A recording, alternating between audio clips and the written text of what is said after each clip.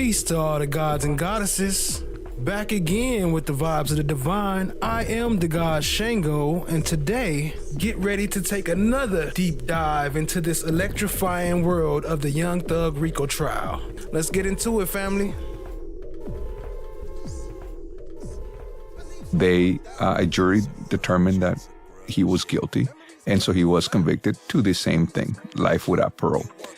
At the end of the day, it makes no difference. He was already serving a life without parole sentence. He's not going to go anywhere. The court and the prosecutors did to him absolutely nothing. He still, it doesn't change what his life is going to be. And then the state decided to no longer prosecute him on the RICO cases because Mr. Dorsey had himself on his own filed a demand for a speedy trial. His speedy trial was going to run at the same time that Mr. Williams's was. So by them dismissing his charges, they cannot go forward against him ever again. The case is done against him. They claim that it was for judicial economy. I'm going to be a cynic, and I'm going to say that the only reason he was even in the case to begin with is because they wanted to have a convicted murderer sit next to the celebrity. There was no connection at all between Mr. Dorsey and Mr. Williams. Everything okay over there? Sorry. Okay, your family was concerned that something was going on. You're fine, right? Yes, I'm great. Okay, cool.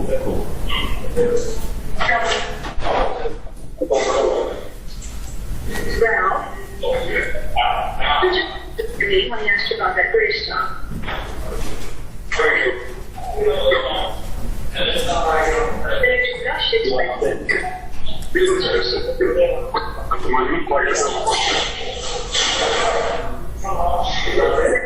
Those are benefits, you think?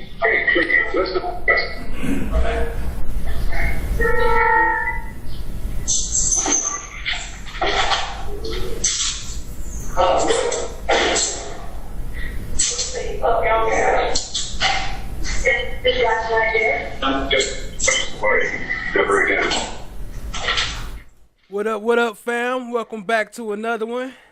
We're chilling here with Young Thugger.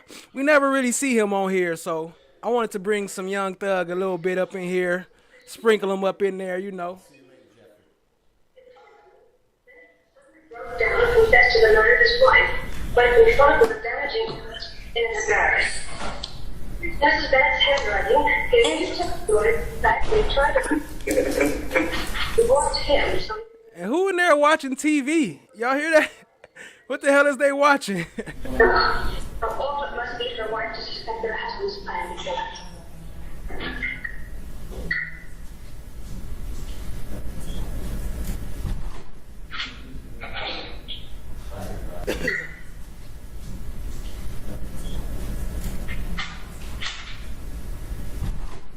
Watch, they about to hit him with some more.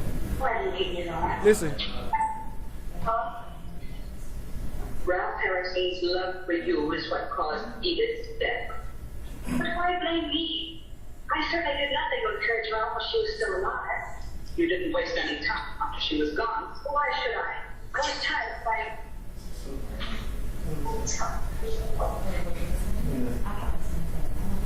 The hell was they up in there watching?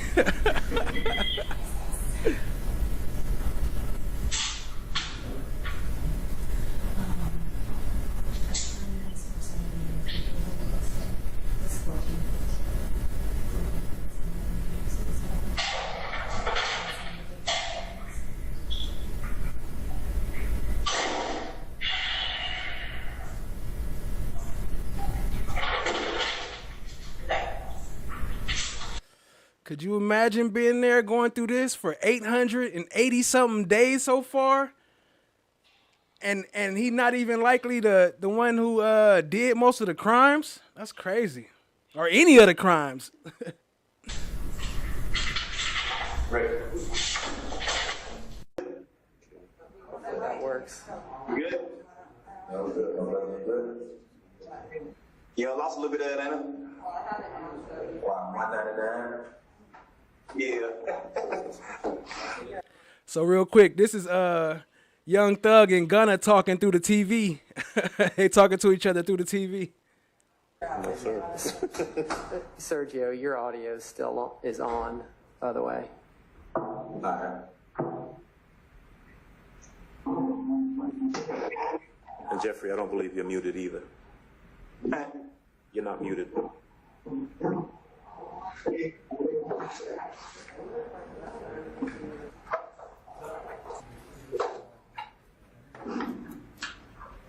Got it.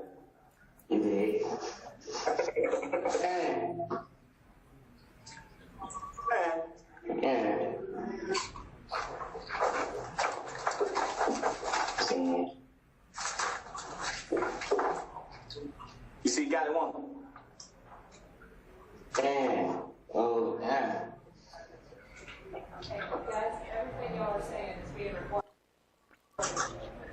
Everything y'all saying being recorded. Don't be saying nothing. They gonna take it and twist it. That's what she's saying.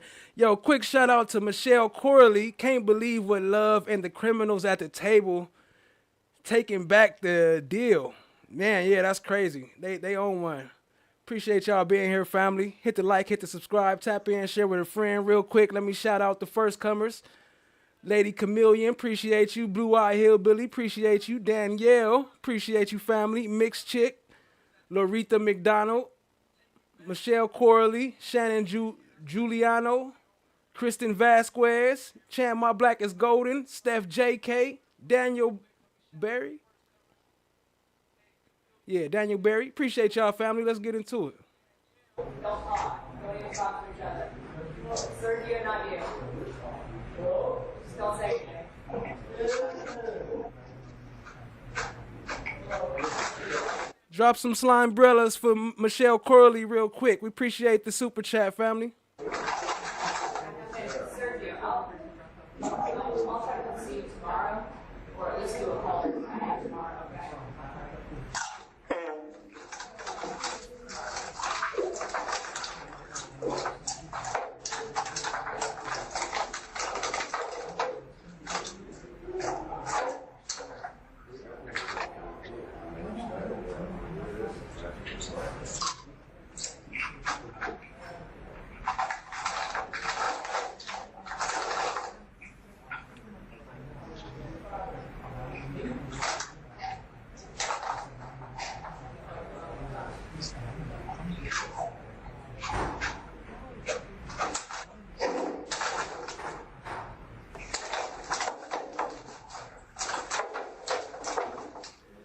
There go Kevin Lyles on the side of him. You see him? Oh, you can't really see. He behind Fanny, but that's Kevin Lyles.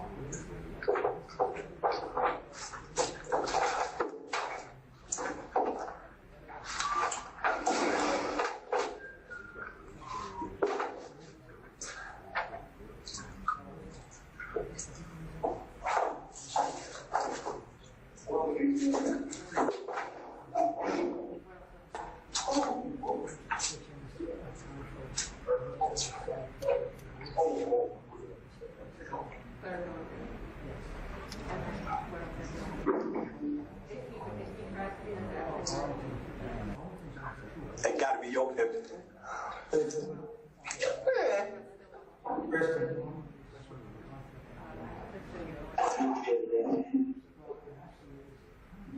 Christian. Yes. Can you tell my family to rebook their visit? Hold on, it's hard for me to hear you. Let me, don't say anything. Don't say anything. I just don't want anything you say to be recorded. Everything you say out of context. So I don't, even if you say it to my family, it's going to be something games like I'll talk about later. Nah, it was about a visit with you. Huh? It was about a visit with you. Oh, okay.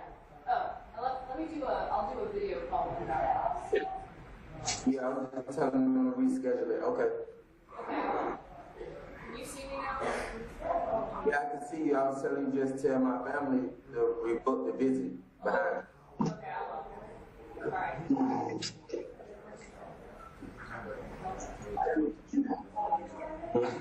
Yeah, come again? Yeah, come again?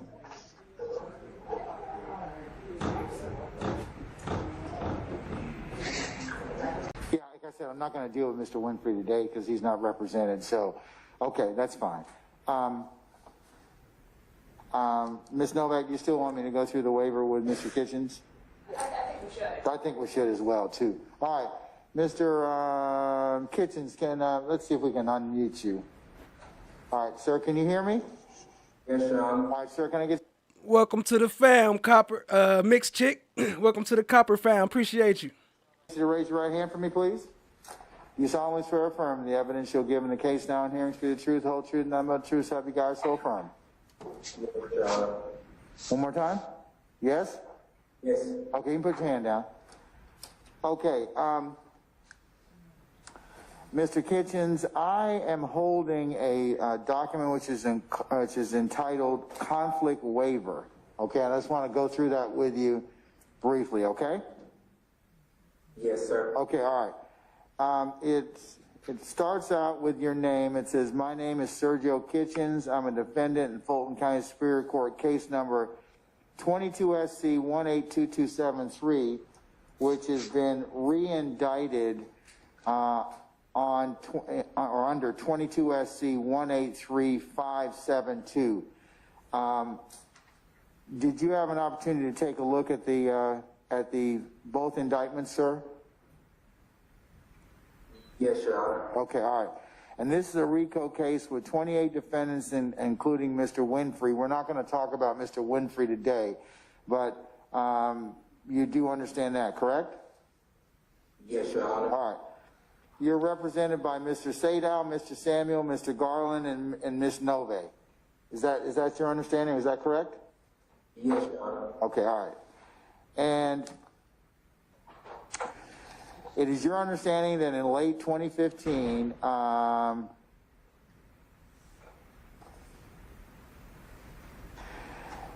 that Mr. Winfrey hired Mr. Sadow in Cobb County Superior Court case number 15-9-276528 to appeal his case to the Georgia Court of Appeals and then the Georgia Supreme Court. Is that your understanding?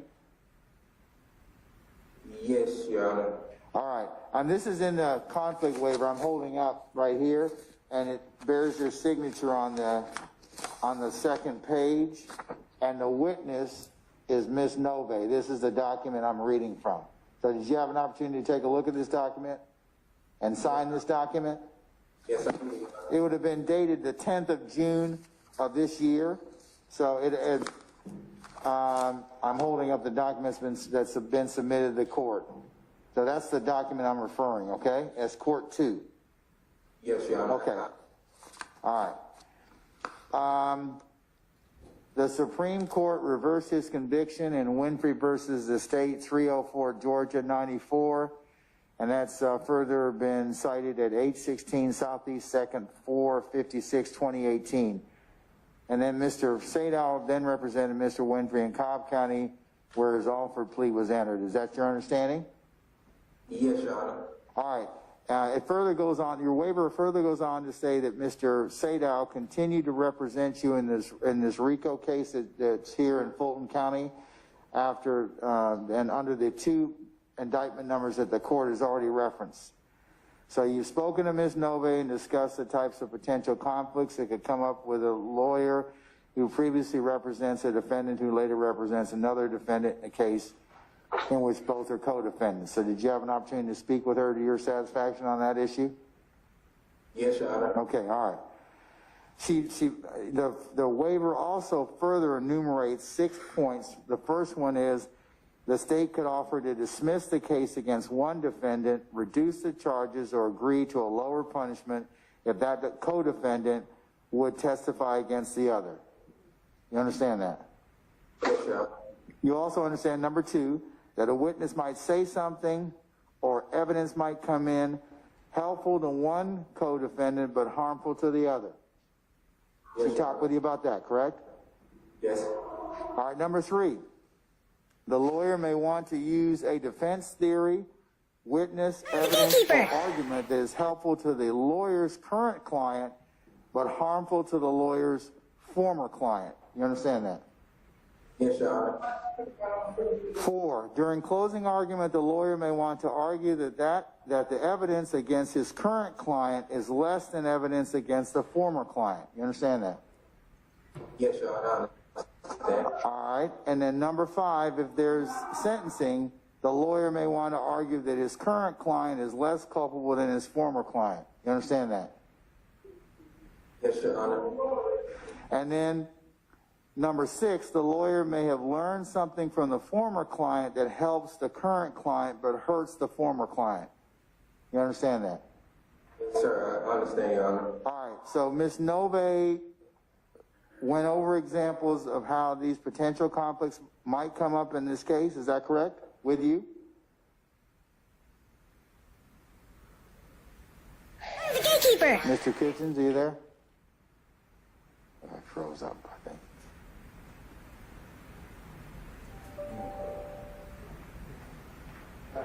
Oh, he's back. Okay. All right, Mr. Kitchens, what was the last? Can you hear me? Yeah. What was the last thing you heard me say?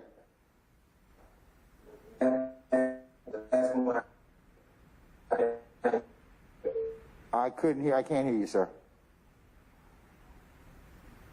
I didn't hear what you said. All right, let me go over this last part here. The last thing I said was that Ms. Nove, did she go over examples of how these possible conflicts, the ones that I've enumerated in 1 through 6 on your waiver, might come up in this case? Did she talk with you about those? Give you some examples? Yes, Your Honor. Okay, all right. Your waiver goes on to say that you understand these potential conflicts. Is that right? Yes. Okay. But you are certain that no actual conflict exists, and that no actual conflict will ever exist. That's your understanding. All right. Is that correct? Yes, sir. That's correct. All right. Do you fully understand what Ms. Nove explained to you? Yes, Your Honor. I fully understand. Okay. Do you understand you have the right to select a different lawyer? Yes, Your Honor. I understand. However, you don't want you don't want a different lawyer. Is that correct? That's correct. You want Mr. Sadow to fight for your innocence and freedom. Is that right? That's what it says in the waiver.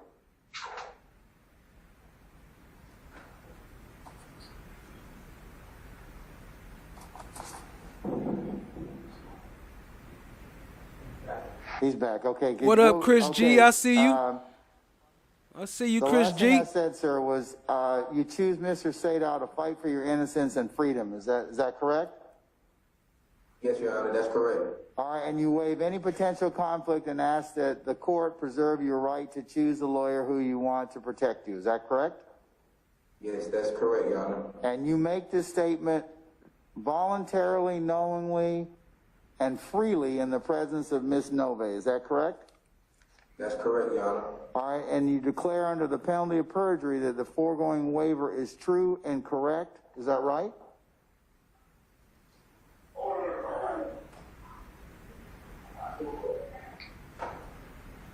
Did you hear the last thing I said, Mr. Kitchens? Heard declare. You heard me? Okay, so you declare under the child of Yah. What up, family? I see you. Penalty of perjury that the foregoing waiver is true and correct. Correct? Is that right? Correct, Your Honor. Okay, yes. all right. Do you offer this statement freely? Yes.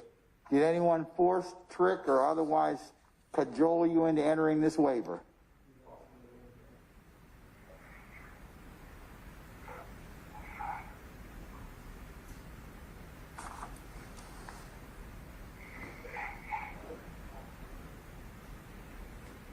Yes, I heard you, Your Honor. Let me go through this one more time. Do you offer this statement freely and voluntarily? No one otherwise forced or tricked you or in entering this waiver. Is that correct? Yes, that's correct, Your Honor. All right. Okay. All right. Anything else, Ms. Yo, appreciate it, Mixed Chick. Drop some slime brellas in the chat for Mixed Chick. Appreciate it, family. Much love, much love. Nove or Mr. Geary? I did already. I missed it. That's my typo. Okay, no problem. No worry. Okay, anything else? Anything else is in terms of the waiver? Okay, all right. Any questions on behalf of the state, or anything that you want me to inquire about? Nothing from the state, Your Honor. We believe that satisfies any conflict from Mr. Sadow. And should Mr. Winfrey be captured, we would just ask the court to fire him at that time. Yeah, I'll inquire about Mr. Winfrey when he becomes within the breast of the and jurisdiction of the court. Mr. Kitchens, I'm going to go ahead and let Mr. Sadow continue to represent you, understanding that in the future, if a conflict does arise, you are welcome to raise that to the court, or if I see it, I may raise it on my own motion, or depending upon the circumstances in this case, okay?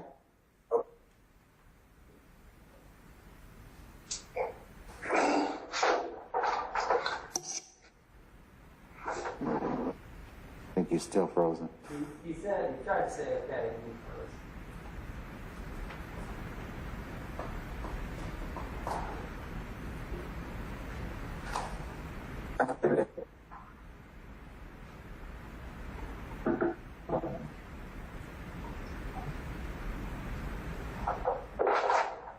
All right, Mr. Kitchens, did you hear the last thing?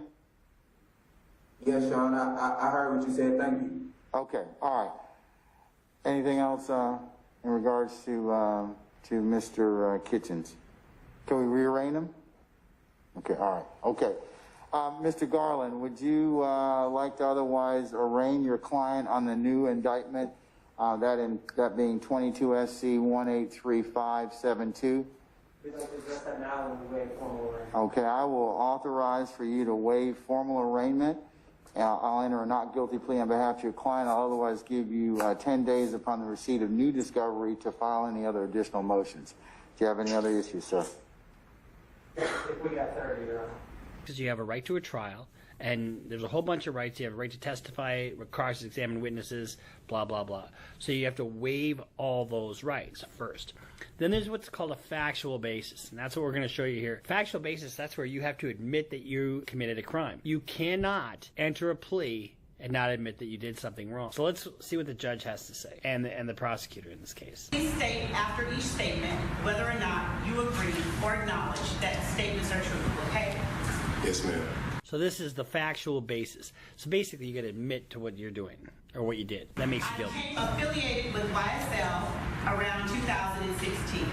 Is that true as it pertains to you, Mr. Kitchens? Yes, ma'am. I became affiliated. So he all of a sudden acknowledges YSL as a gang. YSL is a music label and a gang, and you have personal knowledge that members or associates of YSL have committed crimes in furtherance of the gang. Yes, ma'am. So, hey, yo, shout out to TSC. Appreciate the gifted membership, family. As we know, this right here, this is Gunna's in-court statements. This is what got him free. he admitted not only that YSL is music Drop some label, slime umbrellas for gang, TSC. and that he and others committed crimes in furtherance of YSL. You were present when law enforcement officers stopped a vehicle in which you were present along with Jeffrey Williams, wherein hydrocodone, methamphetamines, and a firearm were recovered. These items did not belong to you. Yes, ma'am. So, you were with YoungThug when you had some drugs and guns in the car. Oh, and by the way, none of that shit was yours, right? Okay. Oh, who says it? Oh, I guess it must have been the other guy. Fucking A. I recognize, accept, and deeply regret that my talent and music indirectly furthered YSL the gang to the detriment of my community. YSL as a gang must end. Is that your statement or acknowledgement? Yes. YSL as the gang must end. I deeply regret. First of all, that you don't need that for a plea. She wanted that for. After another inmate died this week at the Fulton County Jail.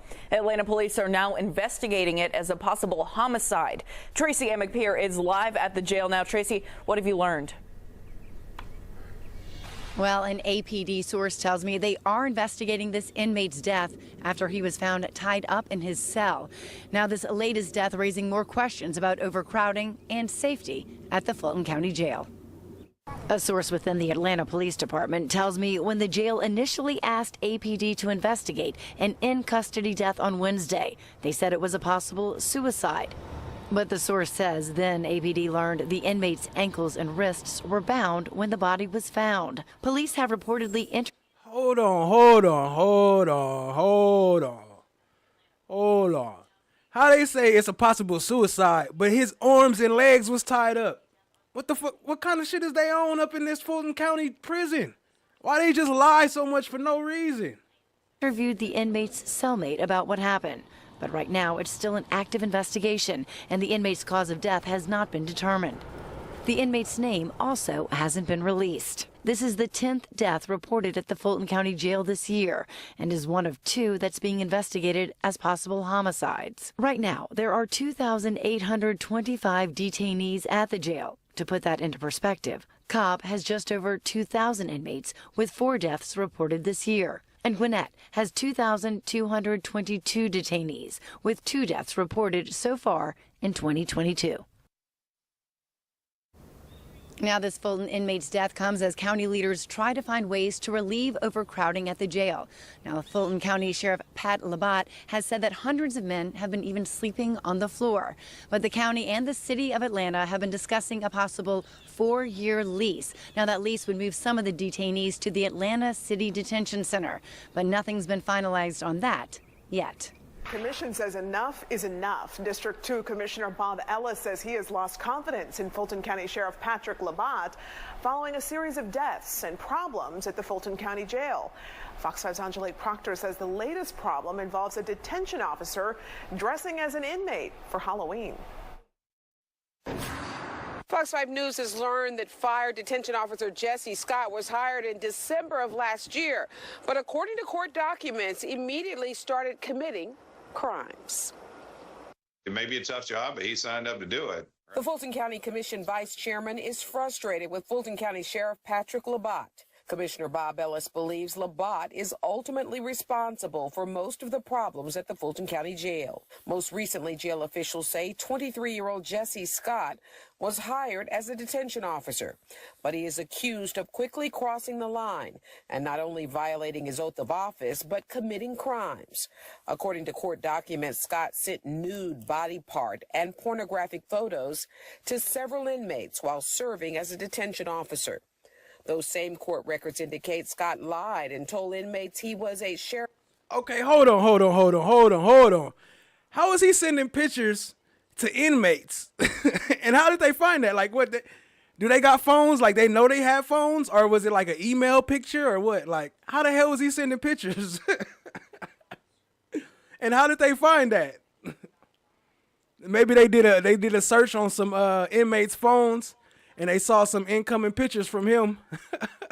Sheriff's deputy and received $4,000 to provide contraband to inmates. The accusations disturb Vice Chairman Ellis, who says the avalanche of problems at the jail stopped with one man.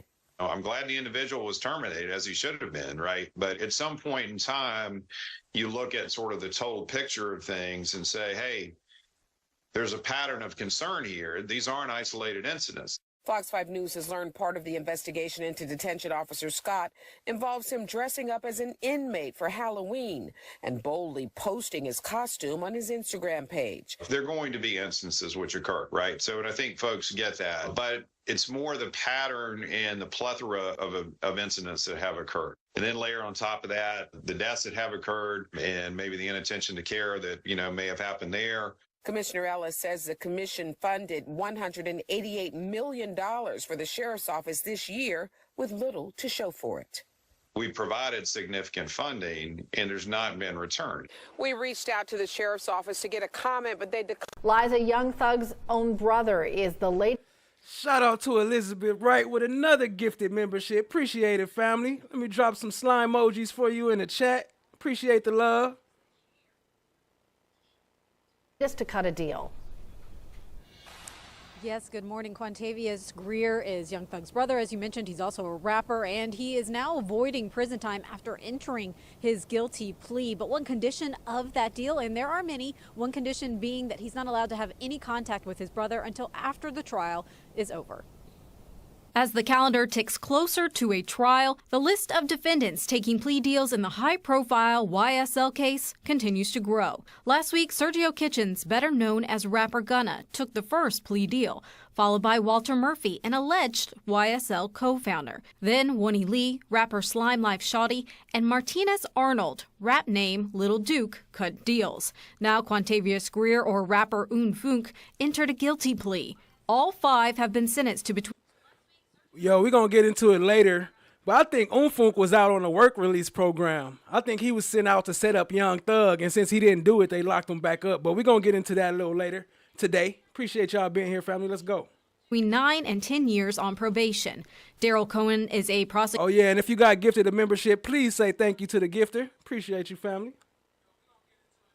Prosecutor turned defense attorney. He's not involved in the case, but is tracking it closely and says while defendants such as Gunna and Greer could be called to testify, the Fifth Amendment won't help them avoid every question on the witness stand. The Fifth Amendment says I am not going to testify because I refuse to incriminate myself. You can do that, but you cannot take the Fifth when it comes to testimony towards someone else or some other people that are involved in a crime. Now, circling back to Greer, some other conditions of the deal he made, 750 hours of community service. He is also not allowed to possess a gun, and there will be a curfew that he has to abide by. We're going to be tracking all of this. Of course, the trial getting closer and closer. Jury selection set to begin. You see how specific they keep on. Even the news said he's not allowed to possess a gun. When has the news cared anything about the terms of a probation? Keep that in mind. It's coming up later. Keep that in mind, this gun thing. Early January, and in the meantime, 11 Alive is going to be monitoring those court documents and any new developments. We'll keep you posted with the latest. In downtown Atlanta, I'm sending it back to you. Mr. Greer, I take no pleasure in us being here again, but do you recall when I sentenced you on the 20th of December that I went through certain things that you were expected to do at that point in time? You remember that? Do you remember? I'd like you to turn to page 13. All right, about line 11, the question I asked you was, do you understand that if you're placed on probation of any kind, you cannot violate any criminal laws of any governmental unit or any special conditions of probation without being subject to a revocation for the balance of the sentence? Your response was yes. Is that correct? All right. And in the next question on line 16, do you understand that you're not allowed to possess or use a firearm while on probation? Yes, Your Honor. All right. You remember we had that we had that conversation about that? Okay. All right. Appreciate you joining, family.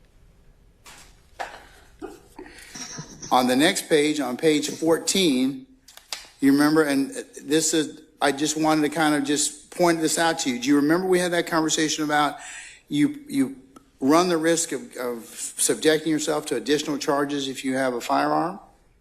You remember on page 14 about line 11? I want you to read that to yourself. That's not what you're being associated today with, but you remember we had a conversation. We had a lot of conversations about firearms, and Ms. Love's right. About 6 things in this plea colloquy talk about firearms. So do you remember? Why would they have 6 different things in that plea colloquy, whatever you call it? Why would he have 6 different things about a gun in there? Because they was already planning on setting them up. They put him out on a work release program. We see it in the movies all the time. Like, we're going to let you out, but we need you to get some info and get some dirt on YoungThug, and then we'll let you out. If you don't do it, then we're going to bring you back to jail. Remember they did that on, what was that basketball movie with Denzel Washington? Talking about that? Yes, Your Honor. All right.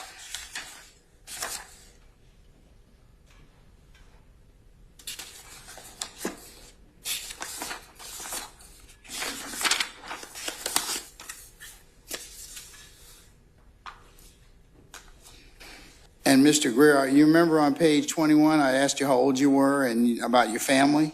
Yes, Your Honor. And about how, we talked to you about being put on a curfew. That's on page 22. Yes, Your Honor. You remember that? Yes. Okay, all right. And then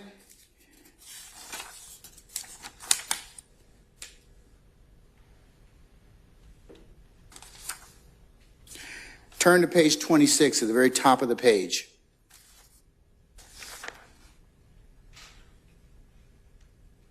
You remember me talking to you about, this is me, the court. You shall possess no guns during the term of your sentence or any time after unless your right to have it or possess a firearm has been restored. All right? And your answer? Yes, Your Honor. Is that correct? Yes, Your Honor.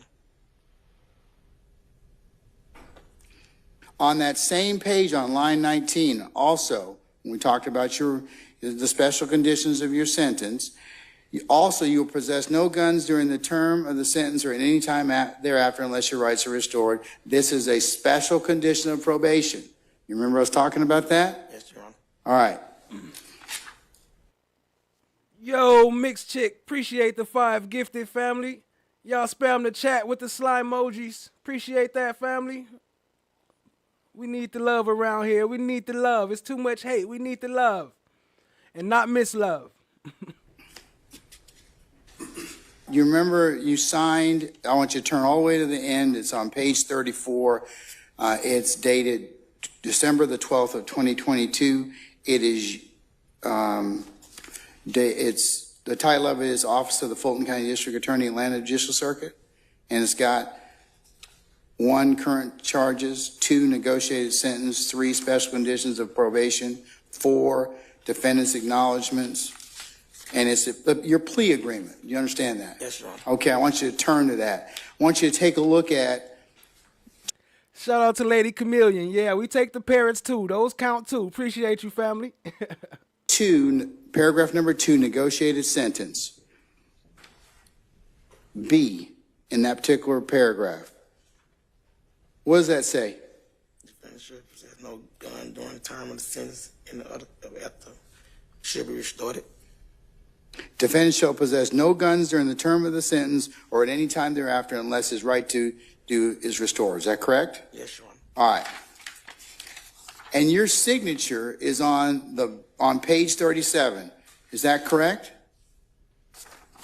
That you've read this agreement, you've had an opportunity to speak to Mr. Russ, Ms. Norman about this agreement, and no other promises other than the ones made in the document in furtherance of this agreement. And you gave this freely, voluntarily entered into this agreement without force, threat, or coercion. Is that correct? Yes, Your Honor. All right.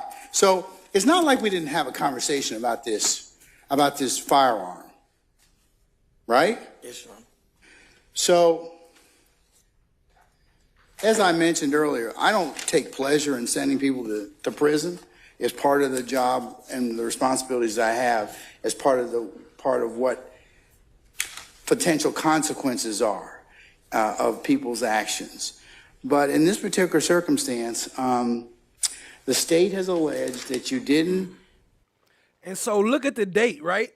It say 8/19/22. That's when this court date was. He said that he was out for 6 months, which would bring it back to what, February, March, April, May. Thug was locked up. So obviously they sent him out there to try to set Thug up and get him caught up in some shit. He didn't do it by the time they started the case, so they brought him back in and locked him back up in August. Shady business. Pay your probation fees, and okay, and I've heard evidence that you haven't paid your fees. You owe $141.08 in fees. You haven't started any of the community service in this particular case, so I find those to be proven violations. But you know, those are relatively minor. I mean, we still want you to adhere to all the conditions, but they're the 3 violations and the grade of those violations, they're not as severe as getting a new case, okay? A new charge. And part of the special condition was that you're not supposed to possess a gun. And the state was very clear, and in Ms. Pretty testified earlier about the things that you were given in terms of your reporting in states 1 and 2. And then Ms. Goodacre came. Miss Pretty was garbage. Yo, trying to hit the goal of 3K. Shout out to Mix Chick. Y'all see it up there. Help us hit the goal. Y'all go subscribe. Subscribe. Grab your friend phone. Grab your mama phone. Grab your sister phone. Grab somebody's phone and get us some extra subscriptions, family. We trying to hit that goal, and we appreciate you. Much love to the fam. Came in and specifically you signed acknowledgement of firearm in states 3 and prohibition of possessing firearms or ammunition in states 4. And then I saw states 6 and 7, which was the Glock 9 that was taken from the vehicle, which you were the driver, shaded 3 to 4 inches from that. So I find that based upon the evidence presented in this case, the state has proven by a preponderance of the evidence that you have violated your probation in the 3 means as set forth in paragraph 4 on the petition. Now, in terms of the revocation, your attorney has asked me to consider a revocation of 2 years. And I certainly respect her. His attorney asked for 2 years. Yo, spam the chat with the Slime Brothers once again. Gifted 5 from TSC. You know it's all appreciated. We appreciate the love around here, family. Making it rain up in here. Slime Brothers all over the place. And I certainly respect that, you don't know unless you ask. And I certainly respect her, and I certainly respect that, you don't know unless you ask. The issue I find aggravating in this particular circumstances are several. You got arrested with a gun within 6 months of you being placed on probation. And I agree with the state that you're not a candidate for probation because all you had to do is just complete your probation and do what you're supposed to do. Instead, you were riding around the car with a gun in violation of your probation and what this court explicitly had conversations with you about. Explicitly. What do you mean do what you were supposed to do? You mean like frame Thug and get him locked up? On the record. And for that reason, sir, I'm going to revoke the balance of 9 years and 6 months. And you will serve that in the Department of Corrections. And that will be the sentence of the court. Anything further? No, Your Honor. All right, that'll be the sentence of the court. Madam, you can call your first witness if you'd like. In a break from the months-long jury selection process, lawyers for the Fulton County District Attorney's Office made the case to put Quantavious Greer, known by his stage name as YoungThug, back behind bars. Where was it that the defendant indicated he would be residing? Prosecutors today calling on several undercover Atlanta police officers to testify, which is why we are not showing their faces. On May 4th, 2023, were you working in an assistance capacity with the Apex unit on or near 221 Cleveland Avenue? Yes, ma'am. Greer was arrested on May 4th. He's charged with unlawful possession of a firearm and unlawful person employed by or associated with a criminal street gang. Both charges are a violation of his plea deal from December related to the RICO case brought by Fulton County DA Fonnie Willis. Did you ask the defendant to step out of the vehicle? Yes, ma'am. Today, multiple officers took the stand, answering questions and reviewing camera footage. One describing the night Greer was taken into custody. Was there anything that caused you an immediate concern once you opened the door of that vehicle? There was a firearm that was in the door panel. The officer stated when he encountered Greer with 2 other officers, Greer was driving a Mercedes G-Wagon, and that when he asked Greer to roll down the window, he smelled marijuana. He also testified he saw the handle of a... The smell marijuana thing, that shit is killing me, yo. I'm glad they finally blocked that in the Supreme Courts, but cops still be using that shit like crazy. Glock in the car door panel. Once I opened the door, he stated pretty much an utterance that the firearm. Hold on. And he said he saw the Glock in the door panel? How the hell you see a Glock in the door panel? Was just registered. Greer testified he saw the handle of a Glock in the car door panel. Once I opened the door, he stated pretty much an utterance that the firearm was just registered. Greer's attorney asked for leniency and for the judge to consider Greer's lack of prior felony conviction, but ultimately decided to revoke the remaining 9 years of his probation. The judge today said the plea deal Greer accepted in December was straightforward, ordering him to serve 10 years probation and he couldn't possess a gun. But within 6 months, he broke that rule, and that is why the judge today revoked his probation and is sending him to prison to serve the remaining 9.5 years of his sentence behind bars. All right, real quick, appreciate the question, Elizabeth. So the chat prompts, let me bring up the prompts. The chat prompts, you get points just by participating in the chat. As long as you're there, your points will keep adding up. It goes by time, not the amounts of chat, so you don't got to chat crazy. But as long as you say something every 5 or 10 minutes, you get your points. And this is the codes up there, the chat prompts. You can use those to alter the stream. You can summon puppets and different things like that. And yeah, so that's it. Appreciate you, family. Just like that right there. You see that? That's a chat prompt. Somebody typed in power up. And that's what made that happen. All right, appreciate y'all. Let's go. Also, the chat prompts are scrolling at the bottom also. Caroline Peter has more on the latest motion filed to remove one of YoungThug's co-defendants from the courtroom. YoungThug's attorney Brian Steele gave me this copy of the motion that he filed on Friday asking for Cordarius Dorsey, also known as YSL Polo, to be removed from the trial due to his inappropriate behavior in the courtroom, alleging that his conduct could impact YoungThug's What up, Loa? I see you. Appreciate you being here. chance at a fair trial. It took just hours for rapper YoungThug's legal team to file a motion to remove YSL Polo after he was seen acting like this in court on Thursday. The motion... Yeah, boy, YSL Polo, he in there jigging. He must have popped something before he went in there. He was like, man, I'm about to go in there wilding.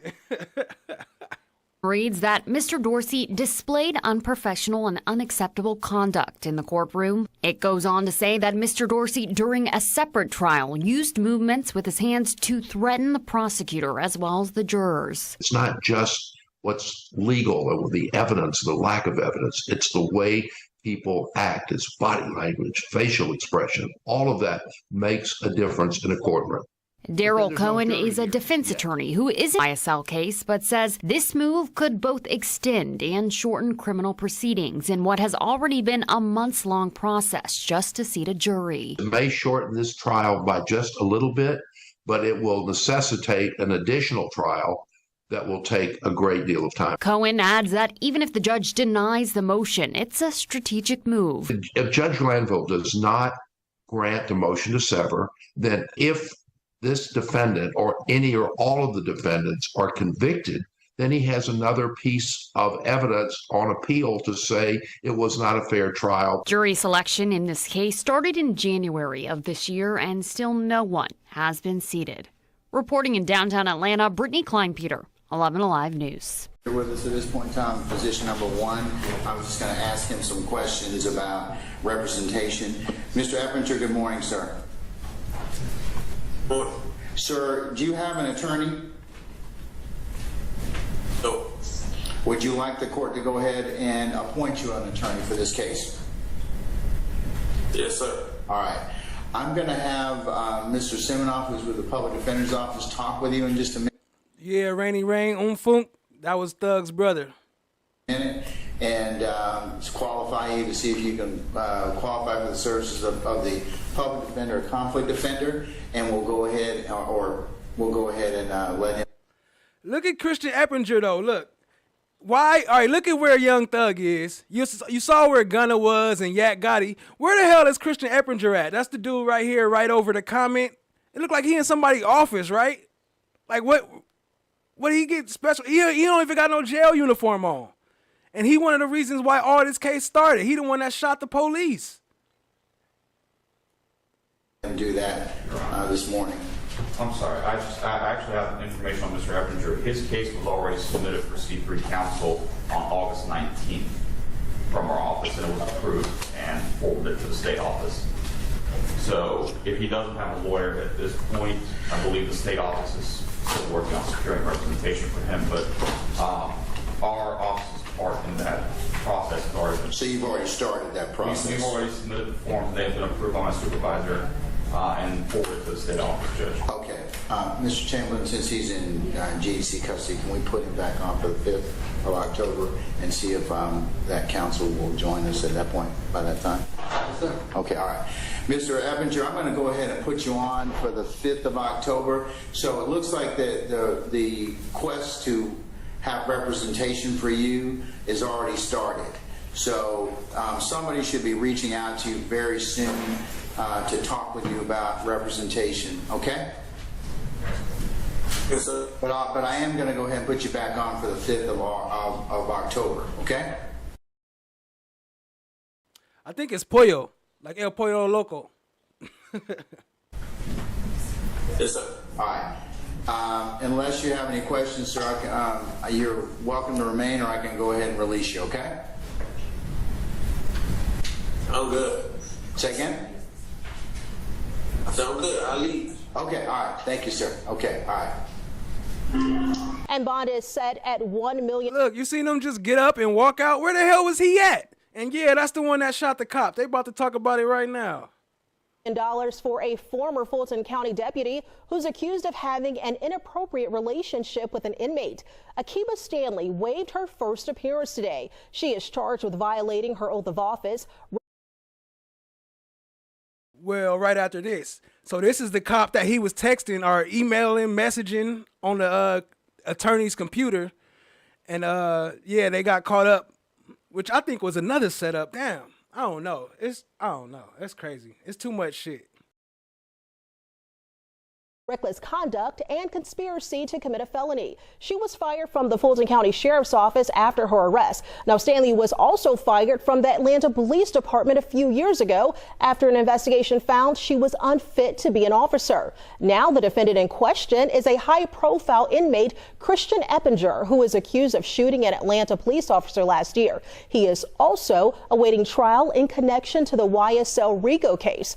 Authorities allege Stanley, the former officer, visited his cell, communicated with him through Instagram, and tried to smuggle contraband to him from his relatives. They also say she gave him an illegal cell phone. Cheryl, the officer had surgery yesterday, and we know that he was in serious but stable condition upon arriving. Nah, there is another one that was messing with Woody. That's a different one. One tried to go in there and erase Woody's phone messages, and she got caught up. That's another one. Here at Grady Hospital. ABD has not released his name just yet, but we know that he worked for a specialized unit that targeted violent offenders. As for the suspect, 22-year-old Christian Eppinger is behind bars and is expected to go before a judge this morning. Police calling him a known gang member who was wanted for charges of aggravated robbery and assault. Police say the 22-year-old and the officer got into a fight after the officer tried to arrest him for charges in connection to that armed robbery. This happened around 2 p.m. yesterday on Old Hapeville Road. The suspect pulled out a gun and shot the officer multiple times. We're told he then took off to a nearby apartment complex. The suspect running through the apartments, and two police was running through the apartments after him. Today only reinforces why we took the oath and why we're here. So every gang member should know that if you're committing crimes in this city, we're going to come and we're going to arrest you. And the suspect was arrested a short time later. He is facing felony charges. The 22-year-old is expected to make his first court appearance at 11 today. Police say they believe it started with an argument at a pool party at a nearby apartment complex on Piedmont Road. Police later said that one of the victims was a customer at the nearby Home Depot. All three were taken to the hospital, alert and breathing. Another shooting happening outside Atlanta's Trap Music Museum. 4 people injured early yesterday morning. Police say the victims were headed back to their cars when someone in a black Dodge Charger started shooting. 3 men were shot in a car, and a woman who was not with them was shot in the back. The men were taken to the hospital in stable condition. Police say the woman took an Uber to the hospital. We don't have any information yet on how she's doing.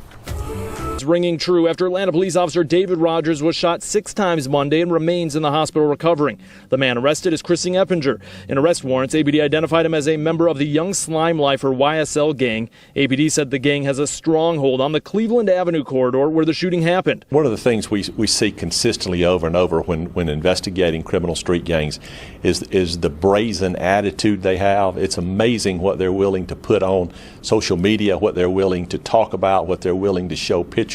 GBI Director Vince YSL is known for illegal drug sales along with violent armed robberies. The gang's members known to commit high-profile crimes, then flaunt online for respect from other gang members. According to Eppinger's arrest warrants, hours after Rod. I don't think he know Thug. He ain't got no pictures with none of them. Ain't none of them ever together, ever seen together, ever heard together. Only reason they include him in all this is because he claimed YSL and he got a little bitty baby YSL tattoo over his under his eye. But besides that, there's no other connection that they've shown so far. They've shown no connection for this guy to YSL. He's been in a court case, too. They brought him up a couple times. He's been all over the court case. We just never really knew who he was. Was shot. YSL members on social media bragged about the officer being shot and giving Eppinger recognition. Made the arrest yesterday that we showed you here at 5. He talked with detectives about the case a short time ago. Attributed this incident to a robbery-related motive. No other way to describe it is barbaric. The nature of that video was extremely violent and concerning to us all when we saw it. Atlanta Police Homicide Commander Ralph Woolfolk says this surveillance video from Monday afternoon showing 51-year-old Anthony Frazier working as a security guard to make extra money caught the community's attention. He steps out of his vehicle, is almost immediately shot, and then the gunman grabs belongings off of Frazier and walks away. Moments later, others walk up and also take items from Frazier.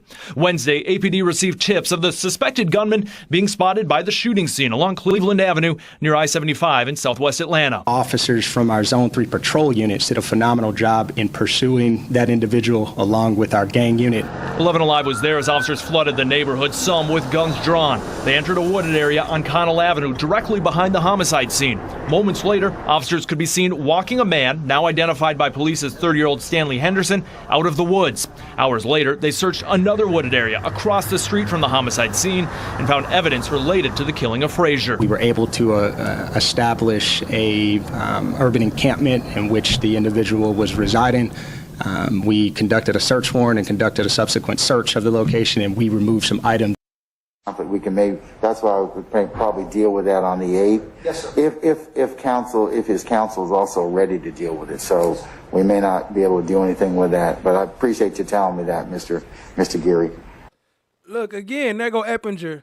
He had the DOJ, so he had the Department of Justice, but why he look all relaxed? He got his button up on, unbuttoned for some reason, and he just chilling in some office somewhere. Like, I mean, it might be a prison or something, I don't know, but it don't look nothing like them jail situations they got Thug in. Okay, all right. So, Mr. Siminoff and Mr. Eppinger, we'll go ahead and put it back on for the 8th of September, and we'll see where there are some other ancillary issues that I need to take up, but we'll wait on that on the 8th of September, okay? Oh, yeah, and I did mean to touch on that. That's a fact, mixed chick, about Mondo. Yep. Yes, Your Honor, and that concludes my business, I believe. And be searched. This ruling comes after the attorney's client used his laptop in court to get on social media. In court, Channel 2's Tash Fernandez live in downtown Atlanta outside the Fulton County Courthouse where other defense attorneys are fighting this decision. Ty?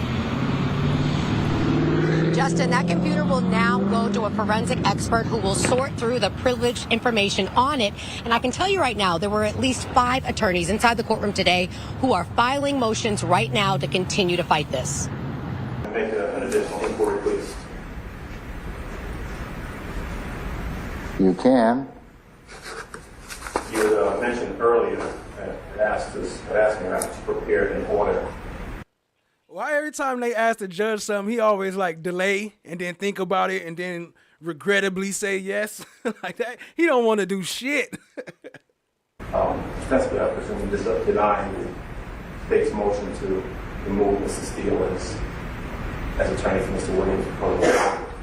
Both there are 4 individuals who are mentioned in the reason for conflict, and we've addressed one, I'm about to address the second one. and the other one will not be addressed until at least the 8th. I would court President before law on drafting that order until that's over. No. Go ahead and do the order for the ones that we have for today.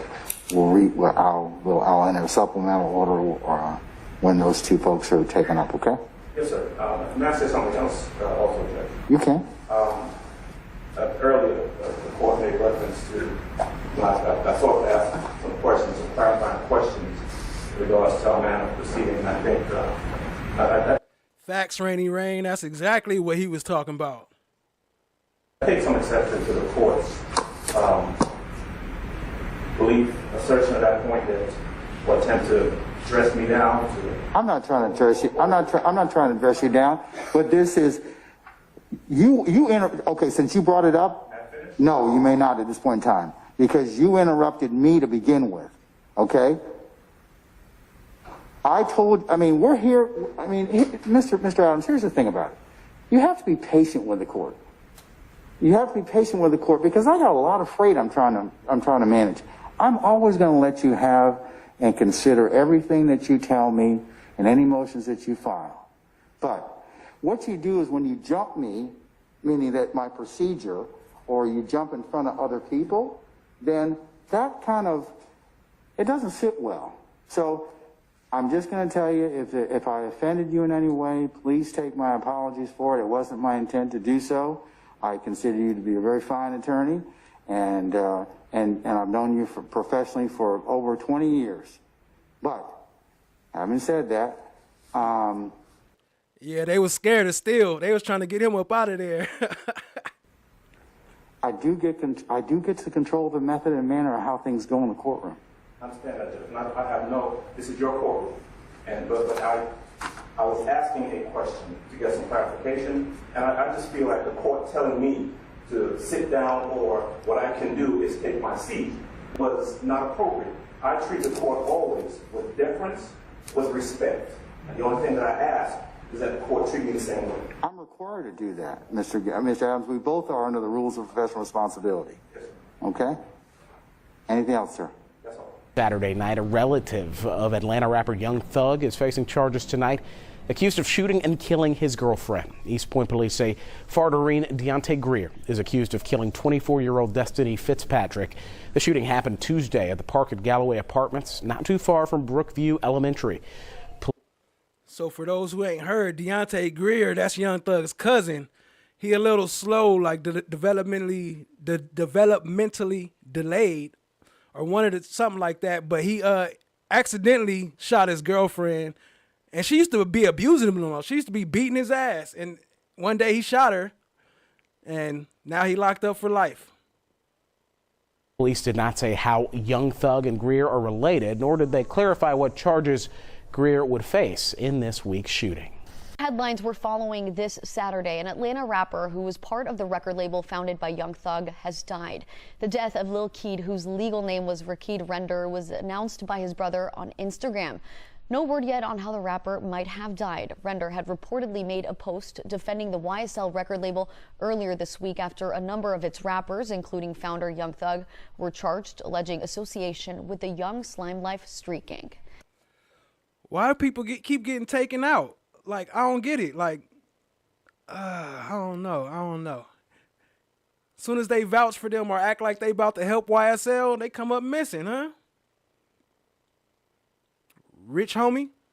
The deal that set Gunna free, a major development in a huge racketeering case. The Atlanta-born rapper, Gunna, whose given name is Sergio Kitchens, made a deal with prosecutors and walked out of the Fulton County Jail late this afternoon. Now, Gunna will not have to stand trial early next year with rapper YoungThug and more than 24 other defendants who prosecutors say were part of a racketeering conspiracy. But Gunna wants everyone to know that while he did make a deal with prosecutors, he will not have to testify against any of the others. Gunna's Sergio Kitchens leaving the Fulton County Jail 7 months after he'd surrendered. He is a free man. The man Fulton County prosecutors had said was deeply involved with rapper YoungThug and 26 others in a violent gang called YSL. Gunna pleaded guilty to 1 count of racketeering, and it was an Alford plea, meaning Gunna does not admit to doing anything wrong, despite pleading guilty to the charge. Gunna and YoungThug are facing a RICO charge, but what is a RICO? We hear it in rap songs, and now we've been saying it, but we want to tell you what it means.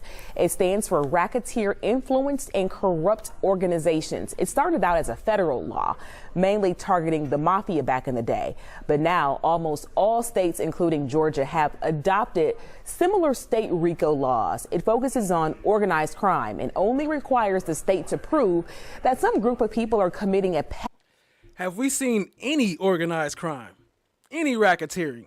This whole 140, 50 days, plus prior to that, like 2 years before that, have we seen any proof of racketeering or organization? These niggas so disorganized, it don't make sense.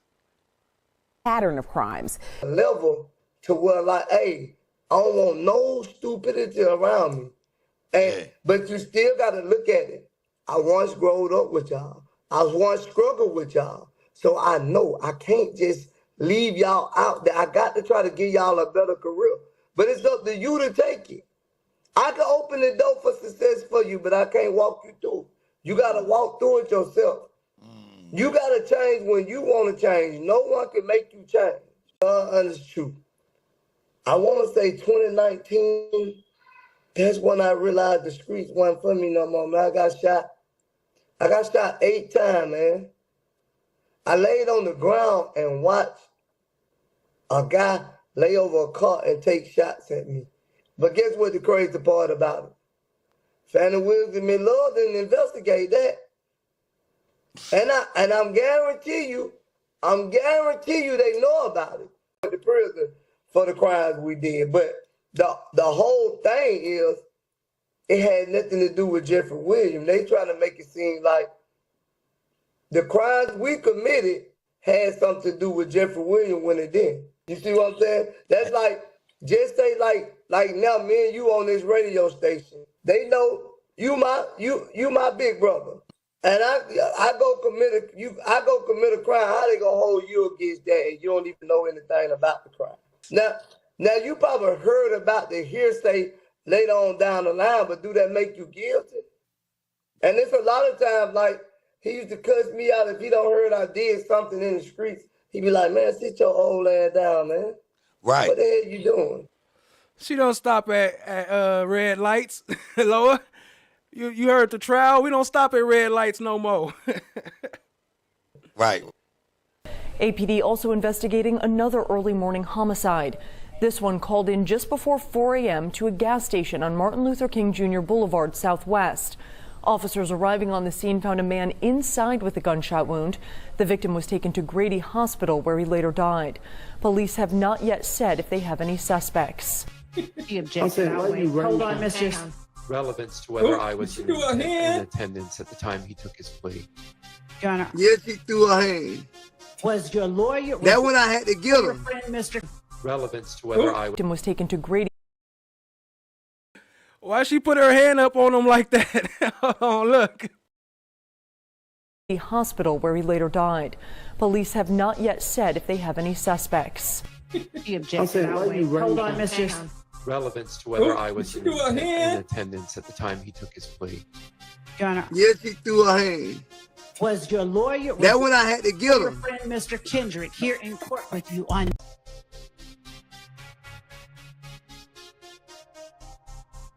What up, fam? Appreciate y'all being here. Let's see, the trial has me wrecking my brain as to why are they continuing this train wreck. This would never work like that in D.C. Mr. Corey Jackson. What's Mr. Jackson going to testify to? Your Honor, he is a young... Shout out to Corey Jackson, man. Watch this part right here. If y'all ain't seen this, tap in. How many witnesses do you have, Mr. Steele?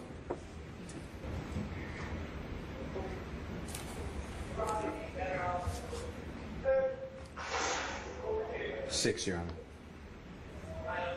Okay, and what's the next witness going to testify to? Your Honor, he's a young man. He's just turned 15 years of age. He met Mr. Williams when he was 8 years of age. He was selling CDs in the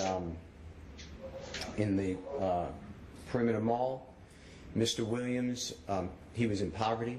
He's from Jackson, Mississippi. His family's here as well in your courtroom. Mr. Williams explained to him that... Hang tight. Mr. Steele, if it is your goal to establish that Mr. Williams has significant ties in the community, I believe that you've established that to the court's satisfaction. Not that I don't want to hear your witness. And you heard him talk about, Mr. Steele, how many witnesses do you have? How many witnesses do you have? He was like 6. And these niggas got 200-something witnesses. He let them just go on and on. But it's cumulative at this point in time. I mean, if that's the purpose of these next witnesses, unless they go to some other bond factor, you know, I'm kind of really at this point in time. Yeah, hold on. Let me read that real quick. Moontung should have stayed quiet. However, it may not even help his current issue now. So for those who don't know, they trying to lock him back up. Love then filed paperwork to try to get him back in jail, which is pretty fucked up based on his testimony. They trying to put him back in jail as we knew they was going to do. I might read the paperwork a little later today if I got time. Appreciate that, mixed chick. I'm not really interested in hearing from him at this point. Well, he goes more to a different factor, Your Honor. And what is that? Danger to the community, which is what I thought the state is arguing. Okay, all right. If he's going to danger the community, all right. Come on up, young man. Please approach the witness stand. Once you get there, if you'd be so kind and turn face Deputy Talton to be sworn as a witness. Hold stand up before you. Okay, go ahead. You raise your right hand. Snapper, slapper, what up, fam? Yes, sir. You take your seat. State and spell your first and last name.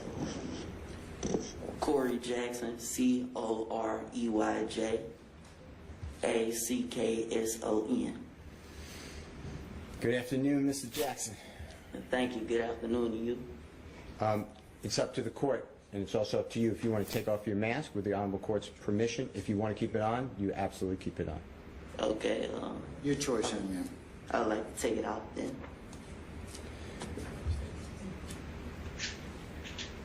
Mr. Jackson, introduce yourself to the court. Tell the court what you do. Well, I'm Corey Jackson. I'm a recording artist, motivational speaker, and actor. Sorry if I missed your joke, Loa. I might have caught it and didn't post it or didn't comment, but I'm reading them. But I'll catch it on the replay. Appreciate you, family. I'll tag a moment here. And are you in school? Yes, sir. What grade are you in? I'm in the 11th as of right now. And you're 15 in the 11th grade? Yes, sir. How did you do that? Well, I'm homeschooled, and I stay up on my studies, and I work on that. Do you remember meeting a gentleman named Mr. Jeffrey Williams? Most definitely, yes, sir. Do you see him on this Honorable Court's Zoom screen? Yes, sir. And how did you meet Mr. Williams? Well, the first time I ever met him was in the mall. It was in Cumberland Mall. I was probably 8 or 9 at the time. I had first met him with my music, and I approached him, and I didn't know who he was.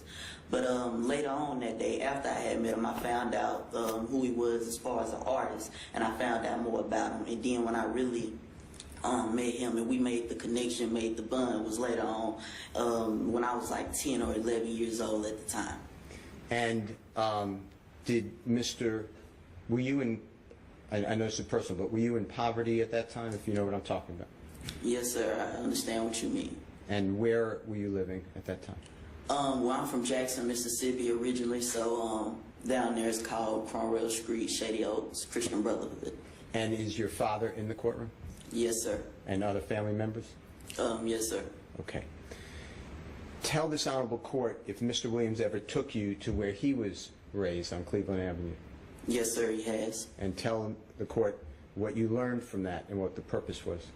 Well, at the time, he took me there because I always expressed to him how at me being at such a young age and being able to achieve what I have and have the knowledge that I do have, that's why I started motivational speaking, because I want to inspire the youth and show them that anything is possible. Because you can look at somebody while they're older and you say, oh, that's good, they doing it, but now you have an example that's your age and close and close to you in age, to showing you that it's possible.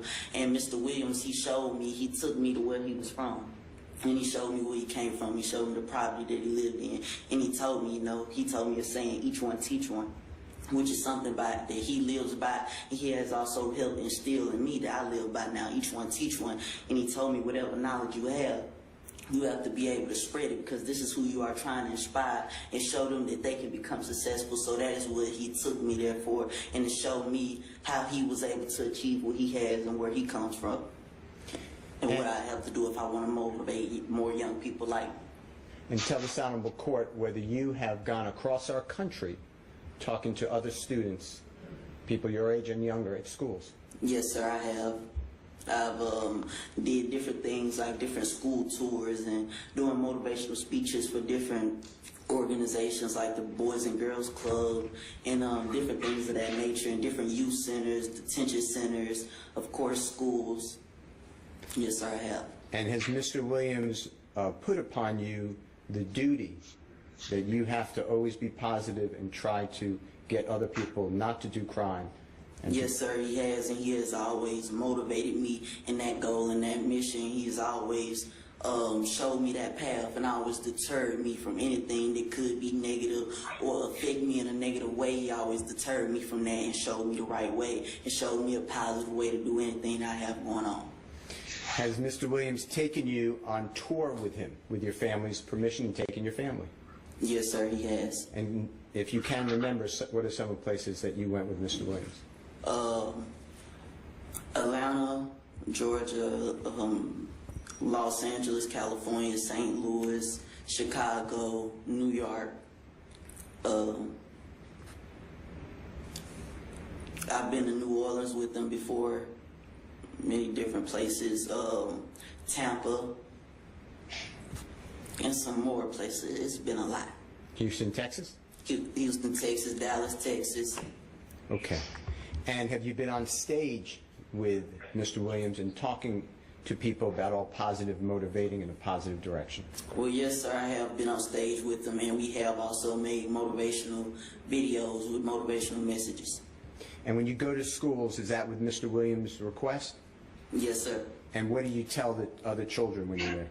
Well, first I speak on my 5 keys to success, which are hard work, determination, dedication, motivation, and ambition.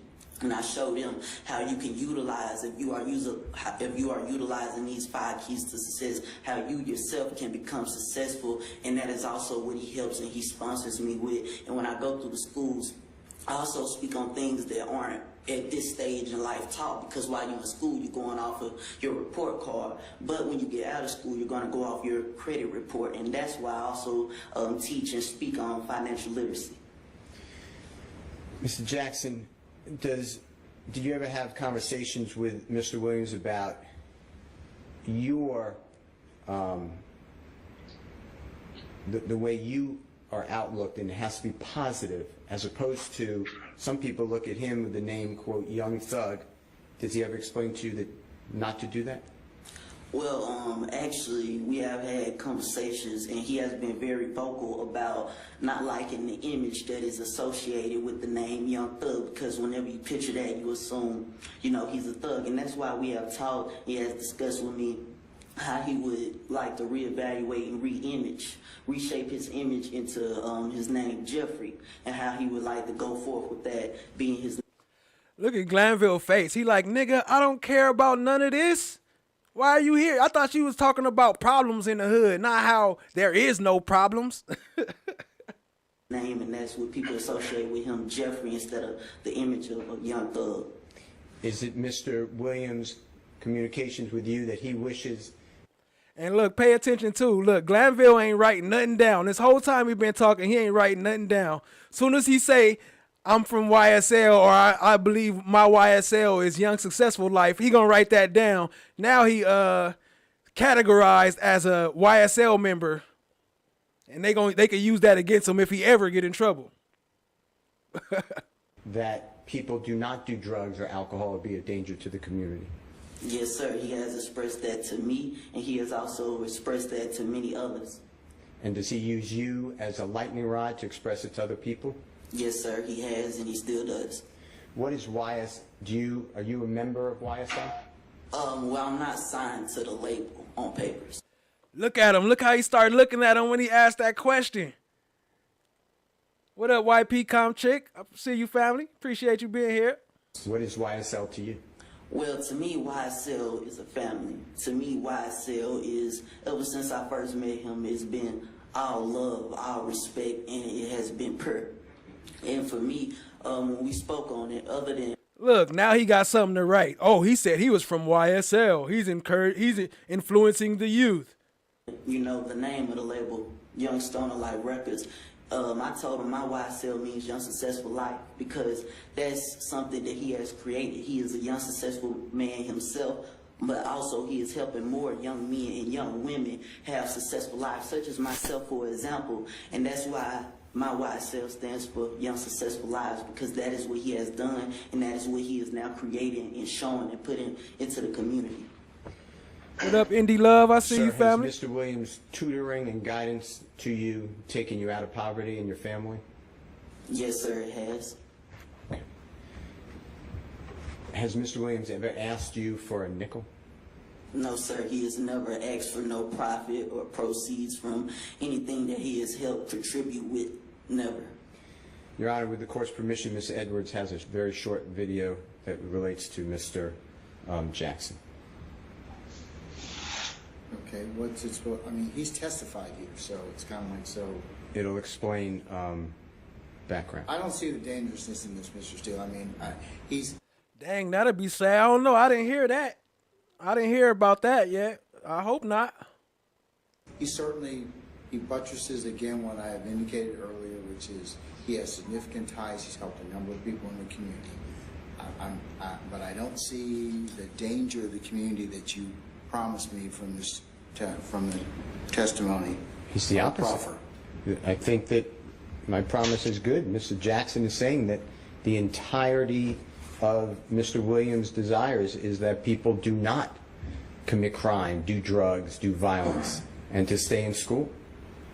That pinpoints the whole danger community is risk of crime, risk of committing crime. He's doing the exact. He's Mr. Williams through, and along with Mr. Jackson, diametrically opposed. Okay. All right. But this video, you want to show me, how long is it? 2 minutes. And what's it going to show me? It'll show you Mr. Jackson on The Ellen Show. It'll show him on CNN. It'll show him interacting with Mr. Williams, interacting at schools, just to give you an idea of how this message is all across the country. I think he's testified that more insignificantly. I mean, I'll accept the video as proof of that, further proof of that particular issue, but I think Mr. Jackson here has well articulated that issue. Okay. Okay. Then I have no other questions for Mr. I want to thank you so much for being here. Thank you, sir, and thank you, Your Honor, for allowing me the time to come and speak. Oh, you're very welcome, young man. Any questions, Mr. Geary? No, sir. All right, young man, you can step down and seat in the gallery if you like. Go right ahead. Judge, I want to reaffirm everything I told the court prior, including the prior conviction for attempted murder. The one thing I want to say that I did misstate when I told the court that he had a cell phone in the jail, I confused him with another inmate that's on this calendar. That does not apply to Mr. Kendrick. Everything else does. The possession of a weapon by a convicted felon, those things, but possessing the cell phone in the jail after the arrest on this case does not apply to Mr. Kendrick, and that was a misstatement on my part, and I wanted to clear it up as soon as possible. What? The prosecution admits mistakes? That's why they got rid of him. That's why he had to quit. They didn't like that type of shit. You ain't never supposed to admit your mistakes. Okay.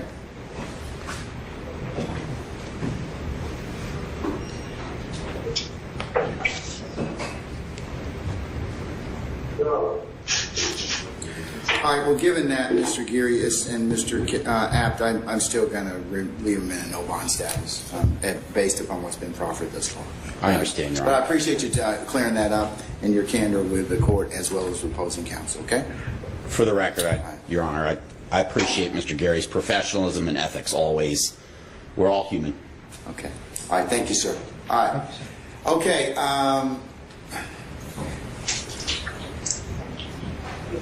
Mr. Kendrick, you can be released at this point in time, okay? All right, have a nice day, Judge. All right, thank you.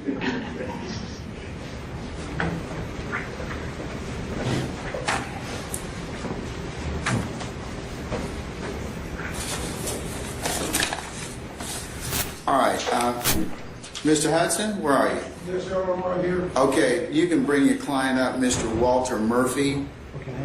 Mr. Murphy and Mr. Hudson, come on up.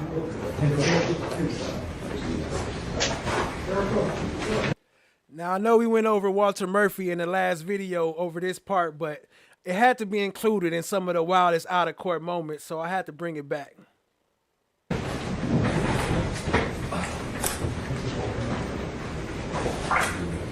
Just have them sitting here. Bond motion, sir, and when, if so, when did you do that? I did, yeah, I filed it yesterday. Okay. To make sure that once we was able to confirm that Mr. Murphy had a warrant, I was ready to file a motion for bond. Okay. Is it your design? I don't know if I'll be able to have it today, but Mr. Geary, you're otherwise ready to have a bond on Mr. Murphy since he did turn himself in today? Not at all, sir. I'm not prepared for that, sir. Okay. Y'all may I respond to that? Sure. But I mean, but the state does get 10 days from the filing of the motion. Okay, so, all right. Judge, with all due respect to county, the state saying they're not ready for bond, but they came with a 28-person count indictment. Imagine. Damn, for real? That's fucked up, man. R.I.P. Corey Jackson, man. I didn't know that. I'm gonna have to check into that. I didn't even know that. Bill Walter Murphy at home at work since he done got out of prison and he gets slapped with an indictment he knows nothing about. And now he had to kiss his fiance, his 3 children goodbye, and he being accused of something he's already pled to from 2015. He just got out of prison, got a job. And the state not ready? Well, how long were they ready when they put this sham indictment together against this man? So I'm ready, Judge. With all due respect, Judge, I'm ready at your court's disposal. So whenever you say it, I'm okay with that. Okay. But the state saying they not ready and they put together a blind indictment, they always should have been ready. Okay. Mr. Chamberlain, when's the next available date that we have for a bond? We could do a bond hearing for Mr. Murphy. Unfortunately, it will be August 18th unless you instruct me otherwise. Oh, let's see if we can find something. And thank you, y'all. I can waive his presence if need be. Hang tight. I trust my client trusts me. We're going to go ahead and let me see if I can find something, okay? Well, while Lieutenant Dooley is present, ask her, June 14th, enough. Okay. And I add to the June 14th count. All right, I will. Lieutenant Dooley? Yes, sir. Is it possible to add Mr. Murphy to the calendar on the 14th of June, madam, for next week? For that Zoom calendar, do you have space for me? I actually don't have the calendar in front of me, Your Honor. Hold on, let me see if I can find it electronically. I'll check. I mean, I'll stand fast, and you could check for me, please. Will do. All right. Okay, we're going to wait one on that one. Folks, just give me a second. Thank you, Honor. And we'll see if we can get him on for the 14th.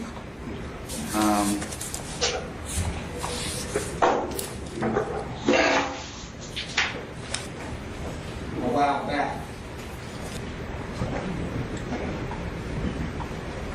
We can add Mr. Murphy? Yes, sir. All right, we'll send you an email, or Mr. Chamberlain will be in touch with you about that. So we'll go ahead and add Mr. Murphy. Okay, all right, so Mr. Hudson and Mr. Geary, I will set Mr. Murphy for next week. Thank you, Bees. That make more sense. I gotta look this up because I know I would have saw that pop up while I was doing my search today, because I was searching his name for this video, and I was looking for the video, the motivation video that he was talking about on here. I was trying to see if I could find it. So I figure I would have heard it, but I don't know. I gotta look into it. But I hope you're right, Bees. I hope you're right. Thank you for that, family. For the 14th of June to have a bond hearing, okay? Thank you. Is the Zoom calendar, Judge? it will be a Zoom calendar. Thank you, Judge. I appreciate it. Thank you, Mr. Geary. Thank you, sir. Mr. Chamberlain, I really appreciate you. Okay, all right. Unless there's anything else, we will see you next week, okay? All right. Judge, I think it's 2 weeks. 2 weeks. Cause he was only 15 2 years ago, so he should only be like 17 or 18 right now. Yeah, 2 weeks.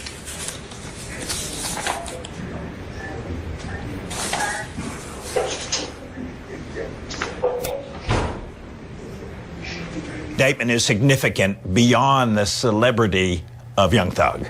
Absolutely. This indictment is significant because it targets 28 people who decided to become involved in a criminal street gang and really do havoc in our community. For YoungThug, police arrested more than 24 people, including the artist, and accused them of running a violent gang. We were in court today as a judge denied bond for another man accused of being a co-founder of that gang, known as YSL. Channel 2 investigative reporter Mark Winnie with us live outside the Fulton County Courthouse. And Mark, you were able to have that exclusive interview with Walter Murphy just before he surrendered earlier this month. Yeah, more than 24 defendants in the YSL case, but That's all right, Steph JK. I appreciate you looking it up, but that's why we're here, so we could get it clear.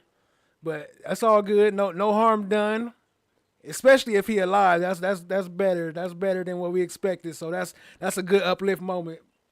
Walter Murphy stands out for what is alleged about his role in YSL's founding, along with two others, including YoungThug, and for what he told us before his surrender.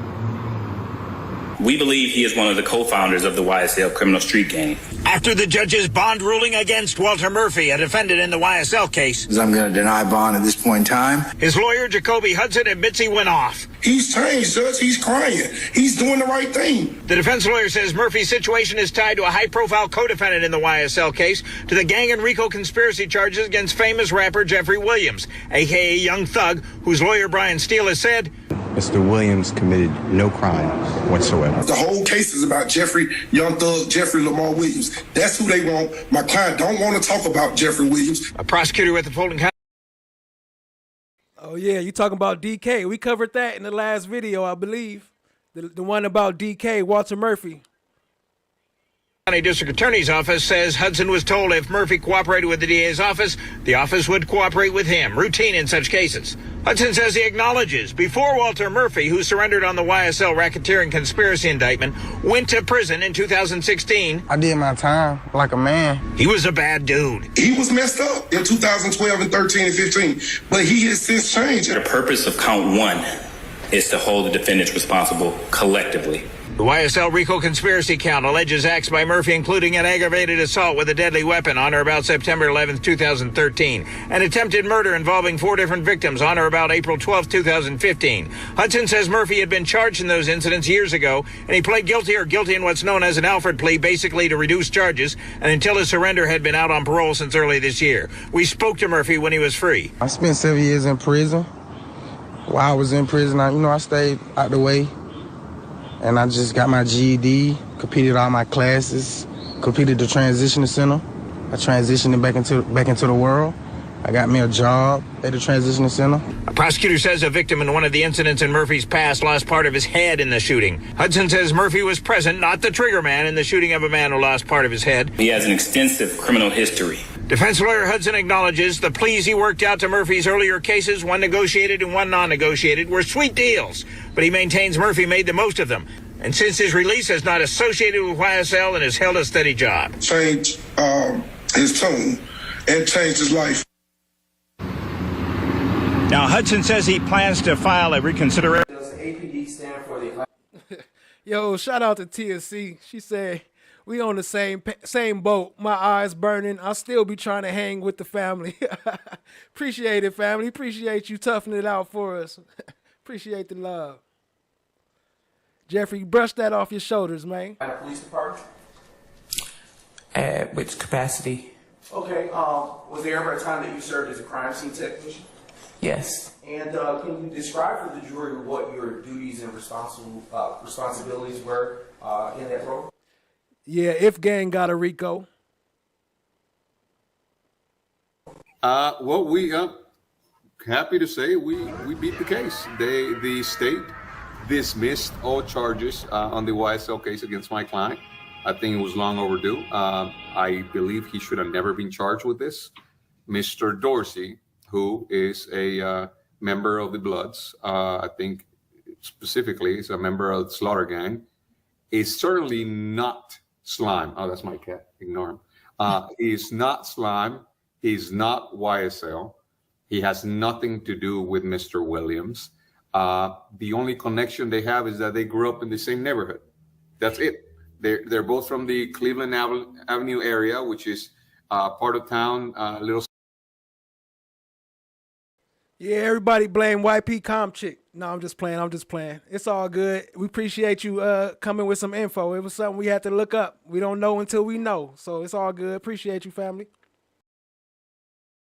South of Atlanta, a little north of the airport, where thousands of people have come through that neighborhood. And that doesn't mean that they all know each other. It's kind of like, when some people meet me and they realize I'm from Mexico, they ask me, oh, do you know Jesus? Because he's from Mexico too, but that's just not how it works. Mr. Dorsey just happened to grow up in that area.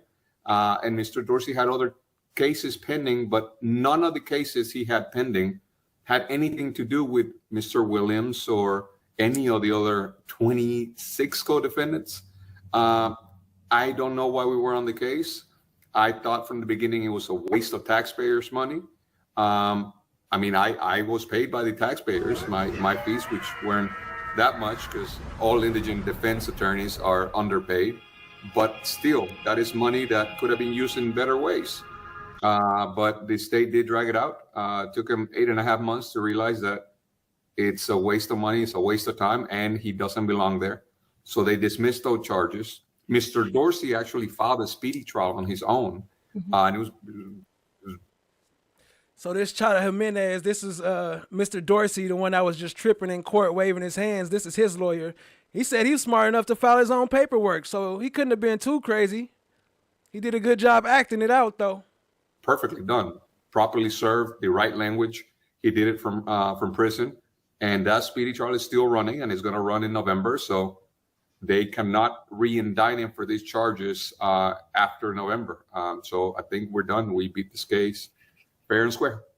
We're playing the court game, and you're one attorney, and then I'm the witness, and the other attorney would be Ms. Diaz. Lady Justice is blind. Stand up and say Everybody objection, speculation, because I don't know. I can only speculate, but I will tell you what I think they wanted to do is that they wanted to put a lot of people that on paper look scary. They look so terrifying. They have convictions, and sit them next to the celebrity and make the celebrity look bad because in their mind is the company you keep, I guess.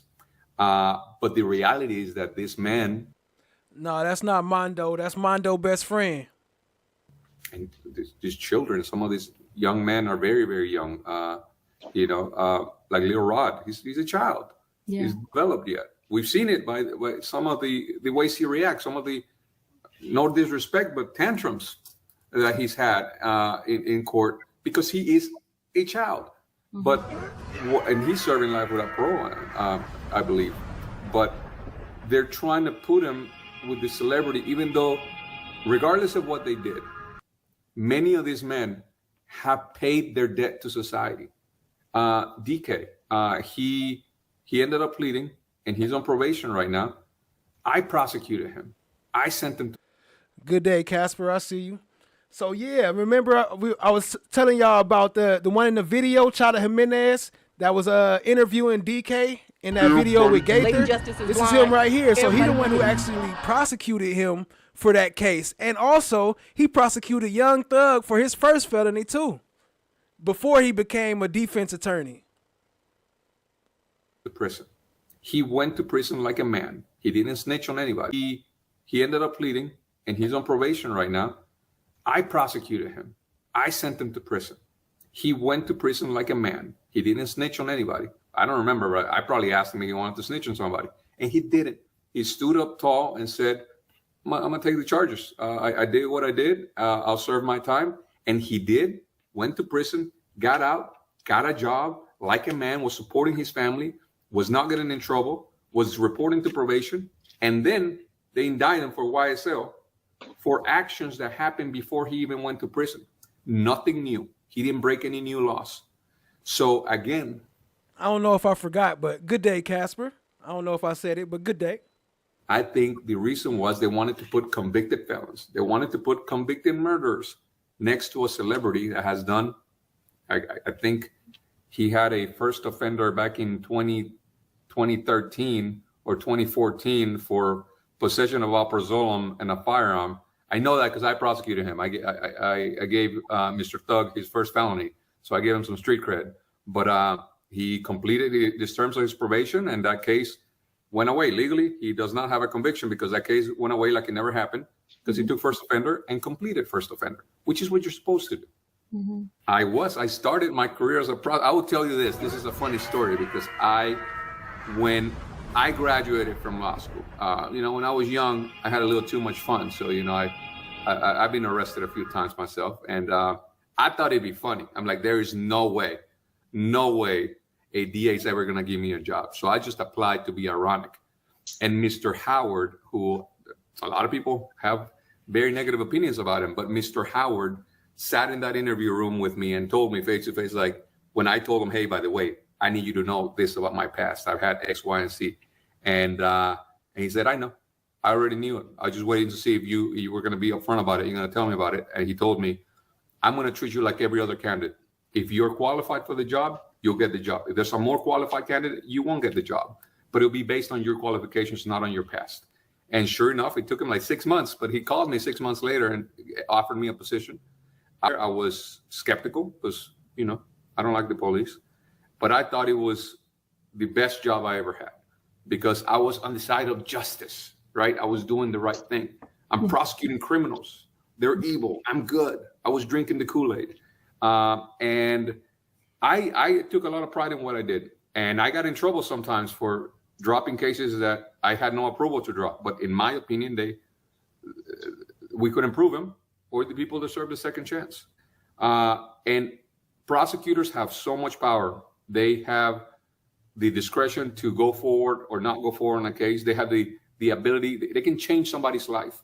And I think when I was there, I did some good work. I used to work under Gabe Banks. Gabe Banks is actually now Lucci's attorney, but he was my supervisor when I was in the gang unit. And same with him, he had the same philosophy. We got to treat people with dignity. We got to respect their rights. If the cops did something wrong, it doesn't matter what they did. The cops did something wrong, we get rid of that case. And a lot of prosecutors still work that way. Sadly, too many don't. Too many just want that conviction, no matter what, no matter how long it takes, no matter how much irrelevant evidence they can put up. But there are still some good people out there. I think I did some good work, and I firmly believe I'm doing a lot more good on this side, because when I came to the defense, I started to see how painful it is for a client to be accused of a crime. Not only the client, the family. It is so hard to deal with. Somebody did what they did, and many of them will just, they'll take consequences. So they know they might go down the road, but the pain it causes to mom, grandma, baby mama, wife, siblings, they didn't do anything, and they're going to lose a source of income. They're going to lose a source of love. So it's very hard to be a defense attorney. You can ask Ms. Diaz. She did a year as a public defender. I don't know how she still smiles. Well, no, I don't think anybody has experienced this other than Mr. Adams, which is Mr. Williams's attorney. He was on the APS trial, which was the longest running trial until we got here. The reason it's taking so long is because we are asking citizens of Fulton County to put aside their lives, their loved ones, their job, their careers, their dreams, their studies, their dying parents, and come and sit and listen to the fairy tales of the state for 6 to 9 months. So, to be fair, we at least need to fully examine them and see if they can do it, and if everybody has a hardship. I cannot believe any person that can sit there for a month and not have a hardship in their life. But we want to see if their hardship would make him almost impossible to be a fair and impartial juror. So I think the court, to great criticism, Judge Glanville has been criticized by attorneys, defendants, the public, the news, other judges. The way they talk about him is so disrespectful. It makes me feel weird. but he's doing everything he can. Yo, shout out to Elizabeth Wright making it rain with some more, with another gifted membership. Y'all drop some slime umbrellas in there, show some love to Elizabeth Wright. We appreciate you, family. In an unprecedented And if y'all got a case, membership, please say thank you. Give to Elizabeth the Wright. citizens of Fulton County a chance to be heard and explore how will this affect their lives. And it's a duty.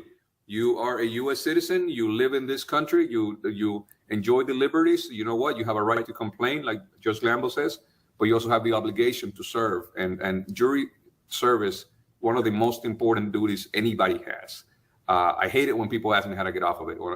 It's frustrating because we need people that look like us. We don't have any. Like, the only people that are really going to be left at the end of the day are retired people that are on a fixed income or are independently wealthy and got nothing else to do but come and be angry at a bunch of young black men. Yeah. We need people that look like you, that look like Ms. Diaz, that look like me, to actually listen to the evidence and put themselves in that position. I've myself been prosecuted. I got prosecuted in Coweta County for like a speeding ticket. So it was no big deal. The stakes weren't that high. But please believe I was terrified. When I took that stand and I testified on my own behalf, I was scared. When I did my closing arguments, my voice was breaking. It's very scary to be on the other side of the government because the government has unlimited funds, unlimited resources, and they got nothing to lose. If they lose, they move on to the next case. If a defendant loses, they're losing their liberty. Yeah. So I think my internet might be lagging, but I think I heard your question. If I have any loose ends, can y'all hear me still? Loose ends. I mean, as you know, Mr. Dorsey happened to have another case that again had nothing to do with YSL, and YSL was not part of that.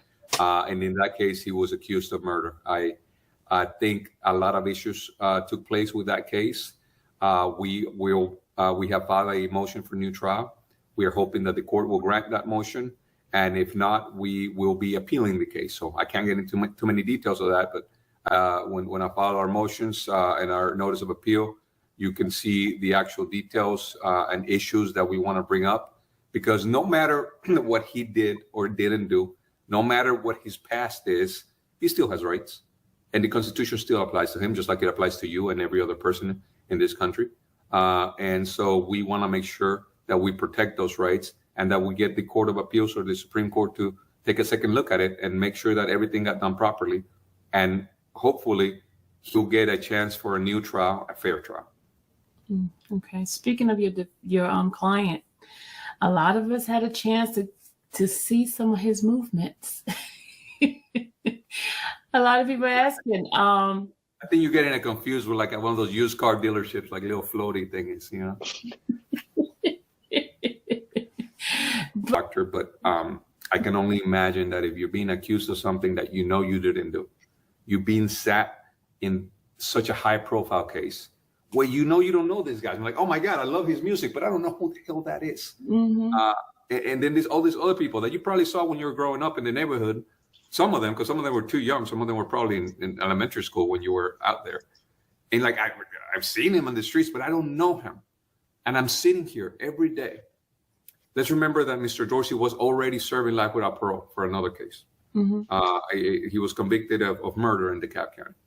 So he's already serving life without parole for that, because when you get convicted of murder, you get minimum life, worse life without parole. He was in prison. He wanted to go back to prison so bad because the bedbug-ridden rice. Yep.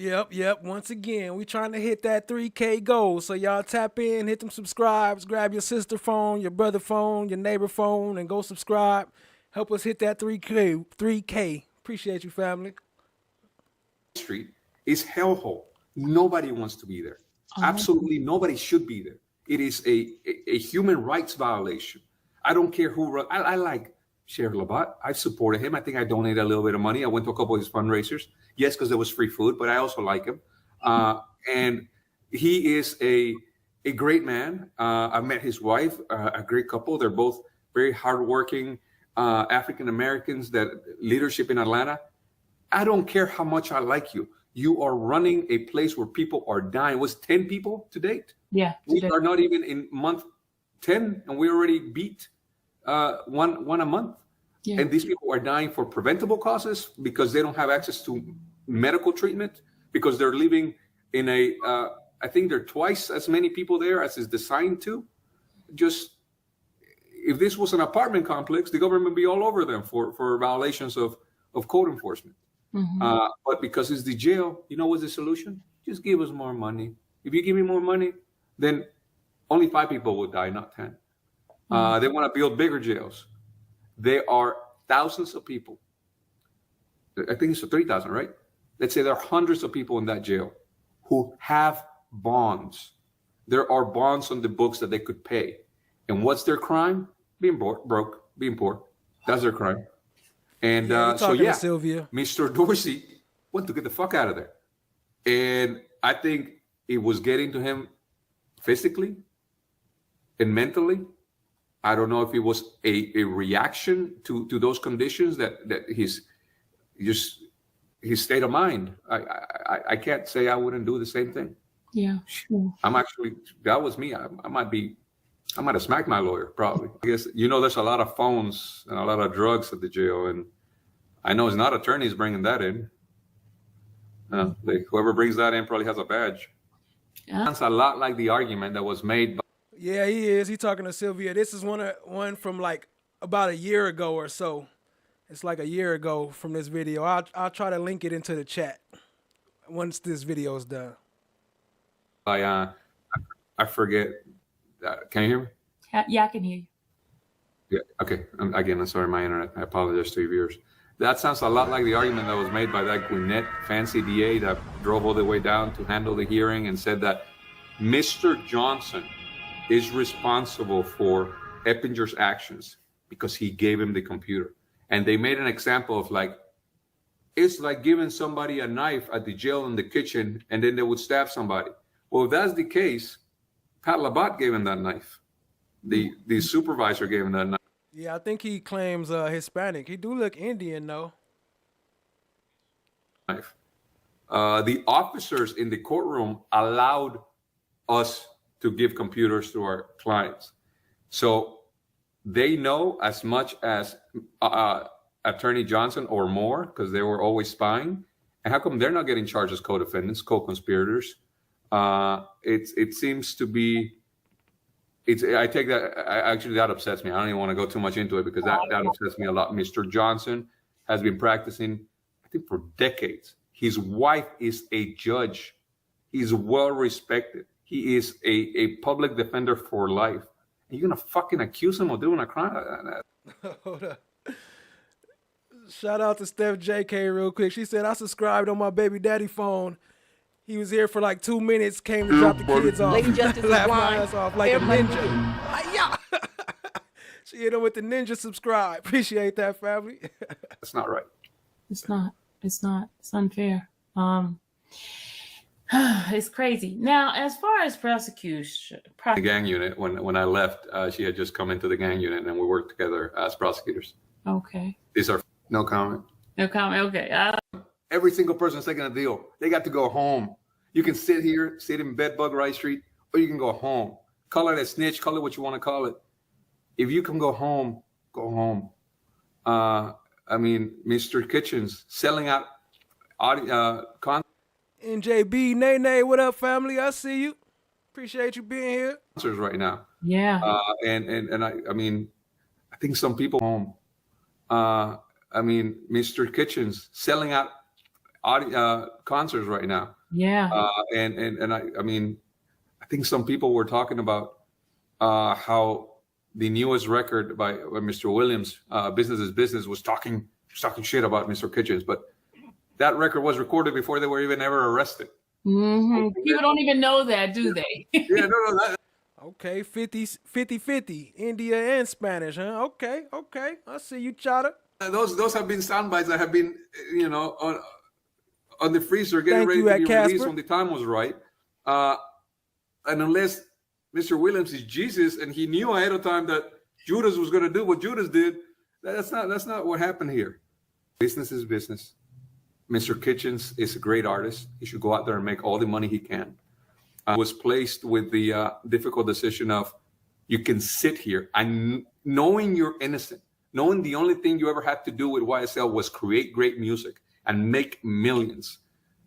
You can sit in Bedbug Rice Street and wait till a jury acquits you, or you can say, yes, ma'am, yes, ma'am, yes, ma'am, and go home. To fail. I don't know. I've been on probation. I don't know if you've ever been on probation, but it's No, I never. terrible. You can't do anything. You can't move. You can't hang out with your friends because if they got alcohol around them, then that's a violation on you. You can't.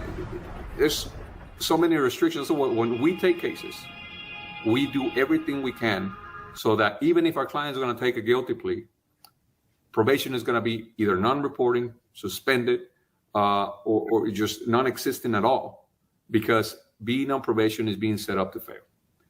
But that's a much easier decision to make when you're out on bond, sitting at home, looking at the case, looking at the evidence, talking to your attorney.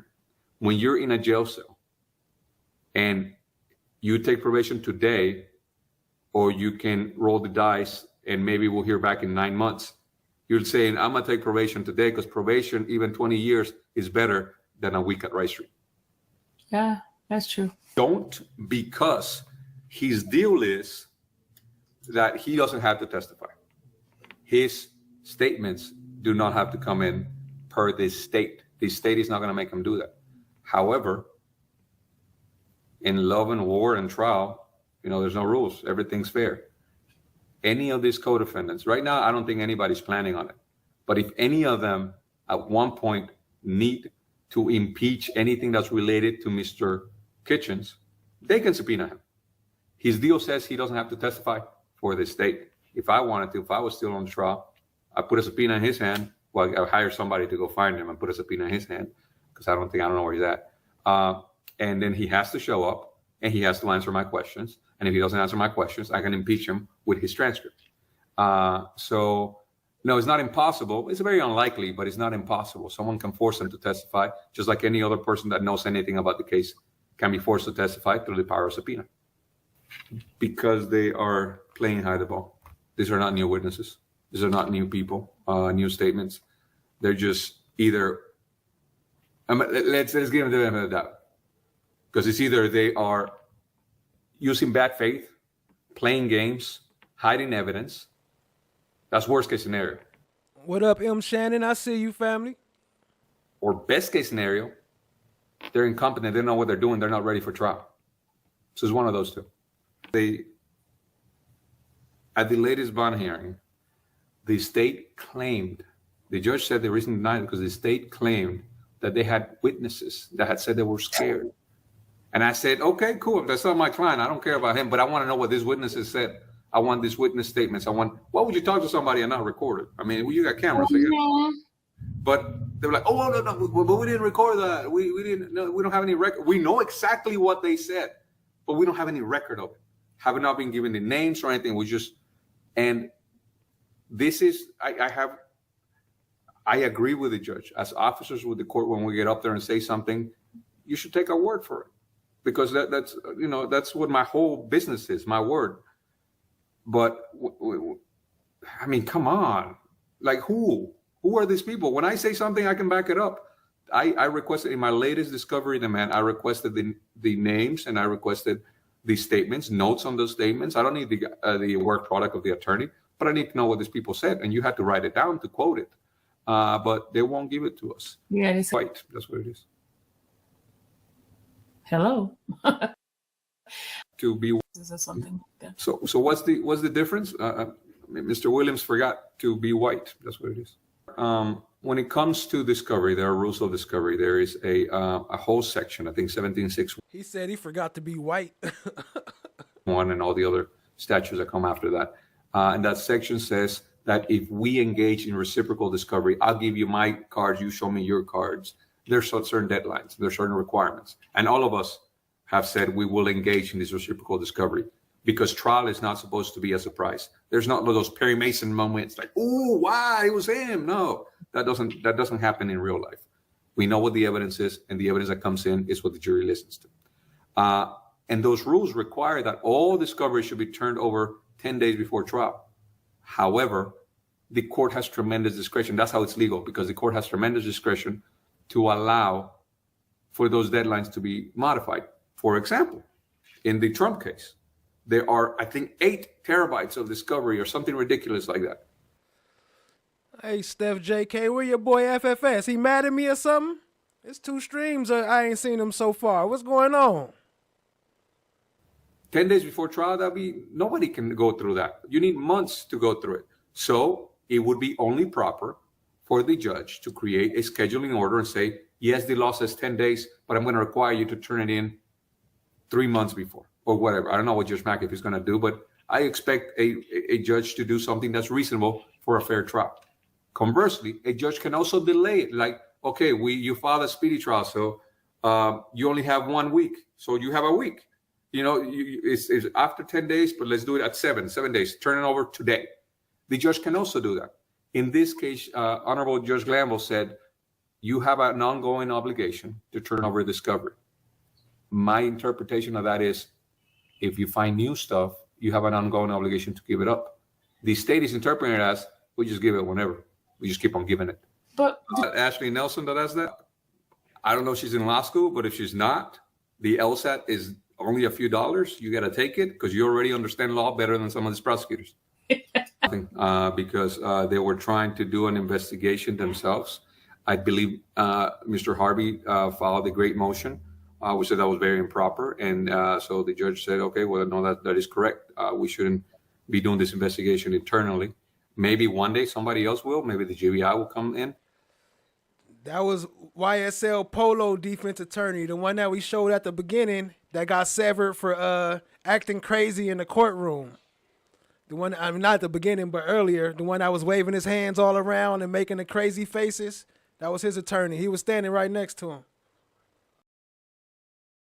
But they might not want it because I know it wasn't me. Investigate that case back in 2015, I think. So he served 5 years for that. He already knows he's going to go down the road for another 5. And they're telling him, oh, talk to somebody. And then he goes along to tell him about all this stuff that never happened. He said there was something going to happen. What up, JC? I see you. He talking about Woody right now, though. He prosecuted Lil Woody, too.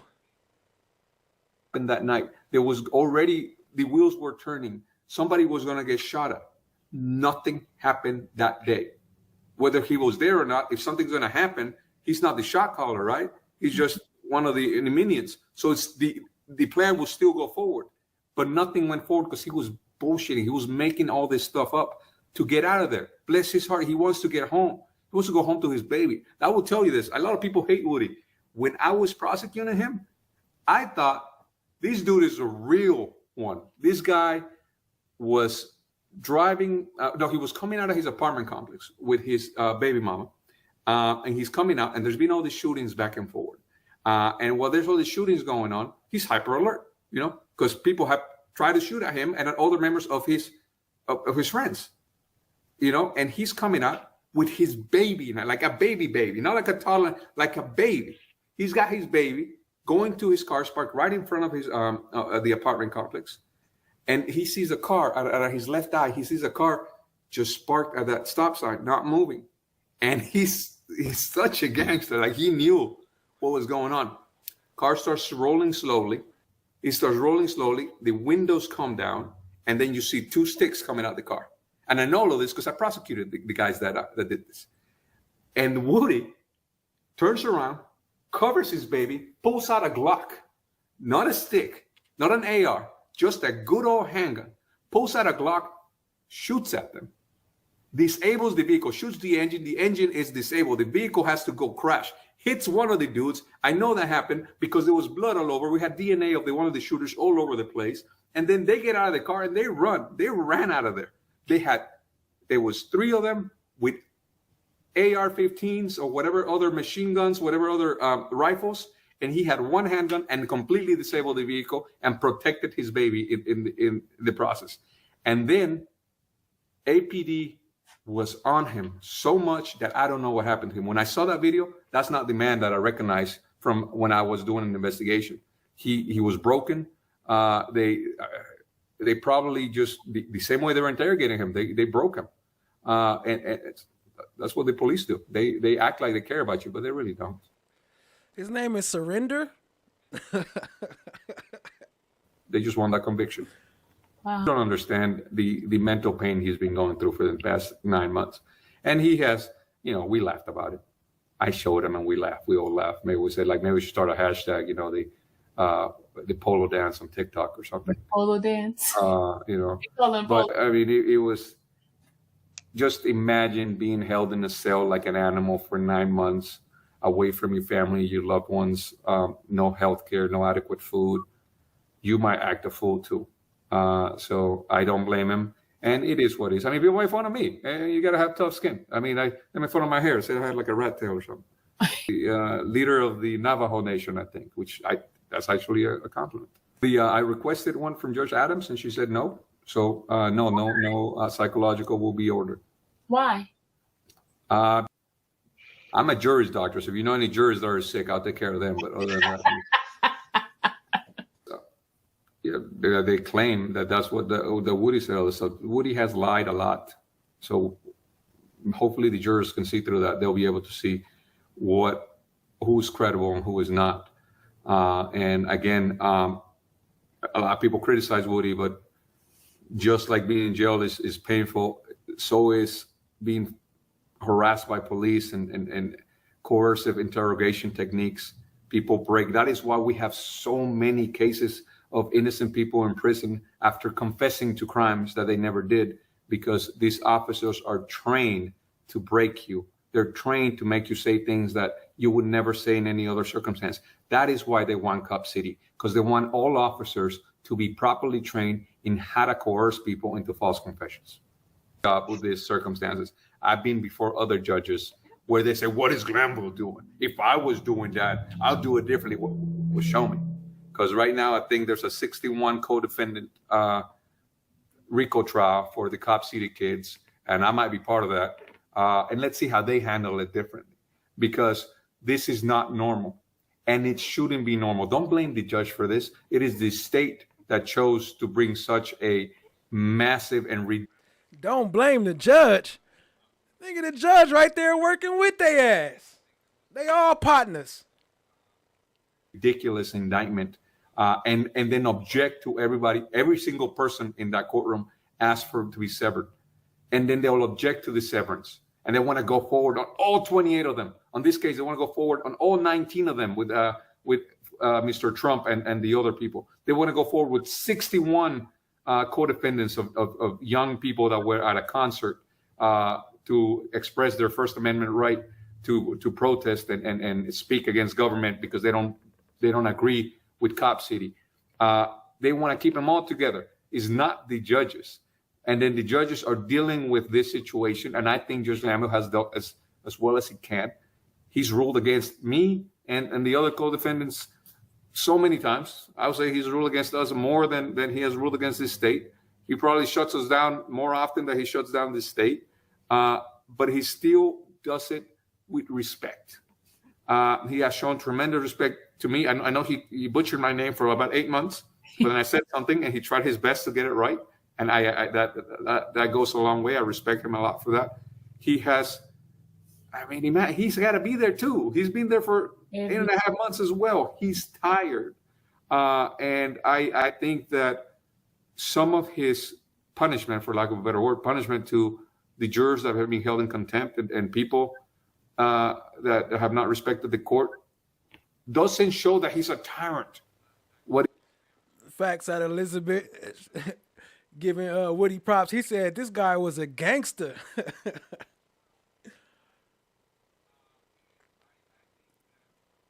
It shows the tremendous level of respect and admiration he has for jury service.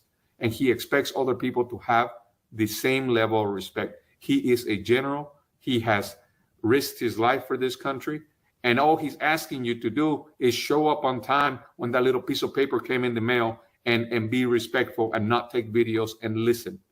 So I don't think that's too much to ask. And if his reaction seems to be abrasive to some people, maybe you should reconsider how much you value jury service and that flag. I mean, his speech is very patriotic. YP Comchick say everybody like Woody. Everyone like Woody.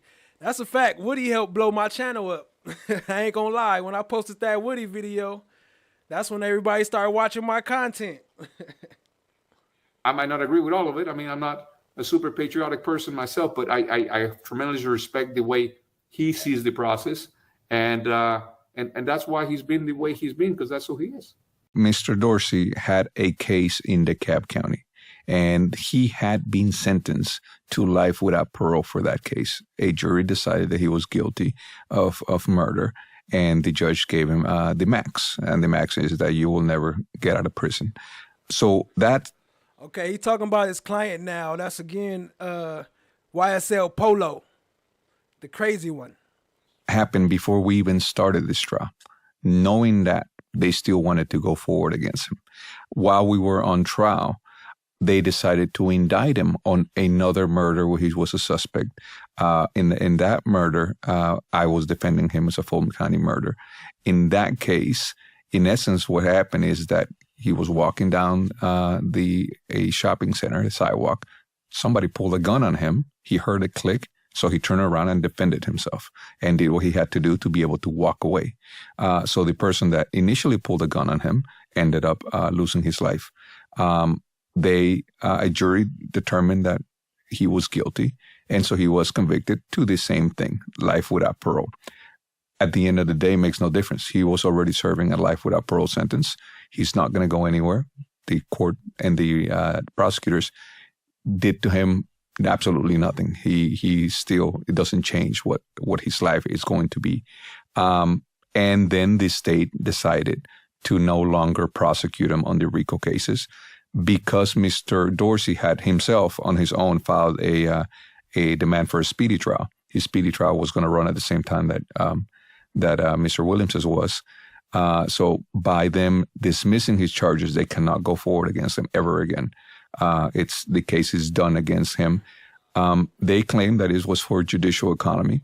I'm going to be a cynic, and I'm going to say that do make sense that defense attorneys or ex-DAs, old DAs would make good defense attorneys. I was thinking about the other day, some people were saying that Love would make a good defense attorney because she never takes no for an answer. She never gives up. And I kind of agree because she would fight to the end for her client, but she talks so much and she's so reckless that she'd have her clients getting locked up still. Appreciate y'all being here. Hit the like, hit the subscribe, tap in, share with a friend. The only reason he was even in the case to begin with is because they wanted to have a convicted murderer sit next to the celebrity.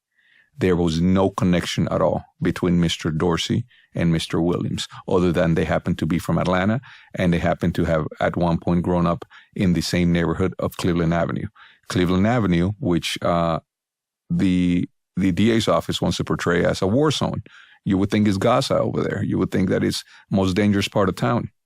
I know there's a great preschool that's a feeder school to a private academy that's just down What up, Nameless? I see you. Appreciate you, family. the street, Woodward Academy right there.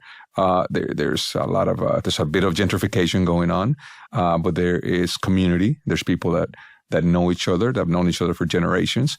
Cleveland Avenue is just like East Atlanta or any other neighborhood that has been fully gentrified now. I don't see it as dangerous. I've been there myself many times. But anyway, they wanted to sit a convicted murderer next to Mr. Williams. And I think that after a while, they realized that even though he had an appointed attorney, that appointed attorney had a big mouth and they wanted to get rid of it. Well, there you go. We brought your big mouth right into the studio today to help us out, so thank you. My client or someone else's client might determine it's in my best interest to turn state witness and save myself. Because Y'all know about Vera. I honestly don't mind trolls. I don't mind people commenting in the chat with stuff that I don't agree with, but it becomes a distraction when she just keeps saying the same shit and then all the chat start focusing on her. So that's why I kicked her out. It ain't really because she was a troll. I don't really mind trolls. You know, they help comments, they help views, so whatever. I don't mind. I don't mind entertaining the haters, but she had to go though. For y'all. I did it for y'all. Because it's okay to be selfish. And some people, at least 8 people, have been, you can say selfish or have been self-preservation because they were facing with, even though you probably didn't do what they're claiming you did. Or if you did something, you've already been convicted for it. There's a handful of people that have already been sentenced and served their time and paid their debt to society for what they did. And then they brought them back and charged them with RICO for the exact same acts that they've already paid their debt to society. So you can sit there. She go right there. She back again. How she get back up in here? In the bedbug Rice Street for now what it's been a year and a month of trial plus the pretrial detention, which was another 4 or 5 months. So you could be there for a year and 6 months waiting for a jury to say, no, it's not right for you to be prosecuted twice for the exact same acts. Or no, they couldn't prove the actual conspiracy or the connection. And to do that, you have to sit in that courtroom and go to Rice Street every day, be woken up at 3 a.m. so you can be transported to the courtroom. Or you can say, yes, YSL is a gang. Yes, they commit crimes. Yes, yes, ma'am. Yes, ma'am. Yes, ma'am. You can say those things and you get to go home. So I have nothing negative to say about it. So for those who don't know, the bushes means that you watching, you just not chatting. That's all it means. It means she's still here. She's still rocking with us. I think Nameless is a woman. I'm not sure.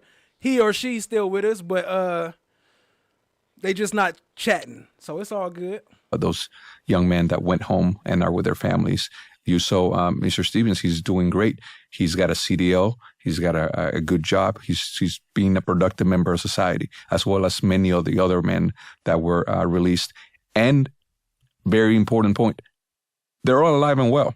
The main concern, the reason that the state wants to close the courtroom and get rid of these cameras is because of the danger to their potential witnesses. Well, a snitch, if somebody's been labeled a snitch, is the person with most risk, and nothing, absolutely nothing has happened to them for a year and a month because there is no danger to them.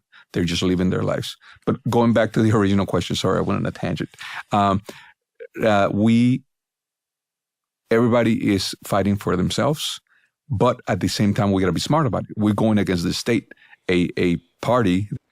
Nah, I haven't heard from Kat. I see that her channel been down, though. I think her internet and power been down from the hurricane and all that. If you can, Steph JK, please drop her link in the chat. For those who don't know about Kat Not Williams, she got some great content. She's a great part of this YSL trial. And y'all go check her out. Appreciate it, family. That has unlimited resources. They can do whatever they want. They can subpoena, fly in, put in hotels, 700 people if they want to. And we have limited time, limited scope. We have our own practices. So at any time, if we can help each other, we will. There was not an official agreement, but if Mr. Steele is up there arguing something and I see case law that I think is on point, I'll text him real quick. Same thing with him. I got emails where like, hey, you might want to look into this. Or when I was reviewing evidence, your client's name came up on this. Why? Because it just makes sense to share it because we are a united front to fight the state because the state has way more power than any of us individually. Of motions, Judge. There are motions that require an evidentiary hearing, and I think there are at least 3 of those, or 4, potentially 4 of those. There's motions to... Shout out to Elizabeth Wright, still making it rain. Drop some slime brothers for Elizabeth Wright. And check this out right here. Look at the old school 823, 2023 Harvey Weinstein. And dang, what's her name? I keep forgetting her. Miss Westmoreland? I think it's Westmoreland. Suppress the prior convictions, the incidents that are the prior convictions and that are the predicate acts. That's a 2017 case and a 2018 case. And I mentioned yesterday before we left that we may or may not be prepared to go forward this morning because there were body cams and videos that we hadn't had produced. There were on the 2018 case, I'm sorry, I don't recall which predicate act that relates to. Perhaps the state can tell me which predicate act. But it is a predicate act, one. We received last night, and promptly after we requested and said, where are they? They made copies for us after hours last night. We received those, but there's at least 19 body cam videos that we received last night. So I'm telling the court, and we talked to the state yesterday, and I'd like to defer the hearing on the motion to suppress physical evidence related to the 2018 case. The 2017 case, we've received nothing, but when we checked the docket, the Superior Court docket, there was, in that case, a certificate of discovery from the state that said, hey, CDs, body cams, here's the CD. Now, obviously, that's a certificate. They don't put the CD itself into, obviously, the public record. But we asked about that yesterday. The state is still, from my understanding, still searching for that. And so we talked to the state yesterday. And because of these issues, the state's in agreement, if it pleases the court, that we can set off. Yo, mixed chick making it rain. Drop them slime umbrellas. Spam the chat. I appreciate it, family. Yo, mixed chick, I got to make a new emoji now. So if you got any suggestions, I'll start a poll for what's going to be one of the next emojis. Let me know what you got in mind. And also, who else was the top one? Elizabeth Wright and Steph JK. Let me know what y'all got in mind for the next emoji. I'll start a poll. Appreciate y'all, family. Y'all show some love to Mixed Chick for the slime. Drop the slime umbrellas for the love. Appreciate it, family. Those two, if the court allows, those two motions to suppress until we have a chance to review the 2018 body cams and videos and the 2017 body cams and videos or dash cams. And TSC always showing love, so you can let me know what you want too. I add that to the poll. If they become available. Can I ask a question? Yes. How long are those videos? And I'm just asking so I can kind of just see how long you might need to prepare. The 19 body cams and videos, I tried to look at those last night. They're not all that long, but I was able to access the video, some of the video portions of it, but not the audio portions of it. The audio portions are obviously the, get over there, you're under arrest, I'm doing all this to you, which they did to him. But, so I wanted to get access to the 19, and they're from all sorts of different angles. And I want to tell you, just for the record, I don't know about you. Mixed Chick said, for sure, in my Woody voice. For sure. When I look at body cam videos, it's like up and down. It makes me like seasick or car sick. I mean, I can look at it for like 20 seconds, and then I'm looking for what they used to have in the airlines. The old barf bags and the seat in front of me. That's what the technical term for those bags. They're called refuge bags. Yeah. I ain't gonna lie, Miss Westmoreland looking kind of nice right there, though. Shout out to Miss Westmoreland. Am I saying her name right? Thank you. Just to bring you up currently, okay? Well, that was back when you could still smoke on an airplane. Remember that? I am old enough to remember that. Yes. All right. So I'm asking the court's indulgence. And the state has no opposition with obviously the court's approval, but we can get to that. We could probably get to that sometime next week if we're still in the motion process. If Mr. Chata Jimenez is still in front of the Honorable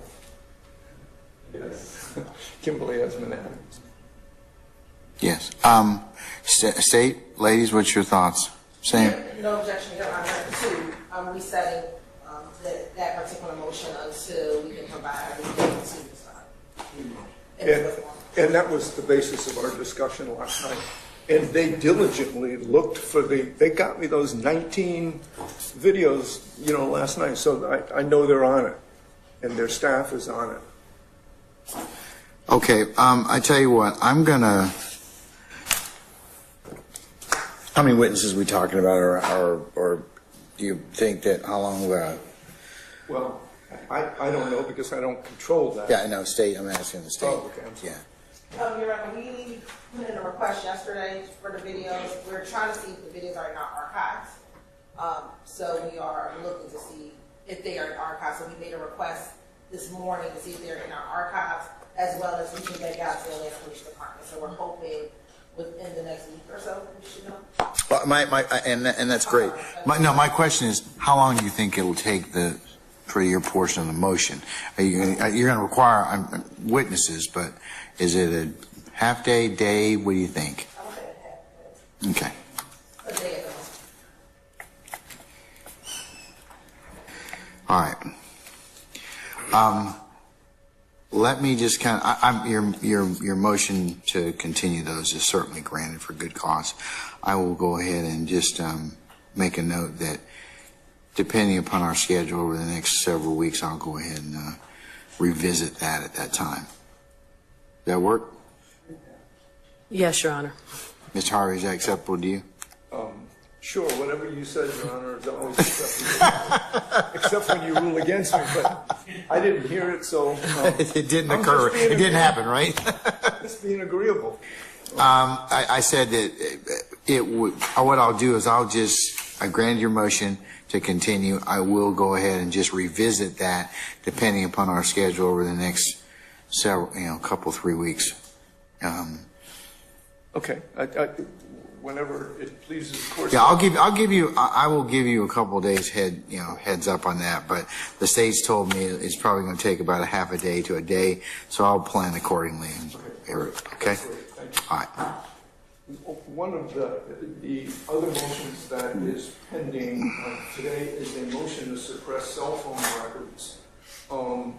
I don't know, and I'm going to inquire of the state. That is a search warrant issued on the four corners of the warrant. We can argue that, and we'd be prepared to argue that today. My question to the state is there anything from that warrant that the state intends to use in the trial of the case? If they say no, then that makes it. All right, Steph JK, much love. Appreciate you, family, for everything you do. Much love, much love. If they say yes, then we're ready to rock and roll, as the old saying goes. Yes, there is. As to what? There is evidence from that search warrant that we would intend to use, which would be the cell phone records. Okay. Okay. So part of it can we deal with the issue of the suppression issue of the records and on the four corners of that. Okay, so we'll deal with that. Okay. There is a motion to suppress identification evidence. Yes, sir.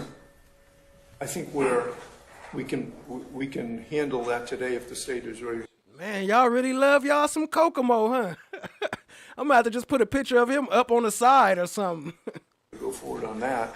Your Honor, we would ask that could be research around if there's a witness needed, investigative development with Atlanta Police Department. He's had a family, when we reached out to him to see if he was available, he had a family emergency around. So we are asking if we could reset that motion. We don't believe that would take half a day. It would take an hour at most for that motion. And we can schedule that at the same time, I guess, as the other evidentiary motions go.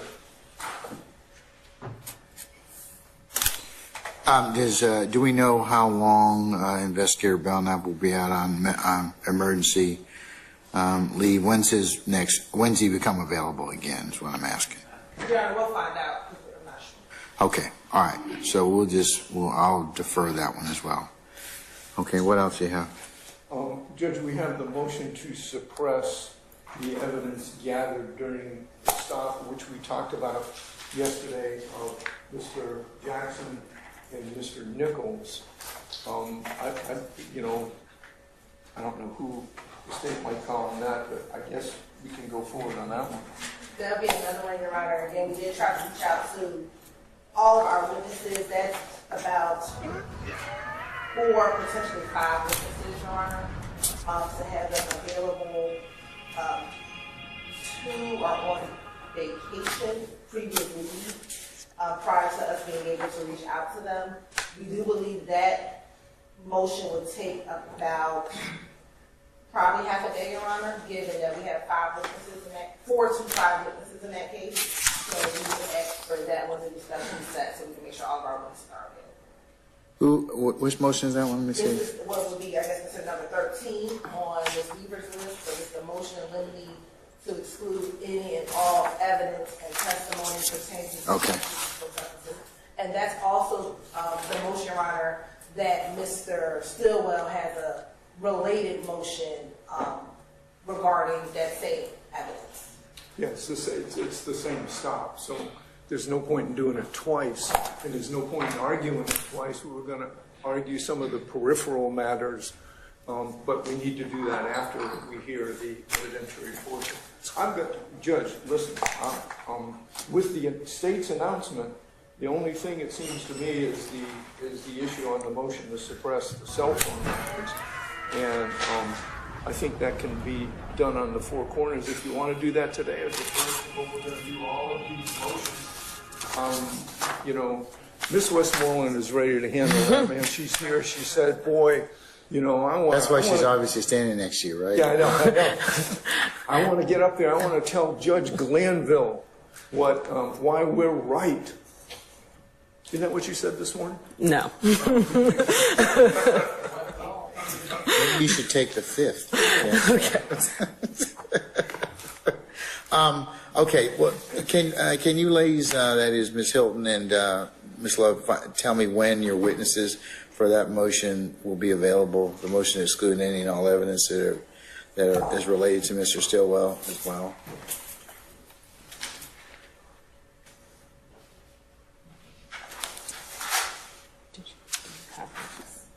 Thursday the 31st and Friday the 1st, but and I'll also, it'll be dependent upon what's going on with the other matter involving Mr. Chad Jimenez, but I can. Mr. Chad Jimenez. Why you say Jimenez? Yeah, so this is when they was talking about trying to get old boy severed from the case. And this is right before they did sever him. I was trying to find the actual part where they did it, but I don't know. I got to do some more digging. Appreciate y'all being here. Hit the like, hit the subscribe, tap in, share with a friend.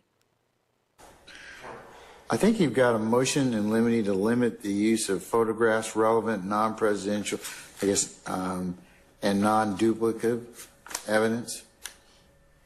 Yes, Your Honor. We spoke to the state about that motion also, and we're asking for that to be deferred until we receive an exhibit list or know if the state plans on using what they plan on using, so that we're not doing that hearing repeatedly. Yo, I actually already had a Woody emoji, but I took it down because nobody was never using it. Nobody was ever clicking on it, but I could bring it back up, maybe.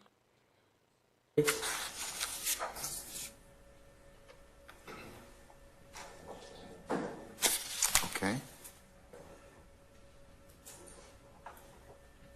But it's a magistrate court warrant. Y'all know Vera ain't nobody but love. That's just love. That's all right. We take her support too. Psych. Going to an entity. Do you know if this judge here is sitting by designation in Superior Court? I can tell you most of our magistrates do sit by designation, but I'm just asking that because that may make a difference at some point. But we're in the 4 corners. And it says in the magistrate court. But that's where our warrants start from. We don't have any we don't have in Superior Court. unless it's a specific drawn-out warrant by that particular judge or division. Most of our warrants start with in this. In fact, this is state court. This is the child of Yah. You see her, fam? Is that what the eyes was for? You see her? Well, in the court of Fulton County, state of Georgia, and well, it says in the magistrate court of Fulton County. yes, the judge is in the magistrate court. And then the signature, it doesn't say state court, superior court. It says Elizabeth George, title, judge of the Fulton County. And remember, I started this whole argument with on the four corners. And I don't think you can add to it. And it says Judge Elizabeth George, title, judge of the magistrate court.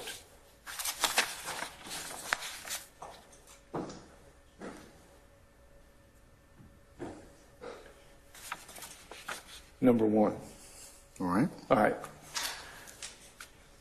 Hey, that is crazy because we didn't even know way back then the squeak been here the whole time. They always had the squeak. It is for production of records that are held, as I mentioned, in Parsippany, New Jersey. Number three on the face of the warrant, it says, which is name the law being violated. That is 1651 murder. Nothing else. And let me just start here. First place, there is a statute that governs telephone number records from electronic communication service or remote computing service or transactional records, electronic transactional records, and that is OCGA 16-11-66.1. And it's been around for a while. I looked at it this morning. There are no cases decided under that statute. But the warrant references that statute and the applicable federal statute of the Stored Communications Act. Okay, great. But let's look at what 1611-66.1 says. Search warrants for the production of stored wire or electronic communication and transactional records pertaining thereto shall have statewide application or application as provided by the laws of the United States when issued by a judge with jurisdiction over the criminal offense under investigation and to which such records relate. That's subsection C. No magistrate judge in Fulton County has jurisdiction over a murder case. If they're sitting by designation, they would. But that's outside. Unless there's, but that's something that's within the breast of the court that I know about, that the court knows about. No, you can't. That's why I went through that whole song and dance. I'm telling you, it's something that this court knows. I mean, that as a matter of pattern and practice. Great. There's nothing specifically that says this judge was sitting as a designated Superior Court judge at the time and the place that this warrant was issued.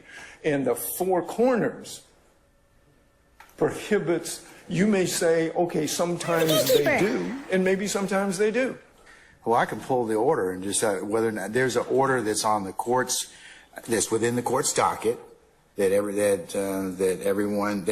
I have access to, that I can determine whether or not an order was filed for this particular judge for this particular term. That's within. I can take judicial notice of the things that are within the breast of my court. So, if you're going to do that, then I'm going to ask for additional time to do the same research with regard to. And I'm not saying you can or can't do it. I'd certainly like to say you can't, and I will. I'm sure. Yeah, I'm sure you are. I mean, you need to give me a chance. If you're going to take judicial notice of something that's not in the docket when we went through this whole song and dance about the four corners, I want time to look at that as well. Your Honor, motion as filed is not particularized in this manner in which Mr. Harvey is arguing. And so if he brings up new issues that's not contained in his the initial motion, then the state would ask for this motion now become more particularized so that the state can be able to respond in an appropriate fashion. Yeah, because it's not particularized at all. I mean, it's not. So, and I'll be glad to do that. There was a date by which you wanted, not you, and I apologize. The court wanted motions to be filed. That was before the discovery that provided the particulars of this warrant and the affidavit. So it couldn't have been particularized. I'm happy to particularize it, but that's clear. You know, one of the things that you can always argue is the jurisdiction of the court. The court doesn't have jurisdiction. I'm happy to particularize. I'm happy to particularize so that when we come back and we argue the rest of the motions, that the state will just concede. Lady Justice is blind. Everybody can get it. it makes the argument better at least. So. But it will put the state in a better position to be able to respond to court. All right. So That's fine. you need, how much time do you need to particularize your motion, Mr. Harvey? I can get that done as soon as Ms. Westmoreland hits her computer. No. By this afternoon, maybe? No. How about Monday morning? Is that okay? Yeah. That's fine. All right. So and thanks, Judge. And come on. By the 28th? Okay, all right. I'll just make a note of that. All right.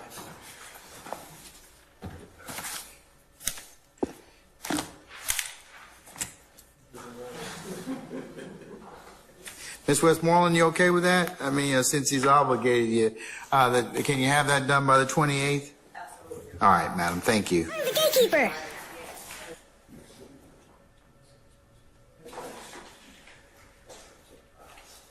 All right.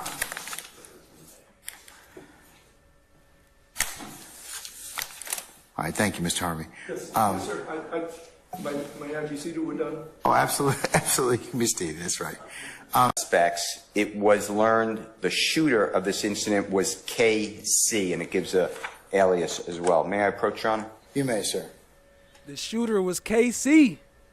It's very important to our case, as the court is potentially aware. KC has been discussed several times as a critical witness in this case. This is alleged to be part of this retaliation type information that's going on, according to the indictment, between persons who are charged and on trial, and persons who are charged and not on trial, and Casey has been alerted as a prosecution witness, and this would be Brady evidence, Your Honor, and it's my understanding that Casey was never charged with that crime, so that would be potential Brady evidence, Your Honor. Oh, dang, that must have got moved by accident. That was supposed to be on love part. Shut the fuck up! We'd like any type of information, and especially I'd like the witnesses to back up the statement on there that suspects have identified Casey as the shooter. That's the motion. Well, D2 is admitted for purposes of your inquiry and the motion.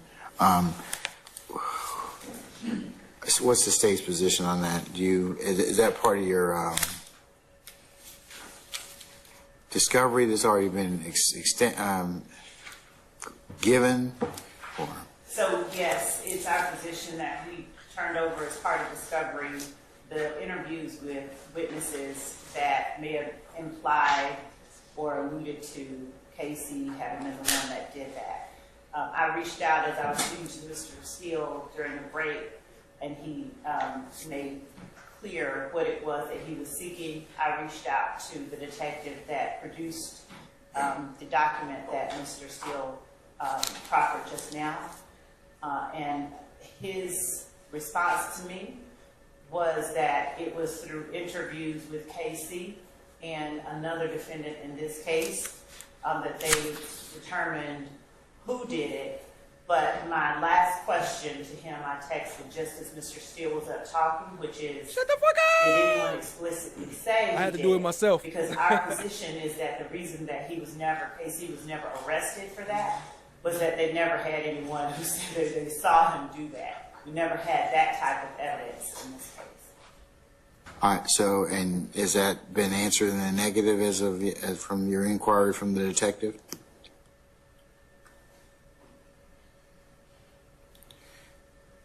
It has not been answered in the negative. The response was simply that it would have been, the information would have been in the interviews that we've turned over to KC with respect to KC, or the interview that we have turned over with respect to another defendant in this case. So there's, I'm sorry to interrupt you. Is there any other, I guess, documentary or witness substantiation that has otherwise not been tendered at this point?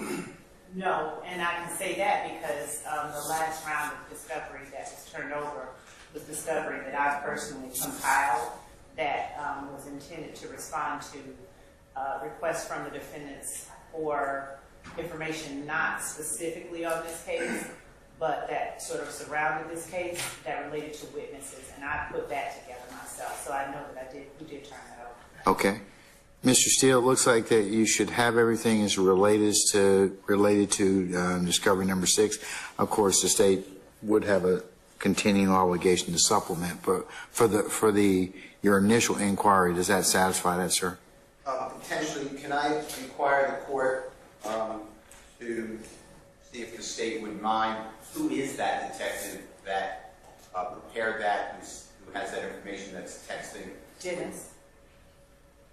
Former detective Dennis. I'm sorry? Dennis, D-E-N-N-I-S, Dennis. And may I ask for the initials of the other person identified as a separate interview that we were given the... D.G. Okay. That satisfies me. Okay. All right, sir. Thank you. In case that it is not January the 6th, then we don't have the January the 6th. Okay. So can we look and then clarify if necessary, and I just get a status or satisfaction statement on the 6th? Yes, absolutely. Okay. All right. Always lying. We're always lying love at. I saw you in the chat earlier. All right. I see you there too, Rico. What's that? Did you file the motion? Well, no. Why are you asking for clarification on something you didn't file? Well, because I knew Mr. Steele had filed it. What does he want to ask a clarification on? Is the state saying that it is in Discovery 12? What I'm saying is that I believe that there is a video of the witness to whom Mr. Steele is referring at Club Crucial flashing money. But I cannot state with certainty it is on January the 6th. No, I get all that. But you're saying that video is in Discovery 12? The video of the flashing of the money? Right. It's been served in Discovery. I don't know if that was Mr. Smith saying it was in 12 versus something previous, but to the extent that it wasn't given before 12, it's in 12 now if it wasn't given before 12. Thank you, Judge. You're welcome, sir. All right. Motion eliminating number 4. I know. You see how tall she looks? She looked bigger than everything in the courtroom. Hold on. Mr. Steele. Look how big she looked. Thank you, Judge. You're welcome, sir. All right. Motion eliminating number 4. Mr. Steele. Yes, sir.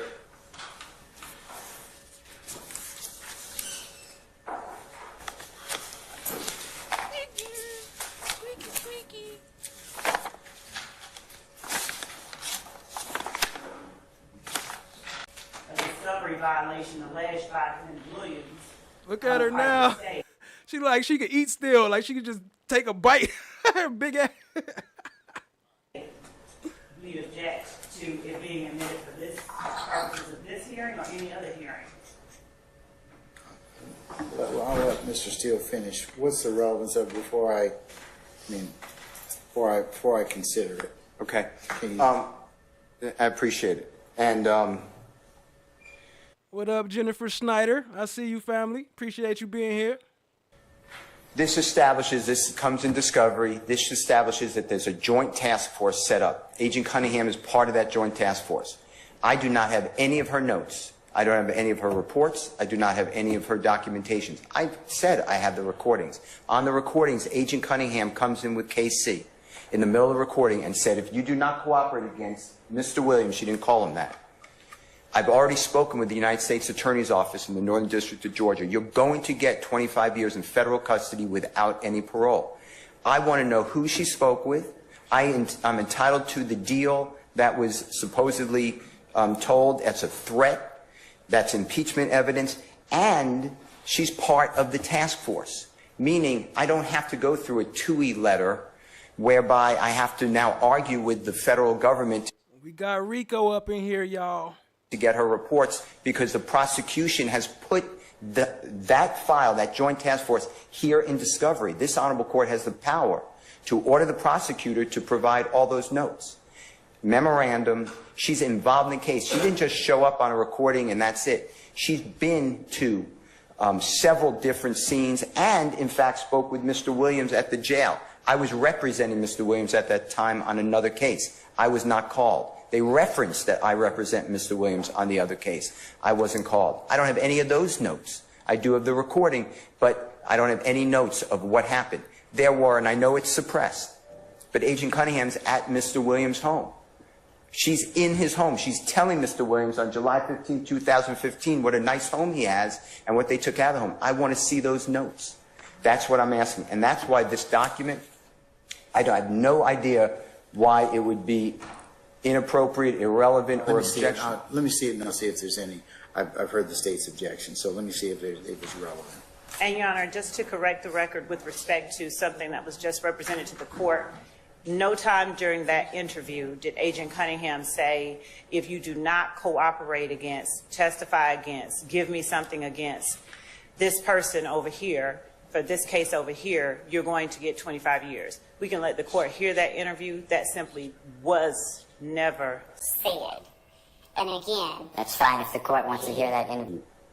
The I can tell you what time it is on the interview. The interviews that are referenced in the motion for discovery number 11 have been turned over.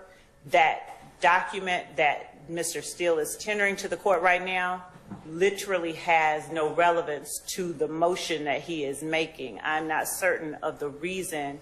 Well, here, Ms. Love, here's what, just from what little I know at one time.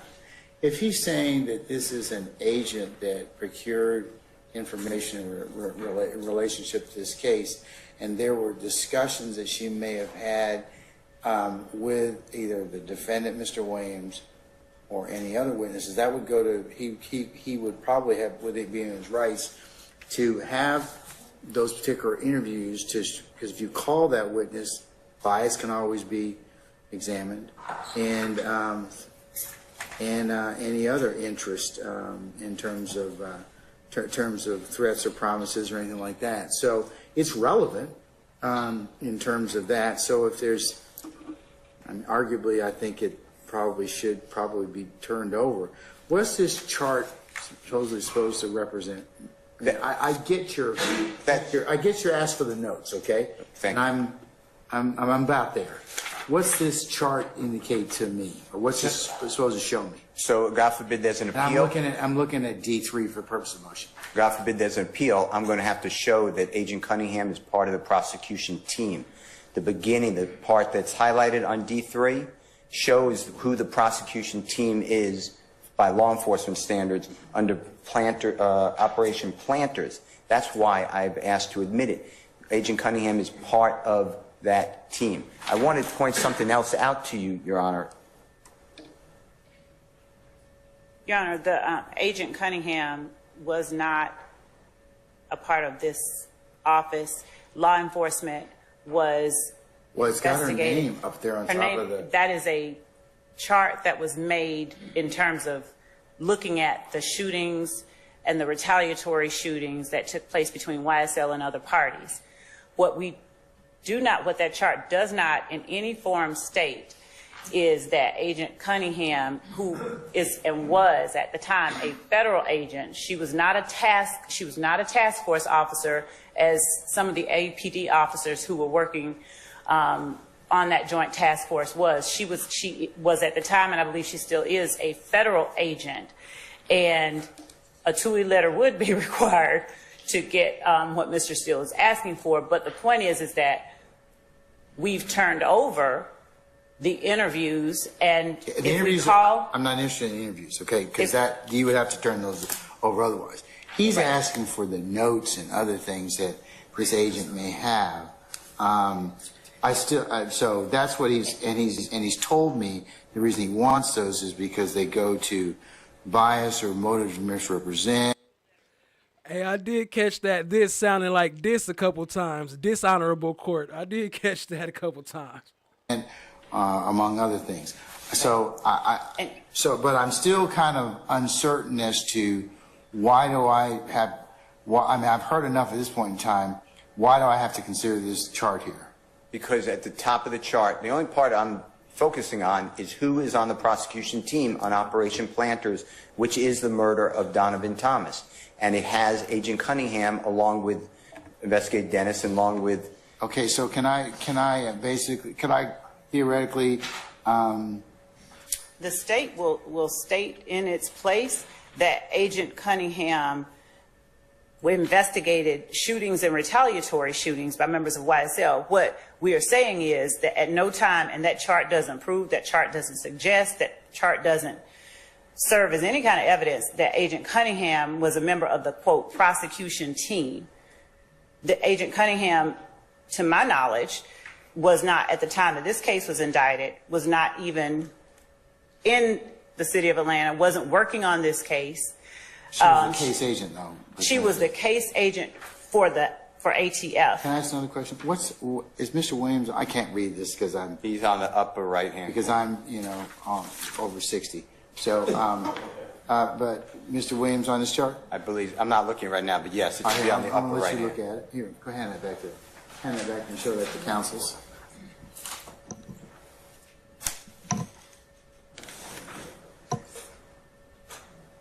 Do you know?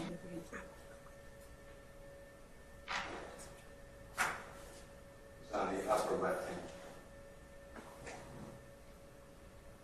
All right.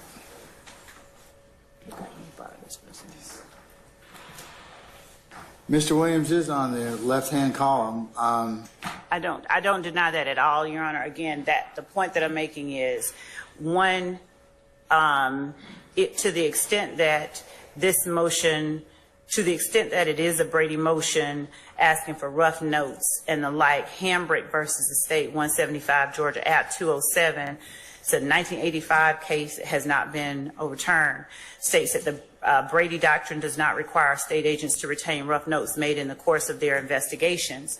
And I believe, because I can't discern any other position that is being taken, that Mr. Steele is asking, and again, that chart has no relevance as it relates to what he is asking for.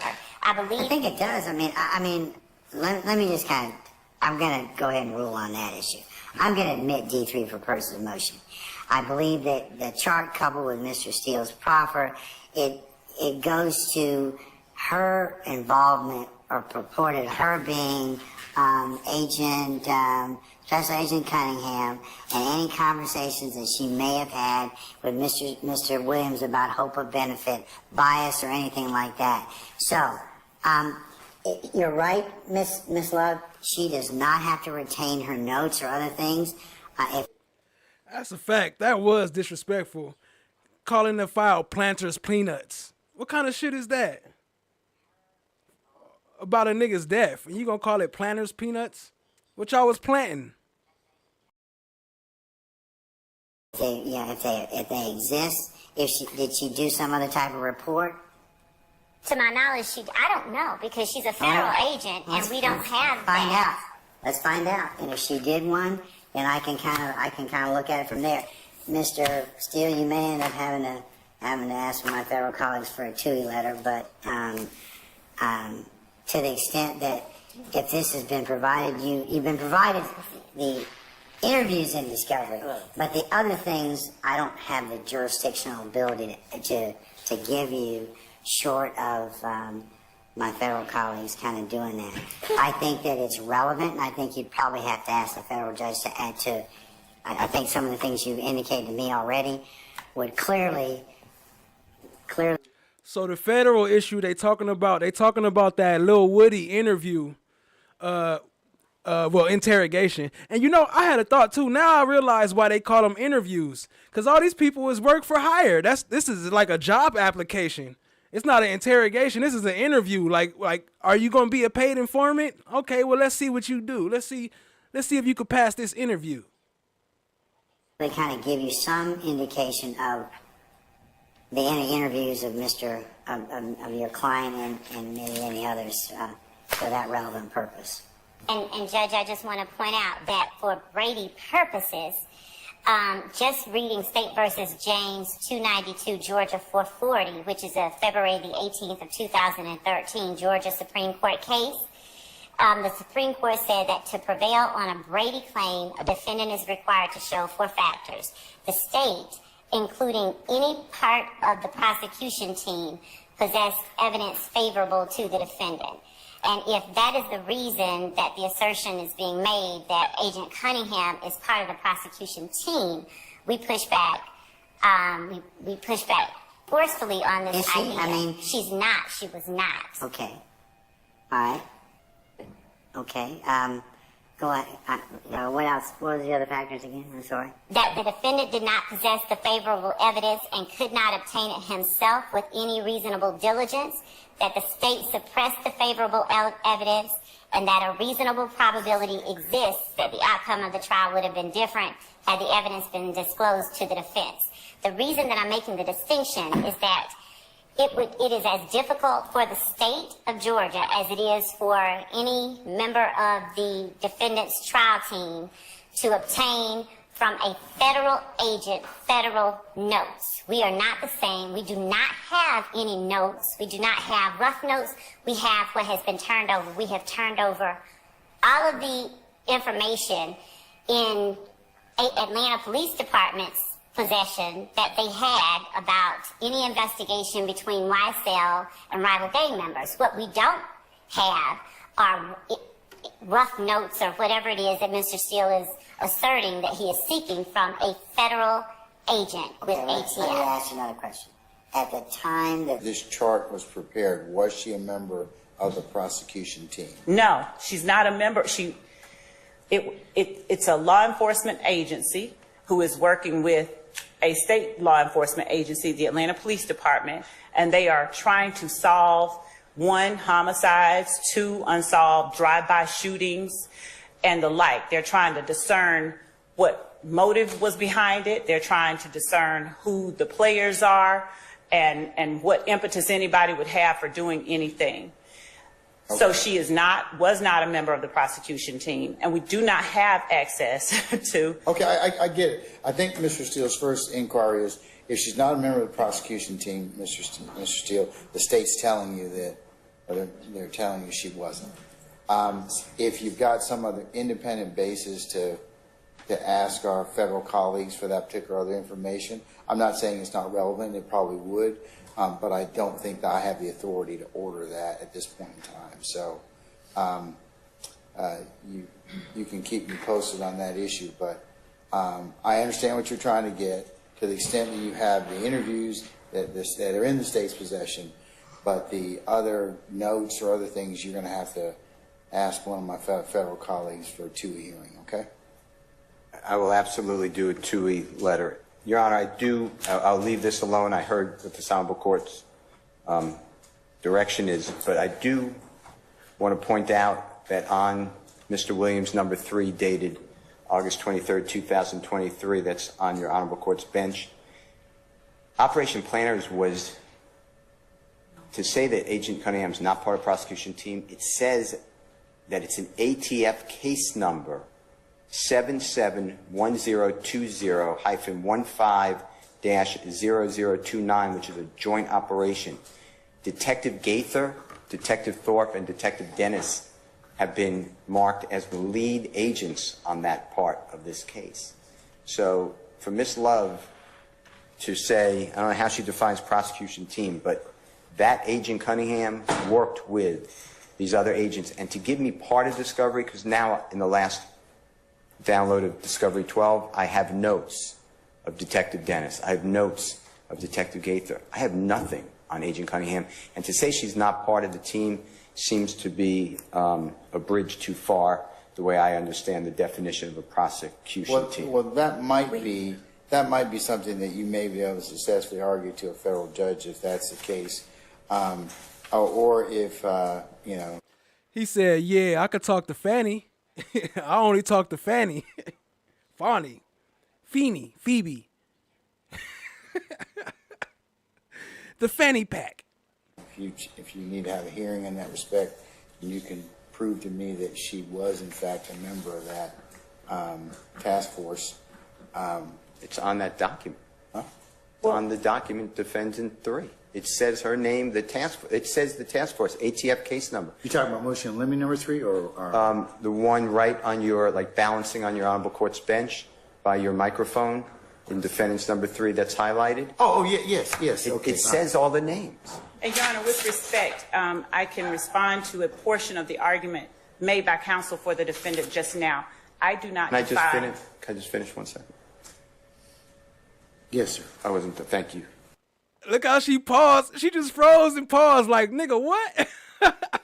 I know you did not just interrupt me from interrupting you. And look, she froze. And I apologize, Ms. By counsel for the defendant just now. I do not Can I define. Can I just finish 1 second? Yes, sir. I wasn't done. Thank you. And I apologize, Ms. Love, I wasn't done. Also, this direction of rough notes, I never said the word rough notes. That came from Ms. Love. I'm looking for rough notes.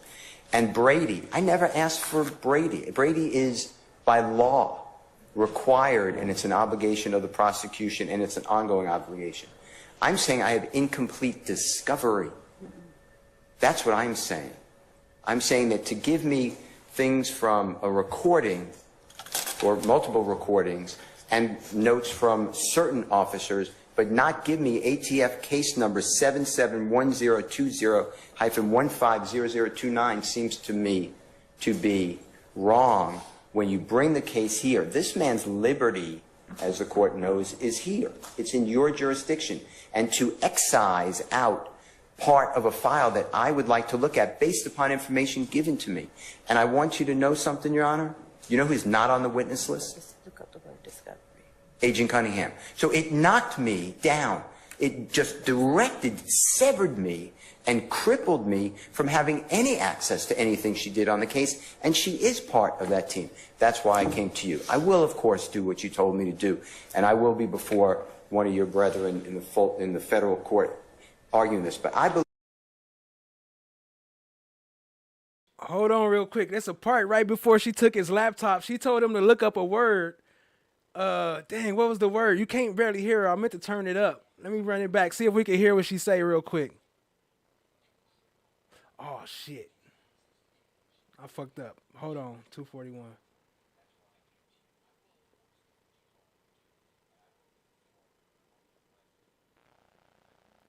A jury determined that he was guilty, and so he was convicted. To excise out part of a file that I would like to look at based upon information given to me. And I want you to know something, Your Honor. You know who's not on the witness list? Just look up the word discovery. Agent Cunningham. So it knocked me down. She told him, look up the word discovery. That's how she fight our arguments. Right there on the spot. Look up the word discovery. So I could use the key points in the word discovery. It just severed me. And you know who's not on the witness list? Just look up the word discovery. Agent Cunningham. So it knocked me down. It just severed me and crippled me from having any access to anything she did on the case, and she is part of that team. That's why I came to you. I will, of course, do what you told me to do, and I will be before one of your brethren in the federal court arguing this. But I believe that there is a duty on the prosecution to call up the agency and say, listen, we are bringing the case and we have this person and the ATF file number. We gave partial discovery. If there's anything more, they're entitled to it. And that's what I asked the court to do. But I heard what you said. I'm not trying to. Yeah, I think even assuming we even had this, okay, I still think you're going to have to ask my federal colleagues for a 2E letter. You convinced me you have a good faith basis to ask for it. D3 does in fact indicate this. The state's saying, well, she didn't work necessarily for us or with us. It may have been information that they may have found useful at some point in time, because and without getting into how the task force was set up, roles, responsibilities, whatever else. But I think that with what you have right now, you'd probably be able to at least make a good argument before one of my federal colleagues. I hope so. Thank you, sir. All right, yes, ma'am. Thank you, Judge. I just wanted to address a matter that was broached by the Honorable Mr. Steele just now. Deloach versus the state, a Georgia Supreme Court case, which is, for which the site is, and that's deep. The court notes that the prosecution team is defined as the prosecutor or anyone over whom he or she has authority. It is of note, as the court has found, that Agent Cunningham is a federal agent. We do not have any authority over federal agents. And additionally, Your Honor, in Brannon, BRANNON versus the state 298 Georgia 601, a March 7, 2016 case, the court states that by its plain language, OCGA 1716-4, which addresses Georgia's requirements for the disclosure of evidence in criminal trials and specifies the types of evidence the state must turn over to the defense, does not include the informal notes of law enforcement officials among the types of evidence the state is statutorily required to produce. And absent in this particular case, in Brannon, the court stated that absent a showing by the defense that it was legally entitled to the discovery of such notes on some other basis, the state had no duty to provide them. I agree with all that, Ms. Love. The thing is, in this particular circumstance, it borders on Brady. I think Mr. Steele's made a good argument. I don't believe that you have to tender it or get it for him. He's going to probably end up having to get it from the federal court. But the issue that I'd always kind of remind you of is that, with this issue of, prosecutors kind of have this issue with Brady, and in the absence of it's always good to just disclose, just to get it out of the way and disclose it, because if you mess it up, then that becomes a problem. So, what up, Bay? I see you. Appreciate you being here. Bahira. For the record. So I would just say to you that he's made a good faith basis as to why he needs, or potentially what he has in terms of why those notes would be sufficient. So I think that, not necessarily, you may not be able to acquire those for him, because they may be with a federal agency, but he can certainly ask my federal colleagues in terms of that. But he's got a relevant basis to ask for it. I don't think.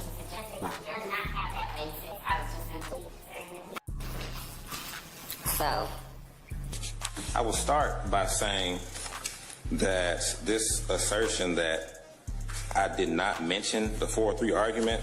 Don't worry about that, okay? Because it wouldn't be. I'd have to do it anyway. So Don't even worry about that, okay? Okay. I was saying that it's just not true. It's capped, to be honest. But that aside. Yeah, remember that? He said it's not true. It's capped, to be honest. He told Glanville that's cap. Though. Don't even worry about that, okay? Okay. I was saying that it's just not true. It's capped, to be honest. But that aside, though, I just like to go back and the state mentioned a couple things in the indictment. And be searched. This ruling comes after the attorney's client used his laptop in court to get on social media. In court, Channel 2's Tash Fernandez live in downtown Atlanta outside the Fulton County Courthouse, where other defense attorneys are fighting this decision. Ty? Justin, that computer will now go to a forensic expert who will sort through the privileged information on it. And I can tell you right now, there were at least 5 attorneys inside the courtroom today who are filing motions right now to continue to fight this. Attorney Eric Johnson was in the process of selecting jurors back in May for the YoungThug YSL case when his then client, defendant Christian Eppinger, got on the attorney's computer. Deputies in the courtroom saw Eppinger on Instagram and took screenshots of him violating the court's rules. So a judge signed a warrant to seize that computer. What they mean? They took screenshots of him violating the rules. So they was monitoring the computer or something? They was watching him on whatever he was doing on the computer the whole time? But Attorney Johnson and other defense attorneys on the case fought back. Friday's hearing was for this judge to decide whether to suppress the search warrant or uphold it. Johnson had attorney Denoris Hurd argue his case. The reason for this search warrant is because they want to check the browsing history. They want to check the aspects of Mr. Johnson's computer. Now, that in itself will violate the attorney-client privilege. All of the attorneys in this courtroom agree with that. But after hearing both sides argue, the judge decided to uphold the search warrant and go through the computer. The laptop will go from where it has been safely stored to the forensic expert, and the expert would image it so that that work can be done to sort through any privileged material and any material that is. What's crazy is how long ago that was when they was arguing about discovery, and it's still going on today. That was over 100 court trial days, 150, because that was before trial even started. That was pre-trial hearings. Responsive to the search warrant. Ongoing YSL RICO trial. While most of the attention has understandably been on Jeffrey Williams, known as rapper YoungThug, his co-defendants are proving to be just as important in the case. Yeah, so 11 Alive's Brittany Klein-Peter has more on the latest motion filed to remove one of YoungThug's co-defendants from the courtroom. YoungThug's attorney Brian Steele gave me this copy of the motion that he filed on Friday asking for Cordarius Dorsey, also known as YSL Polo, to be removed from the trial due to his inappropriate behavior in the courtroom, alleging that his conduct could impact YoungThug's chance at a fair trial. It took just hours for rapper YoungThug's legal team to file a motion to remove YSL Polo after he was seen acting like this in. So there you go again. That's Chata and YSL Polo right there. Pollo, El Polo Loco. In court on Thursday. The motion reads that Mr. Dorsey displayed unprofessional and unacceptable conduct in the courtroom. It goes on to say that Mr. Dorsey, during a separate trial, used movements with his hands to threaten the prosecutor as well as the jurors. It's not just what's legal or the evidence, the lack of evidence. It's the way people act, it's body language, facial expression. All of that makes a difference in a court. The one that said Cap, his client got severed already. He was one of the ones of the original 28, but he's not part of the case no more. Daryl Cohen is a defense attorney who isn't involved in the YSL case, but says this move could both extend and shorten criminal proceedings in what has already been a months-long process just to seat a jury. It may shorten this trial by just a little bit, but it will necessitate an additional trial that will take a great deal of time. Cohen adds that even if the judge denies the motion, it's a strategic move. If Judge Glanville does not grant the motion to sever, then if this defendant or any or all of the defendants are convicted, then he has another piece of evidence on appeal to say it was not a fair trial. Jury selection in this case started in January of this year, and still no one has been seated. Yasmina, that confusion was around a state's witness and a missing file. Yeah, and a big part of today was spent trying to figure out where that missing file suddenly came from. That file had reports from the state's witness, who's a now retired police investigator. Confusion and back and forth between the state and defense continues as the lengthy YSL trial carries on. On Wednesday, an investigator for the state was on the stand, but a big part of the day was spent figuring out where a missing file suddenly came from. That file contained reports from the state's witness, who is now retired police investigator Gaither. The confusion started when the state had Gaither identify her file during questioning. A file the defense. No, the prosecutor wasn't dating him. Christian Eppinger was messing with her, and the lawyer let Christian Eppinger use his laptop, and then he was communicating with her from the laptop. I think they was on Instagram. No, I'm just playing. I don't know. Defense had previously been asking for, but were told by the state reports in the file were lost. You know, I mean, I do understand, but I just want to make clear that this is not something that we tried to conceal from anybody, given we served this. I understand. Obviously, if they confirm that they already have the contents, that's not necessarily up for debate. It's just that the knowledge that it's Sergeant Gaithers is new.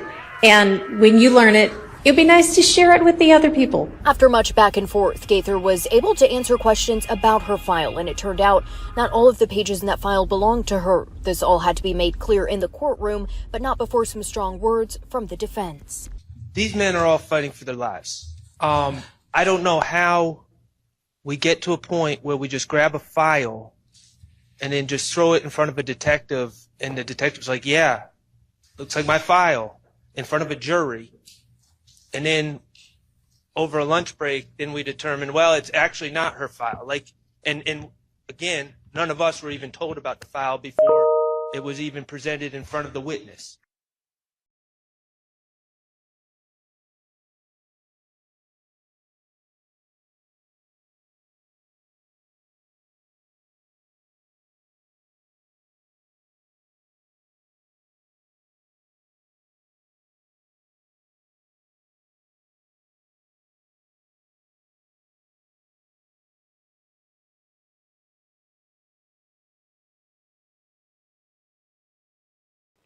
Dang, my bad. I've been talking all that time on mute.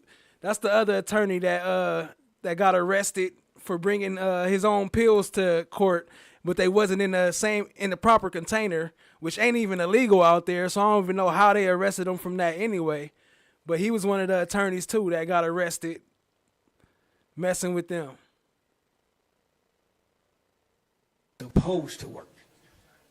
And right now, from 2022 to 2020. I'm sure all y'all know, but for those who don't, that's Young Thug's dad right there. That's Jeff, his dad. Big Jeff. 24, we haven't seen the law work on behalf of these people who the law says is innocent until proven guilty. That's right. These young men was arrested. Some of them voluntarily turned themselves in. Some of them was already incarcerated. They were administered to be guilty day one. Their being guilty until proven innocent was administered as soon as the indictment was put on them. They were already guilty to the system. They're having to prove their innocence. And I got to always give it up to these attorneys. They are doing a great representation of these young men. All of these young men deserve a fair trial. So far, they haven't gotten it. So maybe with the Honorable Judge Whitaker, they may get a fair trial. Tell me what they doing. That's the difference. Now, if I was out here just doing shit, okay, I would live the first time ever. No, okay, I was wrong because y'all found a clip in my pocket.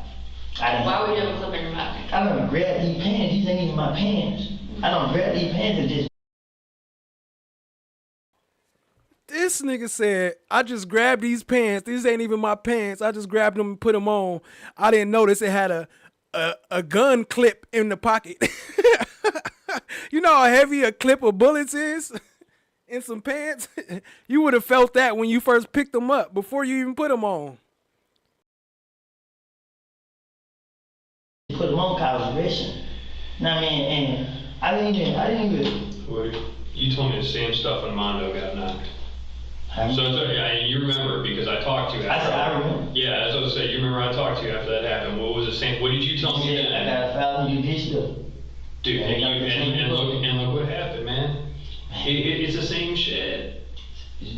And I know you're a smart dude. I know you know what's going on. And that's kind of what bothers me on this whole thing. Is it seems like you're still doing the stuff, Dude, I've been on this job I've been here for 11 years, and I've known you since damn day one. I try to show the real me, and I try to keep people off of me, because, like I say, these new dudes, these younger kids, they don't know me, and they'll try to pull a stunt, so I let them know why I'm still the same, though. Bust one of y'all legs. I get that. But that's how they be. If I wanted one of those problems, I've been waiting on Kill early that morning when he left out of the halfway house, because people already had told us. But I couldn't stop other people from sitting outside the halfway house. But why are you 4 weeks ago? But why are you hanging out over at Windsor and Richardson all the time? Why are you hanging out by the gazebo? Why are you hanging out over there, man? You knew that was the area that was fucking hot from day one. And what happened? You already ran from my folks, by the way. The black team, you ran from I know for a fact you ran from my boys on 285 doing $120. Who's his folks? His boys? The black team. Who's the black team? What y'all know about the black team? Is that like Titans? We got to get back into the Red Dogs again, huh? No, everybody keeps saying it. No, I don't. Well, then your black Honda with the specific the specific markings. I ain't charged with that. I don't care. But I'm just saying, I know how you drive, but it's regardless. I ain't ran from the police. I ran from the police one time when I was out there. They was on feet.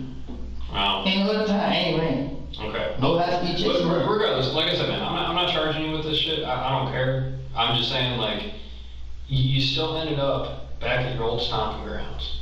And what's going to happen? The same folks, because I was out there a couple weeks ago, man. I saw your car pull in because you were driving down Windsor. You blew a stop sign going down. And I'm like, oh, dude, I know. That's frickin' booty right there. And you were right in the parking lot with all the boys again. You had a couple of Jeeps in there, and I know you backed right in because you were towards the front so you could see everybody was going out and about on Windsor. But you kept going to the same spot. You knew that shit was hot. How many times Windsor and Richmond, how many times that corner been shot up? Not just you, but in general. Growing up, how many bodies have been dropped on that corner? I told you, let me tell you this. Y'all probably seen right there posting it. I went over there and I talked to the people. So hold on. The question is, if those wasn't his pants, whose was they? Was they like his girl's pants, or did he just wake up and put another nigga pants on? He just wake up and hey, I'm gonna wear these. All right, cool, go ahead. These ain't even my pants. Whose pants is they then? And why the fuck you got them on? I got shot. Mm-hmm. I mean, I spoke with them. Okay. I got there and speak with them. I seen police right there, uncover, whatever y'all call them. I seen them. I didn't say that. I talked with them and I told everybody, I said, hey man, listen, I ain't trying to tell y'all what to do, bro. But y'all just gotta stop hanging. I mean, these people have shot. What if somebody got hit the other night? I went out there first thing in the morning and when they talk to the people. Because the people first thing they do, they put it on me. That had nothing to do with this. Why are you even out there? But you're right. You're right. How many times are we gonna have the same conversation about you putting yourself? I can't leave. I promise. My girl ain't even here. I'm ready to fuck away from them. I can't leave. I don't talk to you. He said he was walking, but from this interview, it sounded like they got him out of car. I'm not sure. There's a difference between not leaving and moving to and not standing at 560 Windsor every day. There's a big difference. A lot of people don't like me. I can't go down and hang out in the county every day. I tell y'all this much right here. I know the people are gonna go do it. I can get the time when they gonna go do it. So y'all can catch them in the act. I know. Who's the target? One guess. I mean, Lucci's locked up. Share Kelly. So how? She always been tight. Who? Kelly. Who's always been tight? Share Kelly. And who? He's this man. He's the sex with this guy. He won. This is as much as I can say. Cause y'all already taken. Wait, you're like, ooh, I'm gonna get lost. You said who's tight with Shell? No, because your friend's not here, nobody can hear you. Like, your friend's not here. We moved him for that purpose. The person y'all just think that I did tell me anything. He won't. Rico say the pants belong to Lil Mike. He had Lil Mike pants on. Hey, FFS, what up, family? Appreciate you being here. Appreciate you joining. Been wondering where you was at. What up, fam? him. He want him as bad. So you're talking about Jeffrey. Why? Jeffrey who? My bad. I mean, for fuck's sake. What up, family? He doesn't know the backstory. Y'all still take me to jail, man. Like, I just told y'all. But I don't, but that doesn't, night. but God forbid his kids are, you know what I'm saying? Like, there's more to it than, like, you can't just let stuff like that happen. On your, do you think if I knew something like that was going to happen, you would let it happen? How it's going to go down? How it's supposed to go down? But I tell y'all, they think y'all be able to stop without me. You know what I mean? Like I said, I'm not going to play with you, first of all. No, I'm not playing with you either. That's what I'm saying. If you help. Wait, that kind of makes sense. He was walking because he saw the police. He was driving at first, but then whatever happened when he got out the car and parked and then started walking. Okay, that could make sense. Despite what that Joe Lynn did, he's still alive, and we still got a job to protect a life. He's a waste of space. He probably is, right? But if we have an opportunity to save a life, we got to. But who's to say he's the one that's going to get hit? Right, guess what? You right. Who's to say somebody's mom's not going to get hit? Who's to say somebody's little kid's not going to get hit? Because guess what? If they would have came and shot up 560 Windsor when you were out there. The detectives are unable to make any promises to Woody in exchange for his information. So instead, they're trying to guilt him into speaking. I saw. It's not okay. Guilt him into speaking. I saw how many little kids are out there on the video. It's not okay. It's not okay. You think I'm paying attention? Every time I saw one, maybe know what happened. The police come right there. I pay attention. You know what I mean? I don't do nothing. That's why I know that. Patrols they just patrol. They just come see the 656 right there at the light. Just see there. I said, you know what? Because they know what I know I gotta stop doing it. I knew I have to. You know what I mean? Yo, shout out to Elizabeth Wright. She been making it rain all night. Let me drop some slime brellas in the chat for you. Appreciate the love, family. How you feeling tonight? How does it feel to be on the right side of history? Y'all know who that is? Y'all be always talking about who Fanny got up up above her, that's helping her out and helping her get away with all this shit. Here's one of them right here. Listen up, everybody. I am so excited by the outcome of tonight's election. We have done a thing. When you get to 89%, the people said yes. The people said yes to justice. The people said yes to safety. The people said yes to integrity. The people said yes to Fonnie Willis, everybody. Fonnie Willis is and will continue to be the DA for Fulton County. And that's all right by me. That's the mayor of Georgia. I believe. I think that's who he is. One of them. Atlanta's seal and our logo has a phoenix. And you think about that phoenix represents that a fire occurred and this bird rose from the flames. Fonnie Willis has gone through some things. Fonnie Willis has put her life on the line. She's put her courage on the line. She's put this whole county on her back. Fonnie Willis has gone through the fire and come out like a phoenix that represents the city of Atlanta. Came to burn it down. Every single day she is fighting for Fulton. She's fighting for the city of Atlanta. And the mayor of Atlanta needs a partner, y'all. A partner like Fonnie Willis. Think about it. We had a 21% reduction in homicides, 50% reduction in rape. Violent crime is down in Atlanta and Fulton County because of this partnership. We have a great relationship with our DA. We have a great relationship with our Solicitor General over here, Keith Gamage. Congratulations to Keith Gamage, everybody, on his win tonight. We are in a group project, and Fonnie Willis is leading it as a DA that has courage, that has integrity, that has the unmitigated gall to keep going in the face of opposition. Facts, FFS. Like, I mean, even if it was some boo-boo in them pants, not even a heavy-ass clip, think about how heavy boo-boo make pants weigh. So you know how heavy that shit would have been? Like, oh, here, maybe his pants are just heavy. Whoever pants these are, they got some heavy pants. I'll just put them on and go outside. What happened to his pants? What'd he do with his pants? Why he didn't put his on?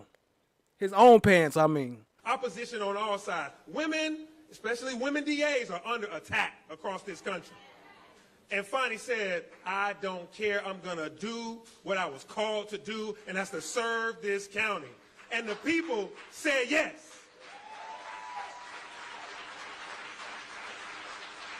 Now, Charlie Bailey is a good old country lawyer, and he said 89% seems high.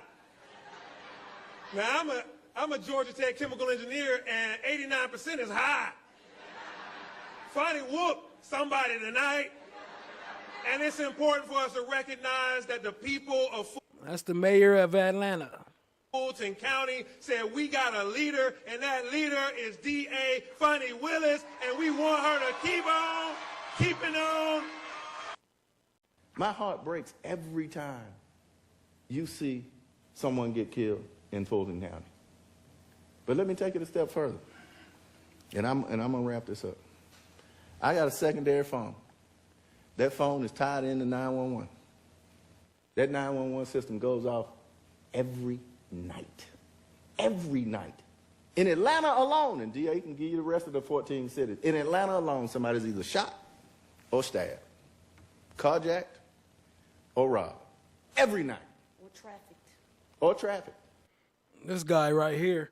Mayor of Georgia, not Atlanta. But his name is Andre Dickens. Andre Dickens. Every night. Every night. And we have an obligation to do better. We took a duty, we took an oath to do better. And we want to be good partners in doing it. But I'm afraid sometimes you all don't get the whole story. And so we thought it necessary to come and have that conversation. And so I'm going to get out. Nope, take that back. I was right. It is Atlanta. I had to look it up. The way of my Thank you, Mr. Sheriff. I certainly appreciate So, it. Commissioner Hall, because Yes. I know you said you like receipts. See, I've been watching you all day. Yes, ma'am. When the DA has an assistant chief, Clark, stand up, please, that spends 1,000+ hours and 28 meetings to try to get an evidence facility straight, to do the architect, to work with who are supposed to be our partners, and does it along with 1,000 hours with the sheriff and also the attendance of 28 meetings. And we are guaranteed to be on this agenda for the 14th, because if we don't get this facility, cases are going to get overturned. And then no one even gives us the respect to call and say it's not on the agenda, we're not going to deal with it. Although when I met with Commissioner Morris and Commissioner Hall and Commissioner Hausman, they all said, but you told us about this in January. Exactly. And since January, we've been doing the work. See, if my people treat any one of you like this, this is what they can each tell you. They're going to be fired that day. I'll deal with the consequences later.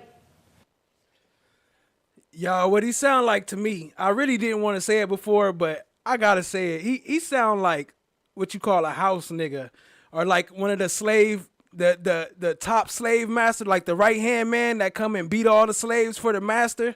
That's what he sound like. So I'm asking you to get your staff together so me and my brother can stop being treated like this. I'm so sorry, because I didn't see anything about an evidence facility on this agenda, You're the nor one that told me. any, I told you I didn't see anything. I didn't know anything about it. And so I just want to make sure that I get all my answers. I did hear Madam CFO say that the salary savings that you have would be used that you will be able to use them, and I just want to make sure this amount on here is correct. Is $641,000 in salary savings, Madam CFO?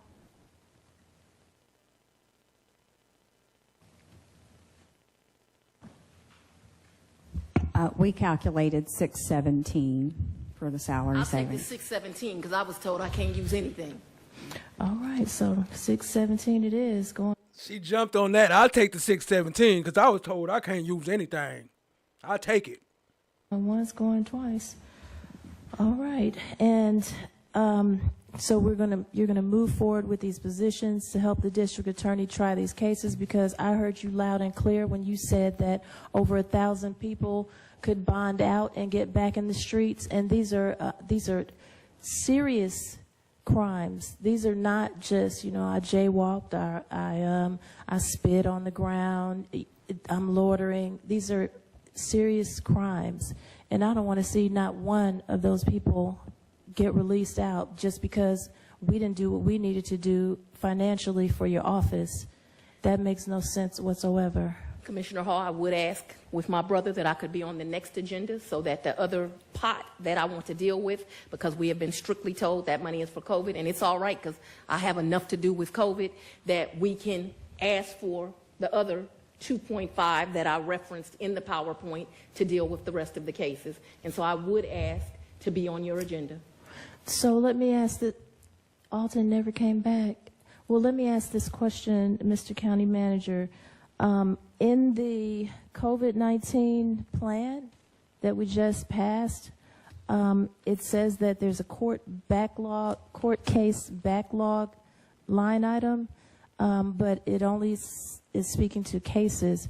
Is there, can we add a line that specifically addresses these areas for the sheriff and and Madam DA? And can someone confirm if we can use, whether or not we can use ARPA funds for what they're looking for? Because as I stated in the last meeting in June, reading the ARPA website information, it said specifically that President Joe Biden set aside these funds that are that can be used toward law enforcement and can be used toward preventing violence and funding peace. So I would like to see that you go back and add a line for these things and let us know what can we fund through ARPA so that we can at least have something to move forward. Okay. Commissioner Harrington. Okay.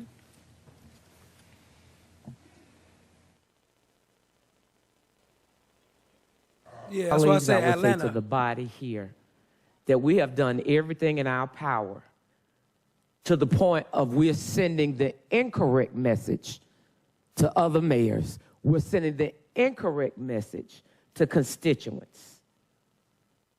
We cannot do this. I personally think we went too long because of the liability issue. But that being said, we cannot go back and go cut a deal, so to speak, because somebody didn't meet self-imposed deadlines, and we send the wrong message to the other 14 cities, and we send the extremely wrong message to the Fulton County taxpayers, who we owe our first allegiance to because we are stewards of their taxpayer dollars. Commissioner Barrett. Call the question. I heard the county attorney very closely. She said there needs to be a contract and it needs to be on the record. Hey, y'all know this funny boy too. I got another funny video I've been working on, but I left it on the back burner for a minute. I'm gonna have to bring it back because this was part of that. That's where I got this file from. But that's funny boy. A signed letter of intent is in fact a contract. So all we got to do is put it on the record. I just pray no one gets hurt. I just pray no one dies. Right is right and wrong is wrong, but life is life. Life is life. And this isn't about right and wrong. This is about saving lives. We operated without one from January to now. So what's the problem with giving them time to have another council meeting? We had a spring break. We didn't meet last week like we were supposed to. They didn't meet like they were supposed to. They're going to take it up at their next meeting. It's an ordinance. It requires 2 meetings. We got a signed letter of intent. Shut up. Just come on. Just a minute. Shut up. I'm talking. Just a minute. You're not talking to me. Shut You're up. not talking to me. Shut up. I'm talking. Make me. I'm talking. Make me. I'm talking. Make me. It's my time. Make It's me. my time. Make me shut up. It's my time. I didn't think so. Yeah. Is that off? No, it's Yeah. not all. I'm still No, it's talking. not. This how they get down in Fulton County? Well, recording is on. Now, just a minute. Just a minute. Vice Chair, Mr. Aaron, you have the floor, Commissioner Okay, Harrington. thank you. A signed letter of intent is a contract. All it has to be do is put on the record. That's what the county attorney just said. I just pray nobody loses their lives. Okay. Commissioner Harrington?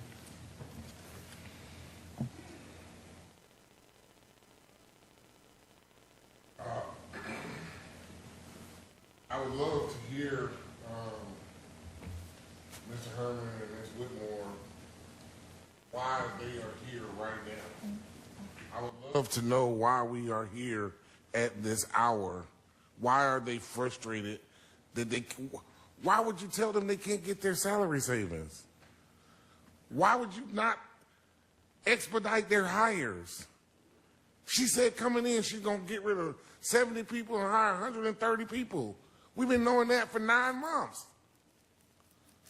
So how do we get to this point where she's out trying to hire people and we're having hiccups? I want to say it's unintentional.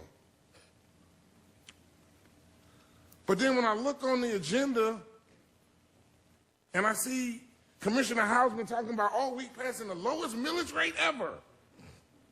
Fuck the lowest millage rate. We got to get these people. He said, fuck the lowest millage rate. We got to get these people that money. Locked up. They got to be arrested. Fuck the lowest millage rate. We got to get these people locked up. They got to be arrested. I don't give a darn about no damn low millage rate. Where's the money that the DA's office needs? Where's the money that the sheriff's office needs? Where is the cooperation that they need? It's not even really the money. Where's the cooperation? They gotta come. Look, you see him look at y'all? He looked at the camera. Where's the cooperation? And no, that wasn't a voiceover, FFS. That was real. That was live. They gotta spend 1,000 hours to negotiate. Where's the cooperation? Look at him. They gotta spend 1,000 hours to negotiate a damn lease, and then gotta come down here and wait 10 hours to fucking speak, and y'all won't give them the money that they need.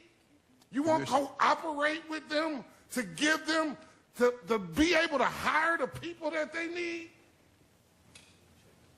That's preposterous, Mr. County Manager. Please make sure that this never happens again. But see, when somebody sneaks the lowest millage rate ever on the agenda. I heard of ORCA. What does the acronym stand for? Can somebody? I actually learned the other day after you asked me that question that ORCA is actually not an acronym. It's what they have referred to for this COVID backlog.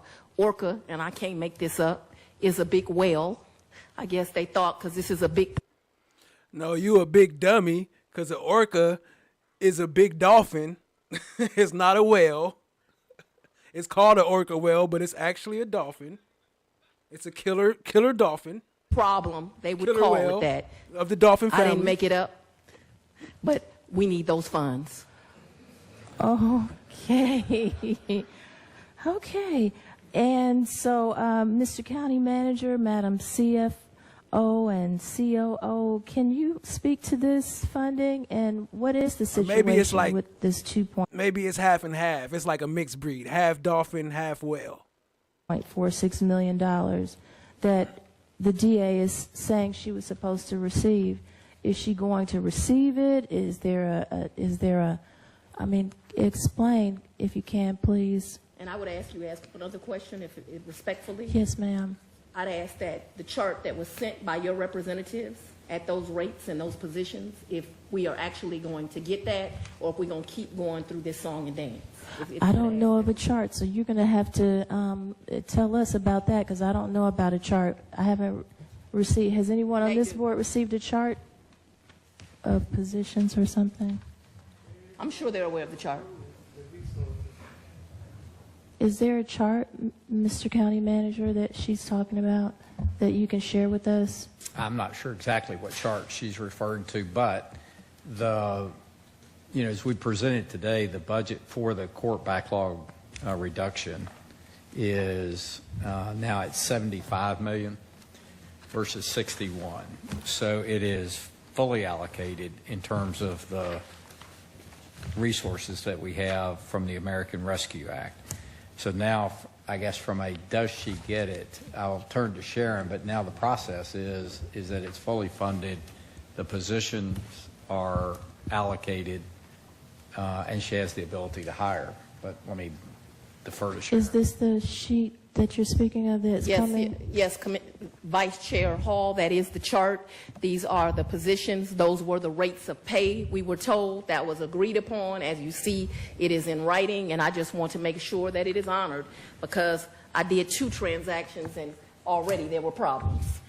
So who told you that this was approved? Because I don't see, I'm looking for the county manager, the chief financial officer, and the COO at least to be on here, and Hakeem, our director of finance, but I don't see any of them on here. On this email, it's coming directly from Shay Alexander, who isn't Shay still just a contractor? Yes. So she told you that this was approved? Yes, we met with Mr. Adams and Ms. Alexander.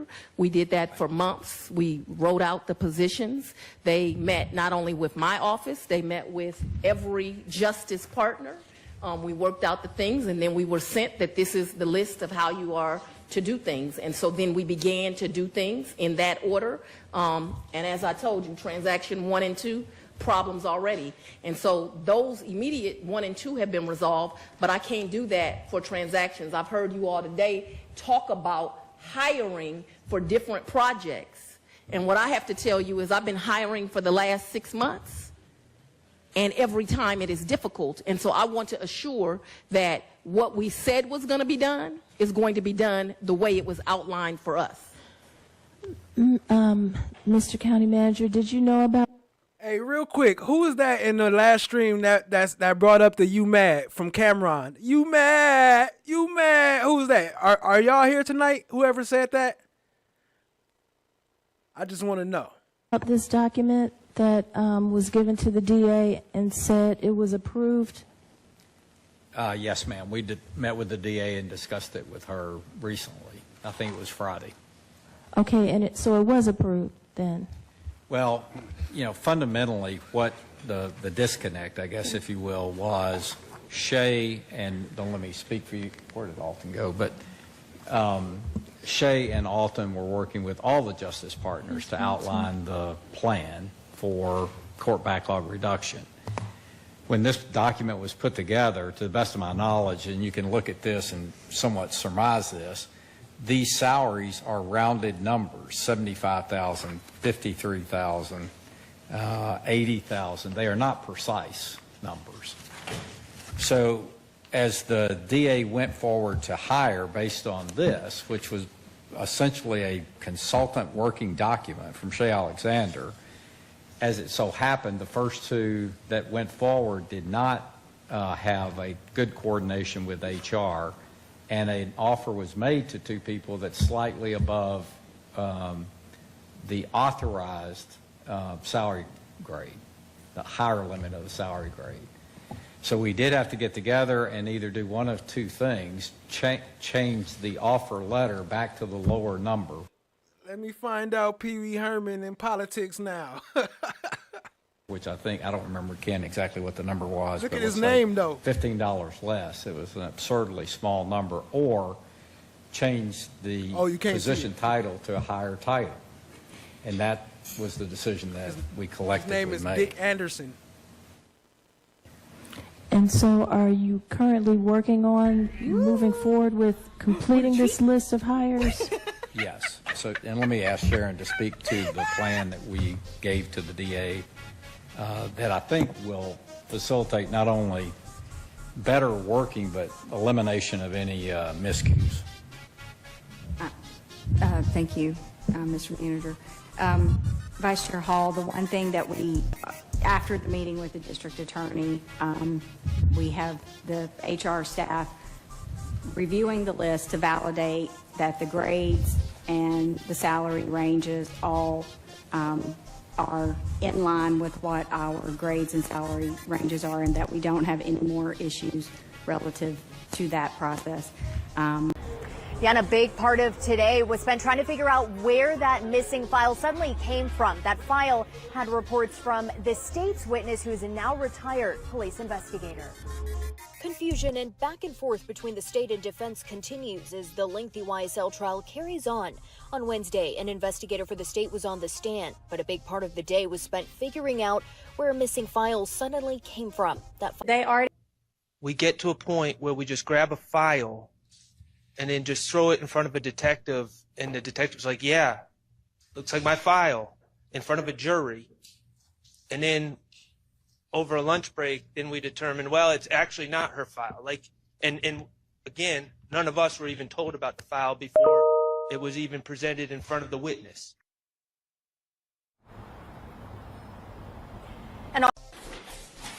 So, I will start by saying, I had to bring this back one more. We got to hear him say cap one more time.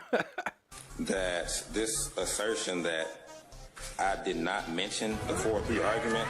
Don't worry about that, okay? Because it wouldn't be, I'd have to do it anyway, so don't even worry about that, okay? Okay. I was saying that this is not true. It's cap, to be honest. I say it's not true. It's cap, to be honest. Okay, that was Steph JK that said that. I was asking because I got that clip ready. If y'all want to watch it, I do have it. But I don't know. We'll see where we go after this. Because I'm almost about ready to wrap it up. Appreciate y'all being here. Hit the like, hit the subscribe, tap in, share with a friend. Y'all heard him say cap, though? But, okay, because it wouldn't be, I'd have to do it anyway, so don't even worry about that, okay? Okay. I was saying that this is not true. It's cap, to be honest. But, that aside, though, I just, like to go back and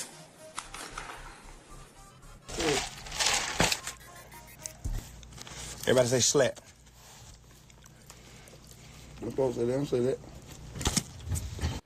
You know, all this time, like I said at the beginning, all this time, all these years, we've been talking about everybody else on the case except for YoungThug. So I just wanted us to spend a little time with YoungThug for a minute, if you don't mind.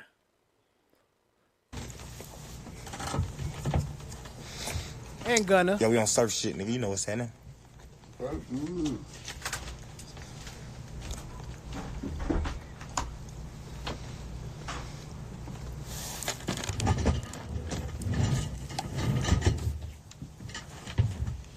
New single alert.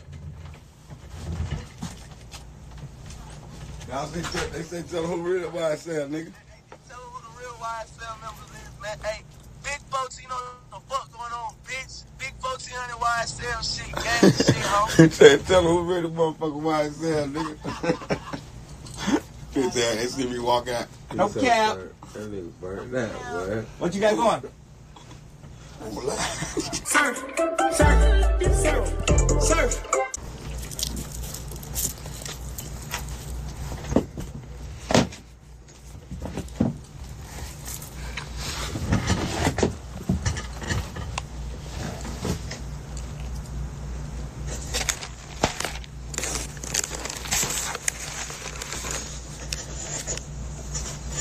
I got sliding graded in my night. That nigga ain't lost. Crazy.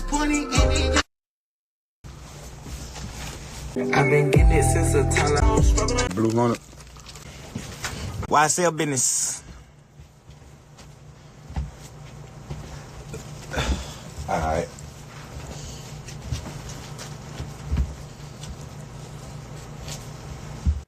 So while this playing, I'm gonna cue up the Cameron clip, and then after that, we're gonna wrap it up. Appreciate y'all being here again, family. We putting it in the business name. The business that we got. Hey, how many businesses do we own?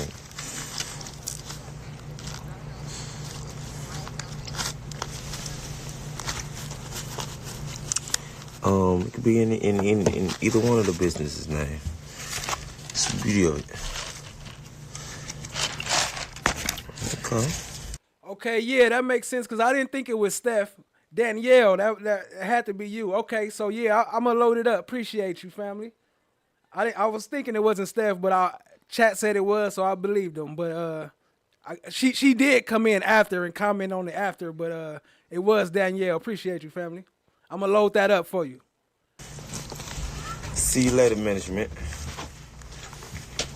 Set it up. Shut up. Yeah, y'all. They gonna what?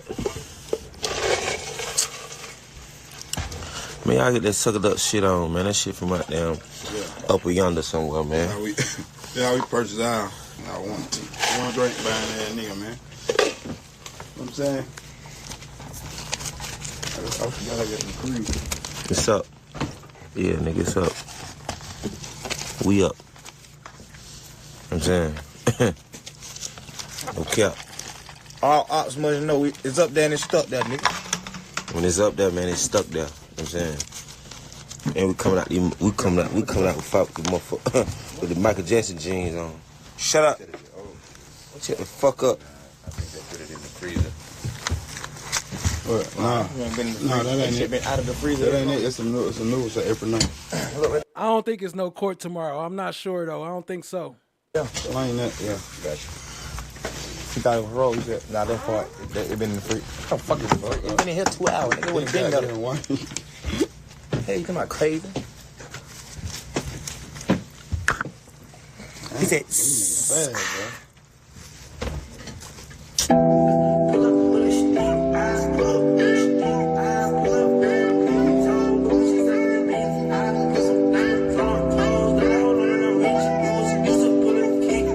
Yeah, FFS, that's the one.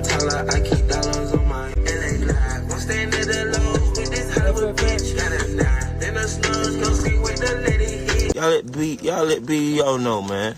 Cause I'm ready. I'm ready like spaghetti. See what I'm saying? Spaghetti, man. It. I'm ready like spaghetti. Straight. But I got that stuff on, too. That stuff on. Keep it on. Keep it on. Got some Balmain jeans on, man. I thought they stopped wearing Balmain. Oh, they cut it out. I thought they stopped. I thought they was gonna get your Spidey gear, nigga. Oops, you can't. Sorry.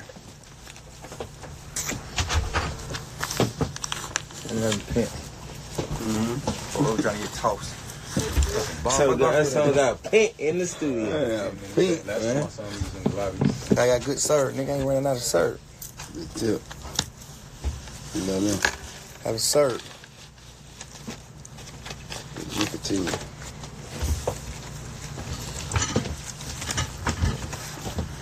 Gotta vibe with me now. She just looked up on the run. Of course we want new producers, nigga. Of course. This shit a motherfucking goddamn family, a real family business. See what I'm saying? Money. first thing first.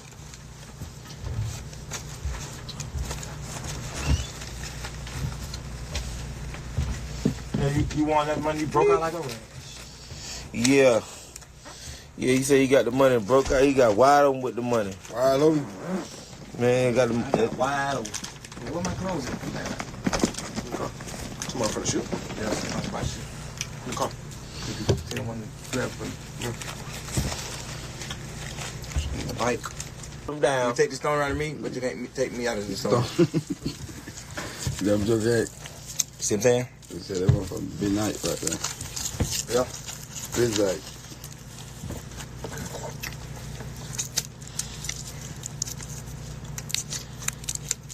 Oh, pink motherfucker. I gotta try the motherfucker too. Yeah.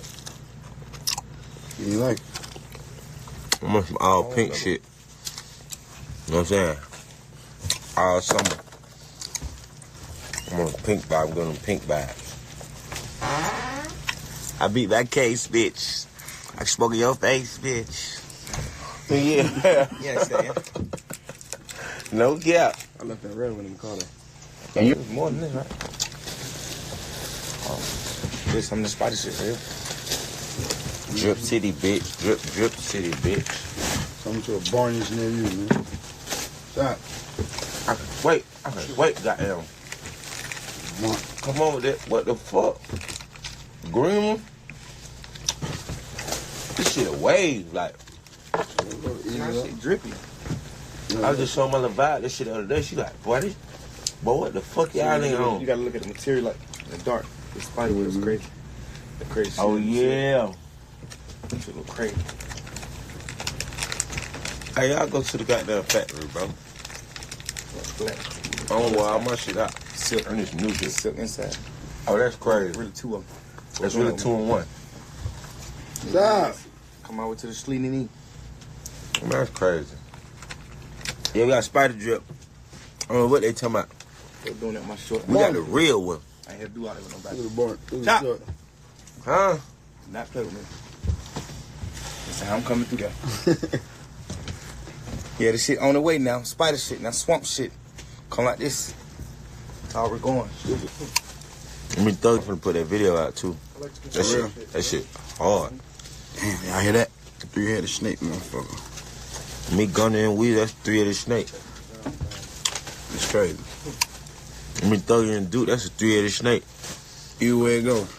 Tonight, last week, the principal of John Reynolds Elementary School in Philadelphia, Salome Thomas L., told us he believes gangster rap music is extremely harmful to his inner city students. So we decided to get Grammy nominee Cameron, who raps about pimping and bitches, and among other things, and rap producer Damon Dash, a co-founder of Rockefeller Records, together with Mr. Thomas L., who joins us now from Philly. And here they all are. Now, we're going to have a nice, intelligent discussion here, gentlemen, and I'm going to moderate this discussion. Pimping and bitches.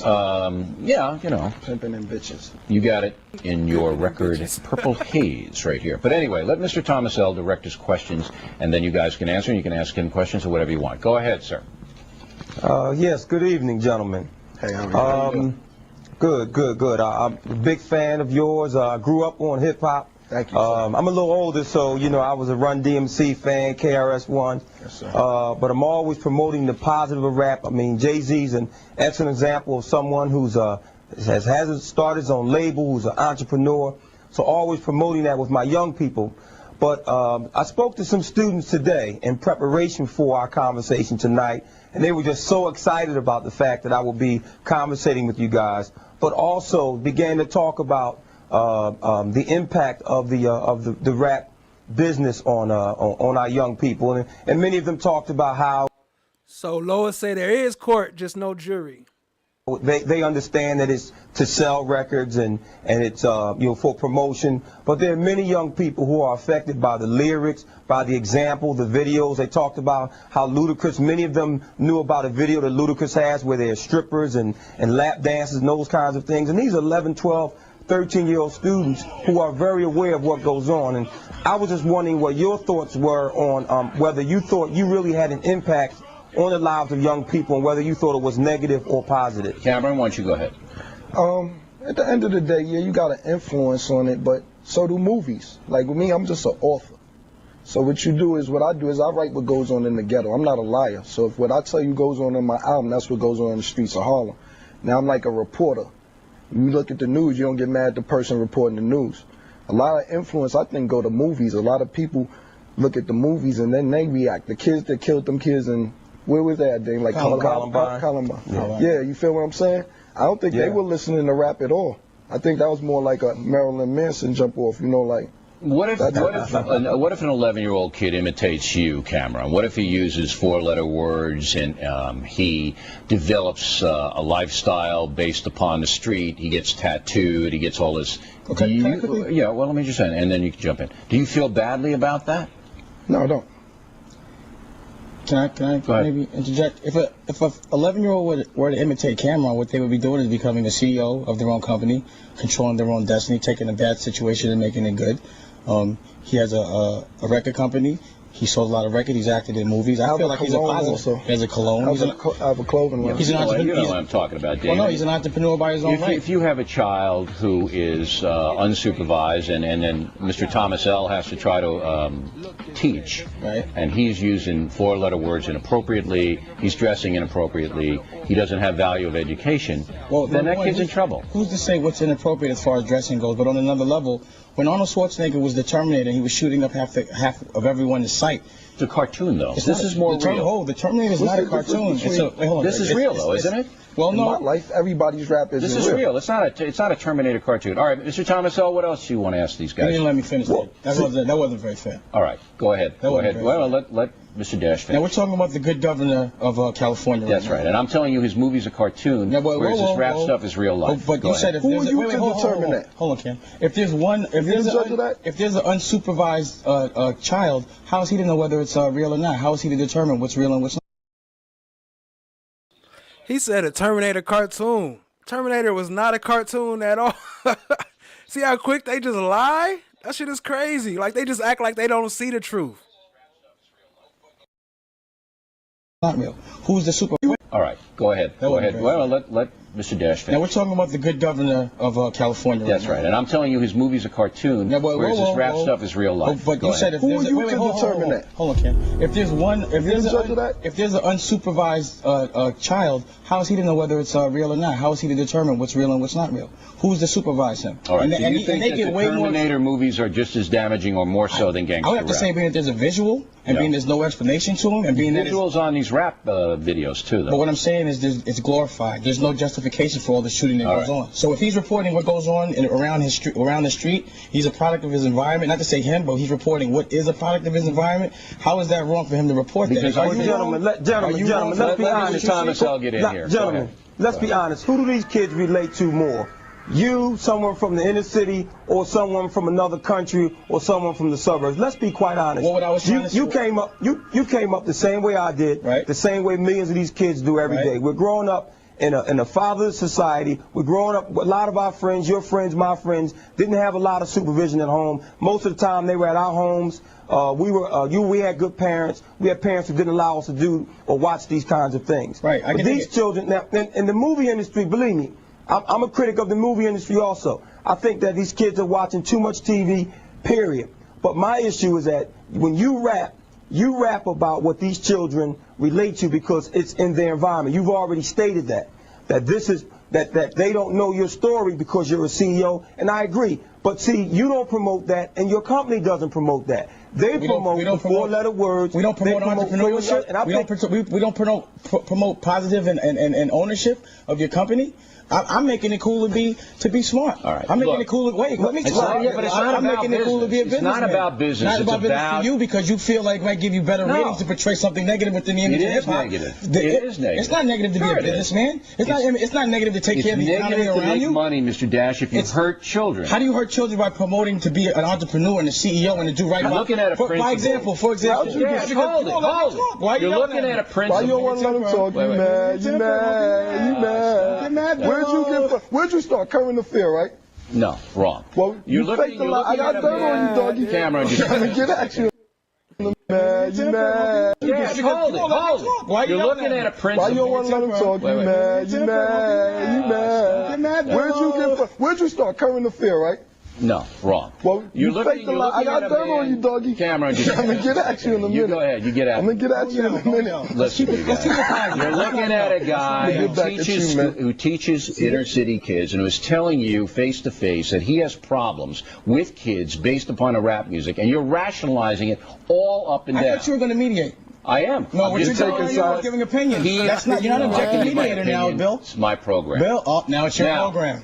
Bill, yeah, it's my program. Bill, come on, Bill. You'll have the dash factor some other time. I have the dash factor. Gentlemen, I got a question for Cameron based upon what you just said. Come on, let's keep it civil. This is civil. I've got. Wait a minute, Mr. Raymond. Now, look, if the principal tells you that there are children in his school, Cameron, who are being adversely affected by your music, do you care? I care, but you got to talk to their parents.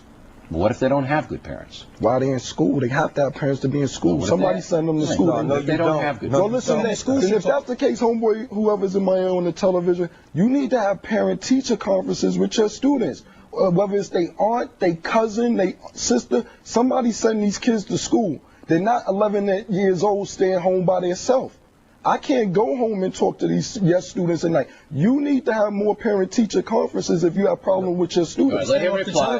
Let him reply. Go ahead. Let him reply. Okay. Mr. Thomas, I'll reply. That was a good point, Cam. Thank you. Right. Actually, no, it's an excellent point.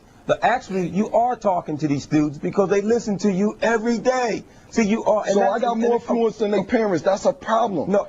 That's a problem. That is a problem. That is a problem. So you need to have parents-teacher conference because these are your students. You feel me? I can't come if you want me to come to your school and talk to your students. I can do that. No, for you. I don't. No, all right. I don't. Listen. Are you have to talk to the four-letter words? Go ahead. Right, Aloha, you heard him say Terminator is a cartoon, but this music stuff, it's real. It's real, isn't it? The music is real, but Terminator is a cartoon. Shut the fuck up. Terminator is not a cartoon. You mad? You have to talk to your parents. You cut me off, sir. You're mad. Go ahead, Mr. Thomas. Go ahead. No. What I'm saying to you. What I'm saying to you is that you're making millions of dollars off of these kids. The same kids that you're now denigrating, the same parents that you're now denigrating, you make millions of dollars off these people. How do you know how much money I make? Cam. Go ahead. Let me ask you a quick question. Go ahead. I think it's pretty unfair for you to judge the circumstance without properly understanding it, but every opportunity we get, we try to say as positive things as we can, which is why when we do make these monies, we give back to a community. Me and Cam ourselves, from 142nd Street to Lenox, we do have a program there that teaches the kids to be positive. We make them go to school. We support a basketball program, and every chance we get, we personally know 150 kids in the neighborhood and speak to them and tell them to stay in school and incentivize them to stay in school. Now I'm going to take a break. I'm going to hold these guys. About that? Okay, I'm going to take a break. I'm going to hold these guys over for a recap. I'm going to let them all recap, and we'll be back with that in a moment.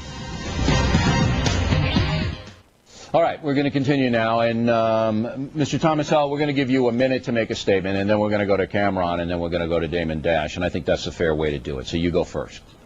Okay. I'd like to thank you, gentlemen, for what you do. I'd like you to promote more to these young people, and maybe even if you can influence the folks who are around you to promote the positive things that you're doing. I know you're doing positive things.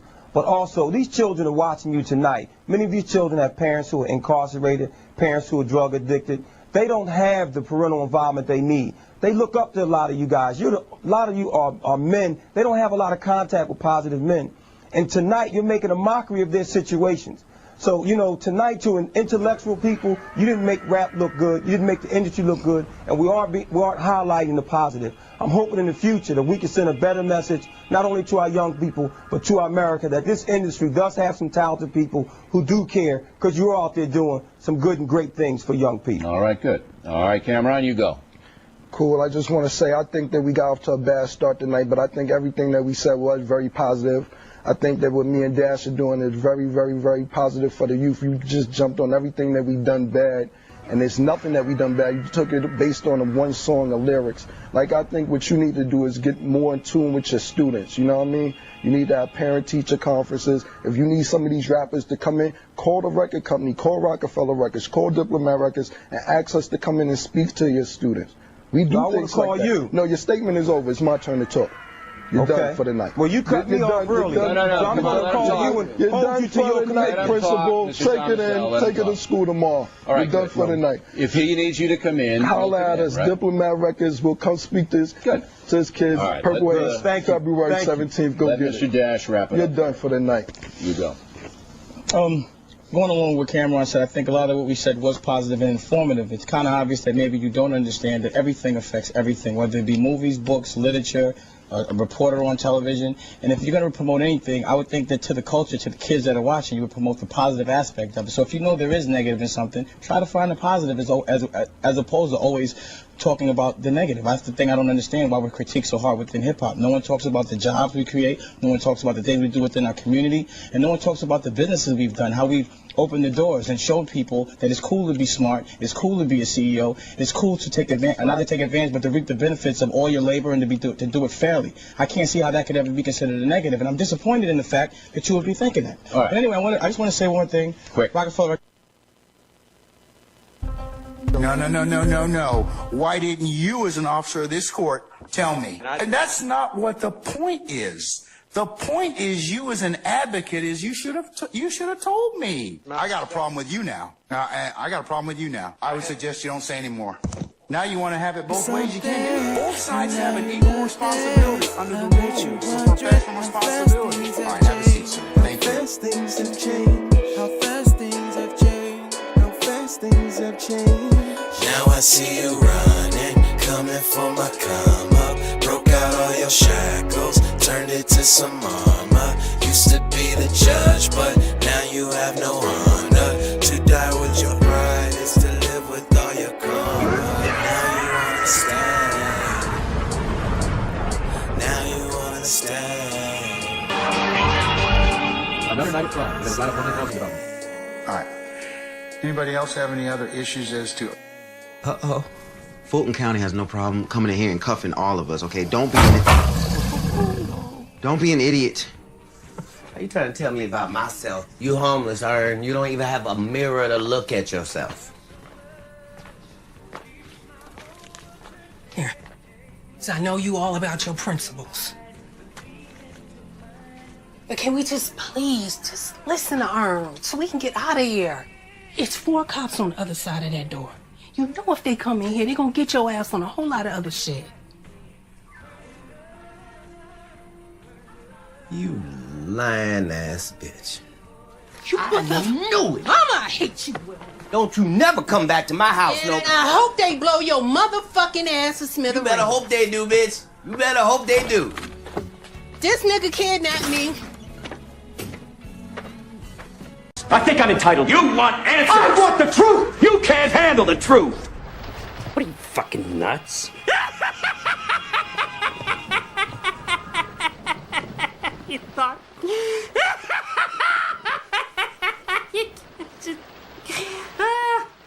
Oh. All right, fam. That's it for tonight. Appreciate all the love and support y'all showed tonight and always, man. Shout out to all the new members. Shout out to everybody who gifted memberships and donated to the channel and helped sponsor. It's definitely much appreciated. Y'all drop some slime emojis on your way out for everybody who helped support the stream tonight. I love all y'all, man. It's all love. And until next time, family, we're going to keep on getting it. Keep on exposing them. Appreciate y'all again. Until next time, family, we out. One love. No. Why didn't you, as an officer of this court, tell me? And that's not what the point is. The point is, you as an advocate, is you should have told me. I got a problem with you now. I got a problem with you now. I would suggest you don't say any more. Now you want to have it both ways. You can't do it. Both sides have an equal responsibility under the rules. It's a professional responsibility. All right, have a seat, sir. Thank you. How fast things have changed. How fast things have changed. How fast things have changed. Now I see you running, coming for my come up. Broke out all your shackles, turned it to some armor. Used to be the judge, but now you have no honor. To die with your pride is to live with all your karma. Now you understand. Now you understand. another night at 12. We're going to line up one of the development. All right. Anybody else have any other issues as to... Uh-oh. Fulton County has no problem coming in here and cuffing all of us, okay? Don't be an idiot. Are you trying to tell me about myself? You homeless, Ern. You don't even have a mirror to look at yourself. Here. So I know you all about your principles. But can we just please just listen to Ern so we can get out of here? It's 4 cops on the other side of that door. You know if they come in here, they're gonna get your ass on a whole lot of other shit.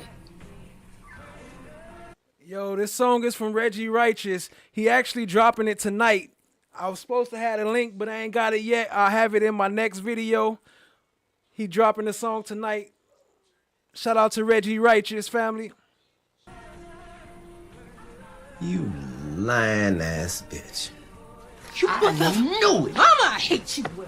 Don't you never come back to my house, And no. I hope they blow your motherfucking ass to smithereens. You better hope they do, bitch. You better hope they do. This nigga kidnapped me.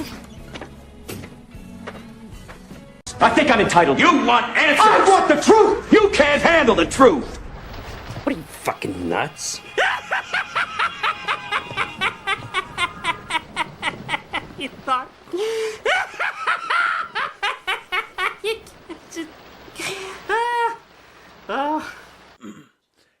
Yeah, it should be here on YouTube, but you can find them on all streaming platforms at Reggie Righteous. Let me type his name in the chat real quick.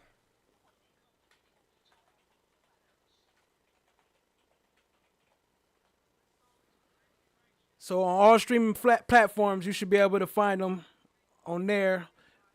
He getting it all started up, getting it set up, and then I'll have the links in here in the future. But appreciate y'all being here, family. I'm out. Much love.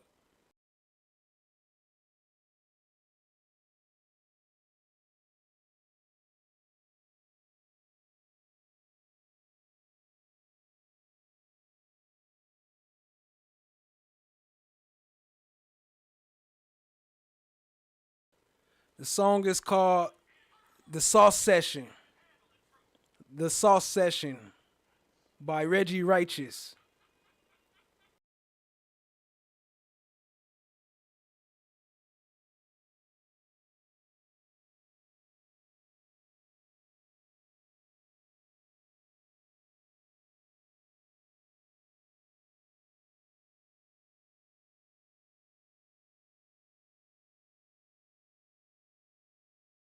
Okay, he just messaged me. He said it'll be up tomorrow, family. It'll be up tomorrow. Reggie Righteous. Sauce Session. Peace out.